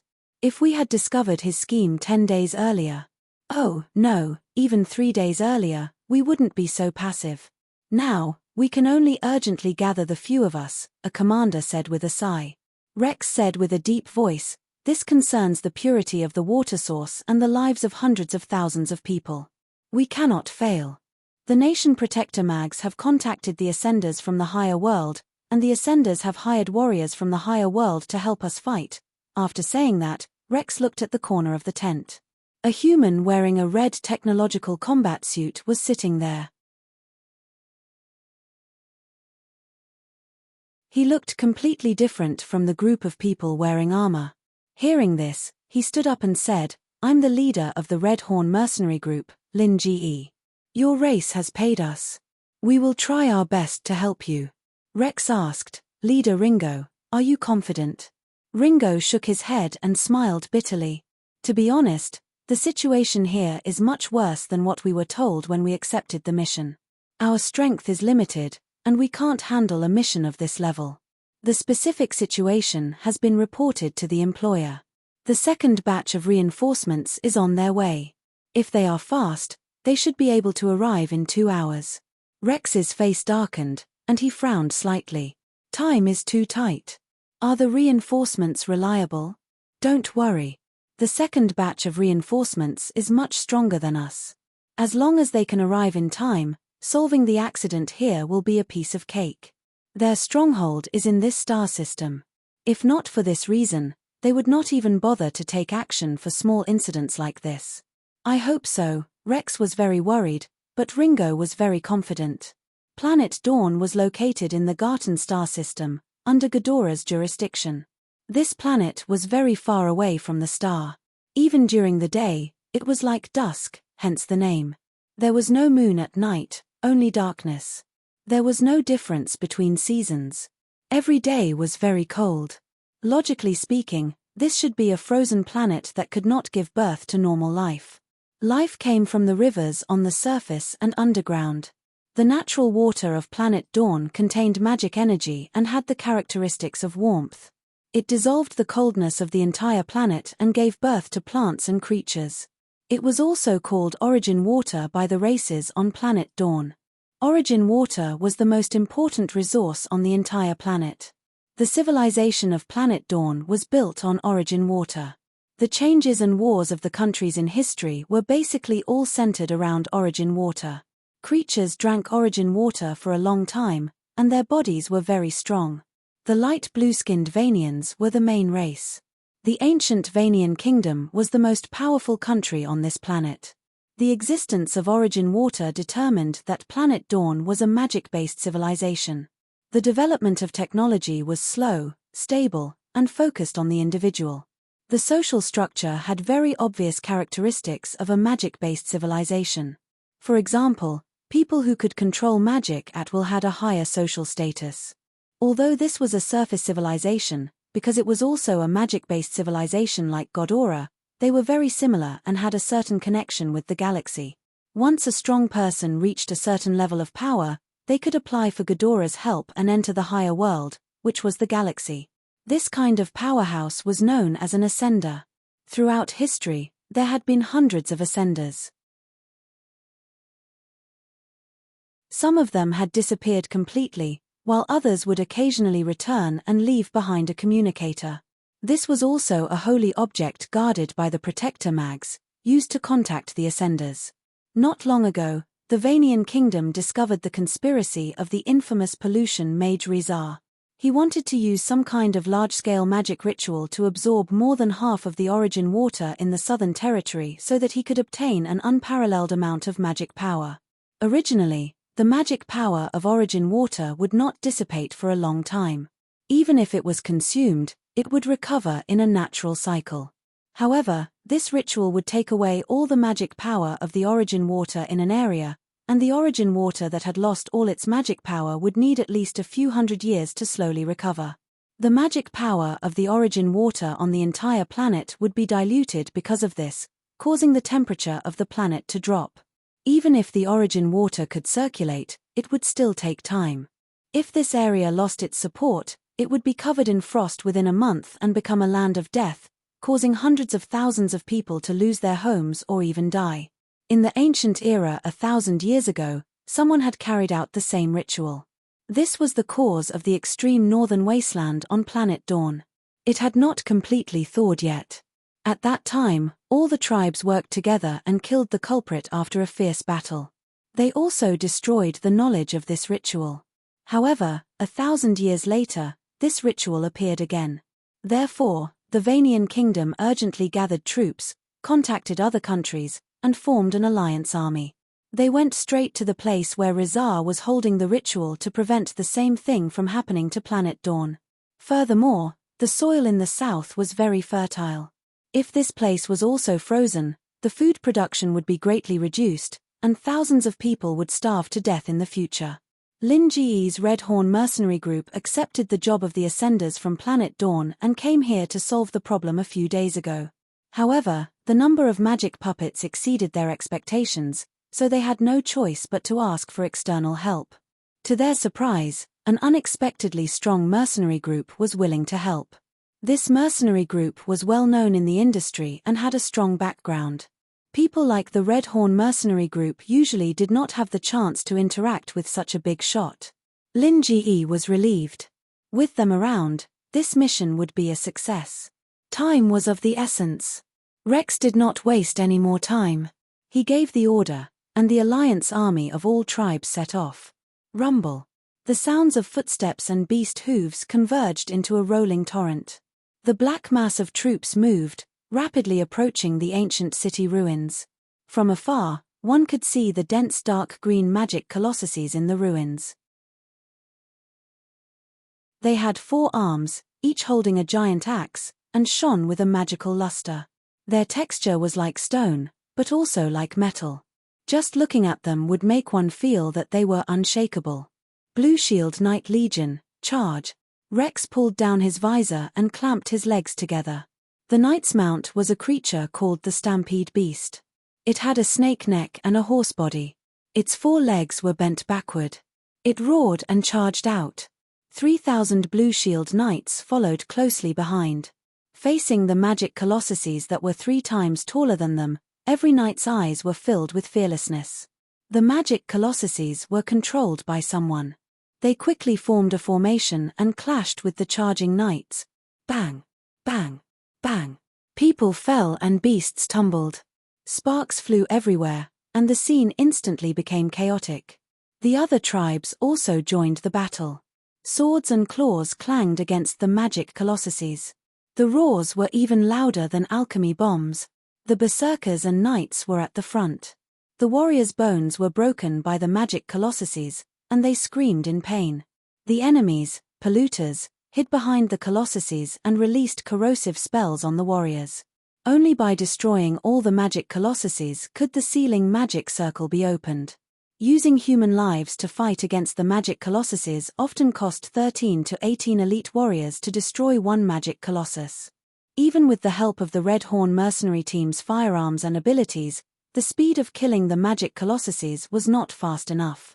The number of magic colossuses was more than the 800 they had expected. It was like a wall of despair. Red gradually spread across the green plains. The dusk sky witnessed this bloody battle. Continue charging, don't stop. The Knight Legion led by Rex had already lost a quarter of its members, but they had also killed the most magic colossuses. With a determined expression, he circled out of the battlefield and charged back again. A spear pierced the leg of a magic colossus. The tip of the spear that contained the explosive enchantment exploded, shattering a small part of the magic colossus body.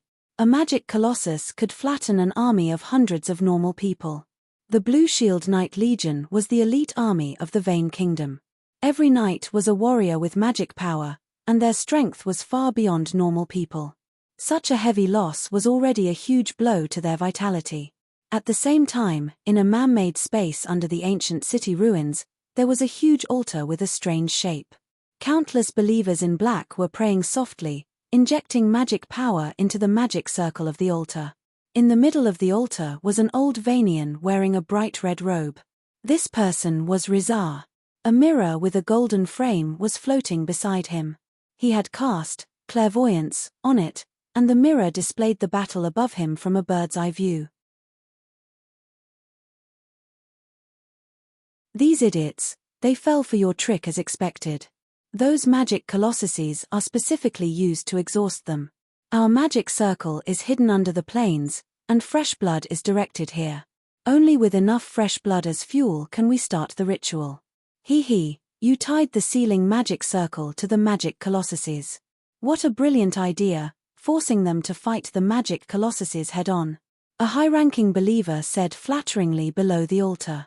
Rizar nodded and asked calmly, "How much fresh blood do we need?" "Another hour, and we will have enough fuel to start the altar. You will become the master of magic power, the strongest mage in history." The high-ranking believer had a fanatical look on his face. "The strongest, he." Rizar looked at him with a pitiful expression, shook his head, and muttered to himself, 20 years of preparation, I'm finally going to succeed. I've been stuck at this level for so many years. This is the limit of my talent. As long as I cross this step, I will be able to go to the higher world." The battle on the ground lasted for almost an hour. In order to save time, the army almost gave up on defense. Under their crazy attacks, half of the magic colossuses were destroyed, and all the enemy corruptors were killed.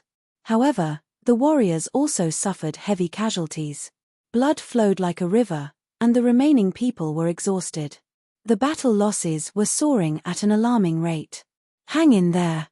At this rate, we can stop the ritual in time," Rex roared loudly to boost the morale. This time, he felt a chill above his head. A magic colossus got close to him and chopped down with its giant axe. Boom! Rex hurriedly jumped out. The running beast was split in half by the axe, and the blade of the axe was embedded in the ground. The running beast's blood and organs flowed all over the ground. If he did not dodge, he would have ended up like this. Before he had time to be scared, this colossus walked over with its axe raised. Its shadow covered Rex's head, and the axe was raised high. Rex felt a sharp pain in his leg. He was hit just now, and his face was covered in sweat. He tried his best to stand up.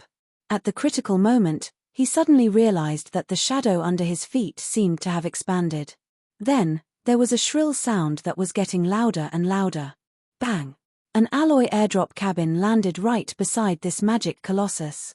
The shockwave sent both the magic colossus and Rex flying.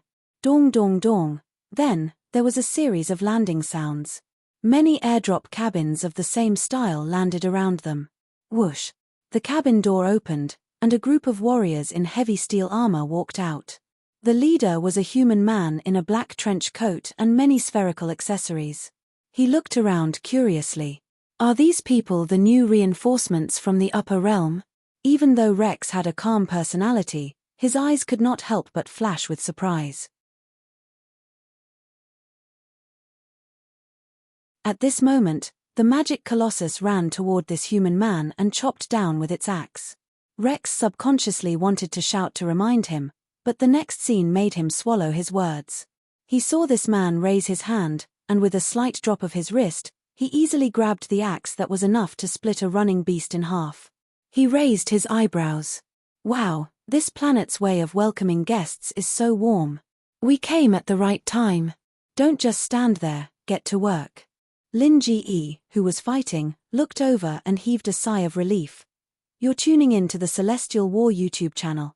Don't forget to subscribe and join us on this journey to catch the most captivating stories.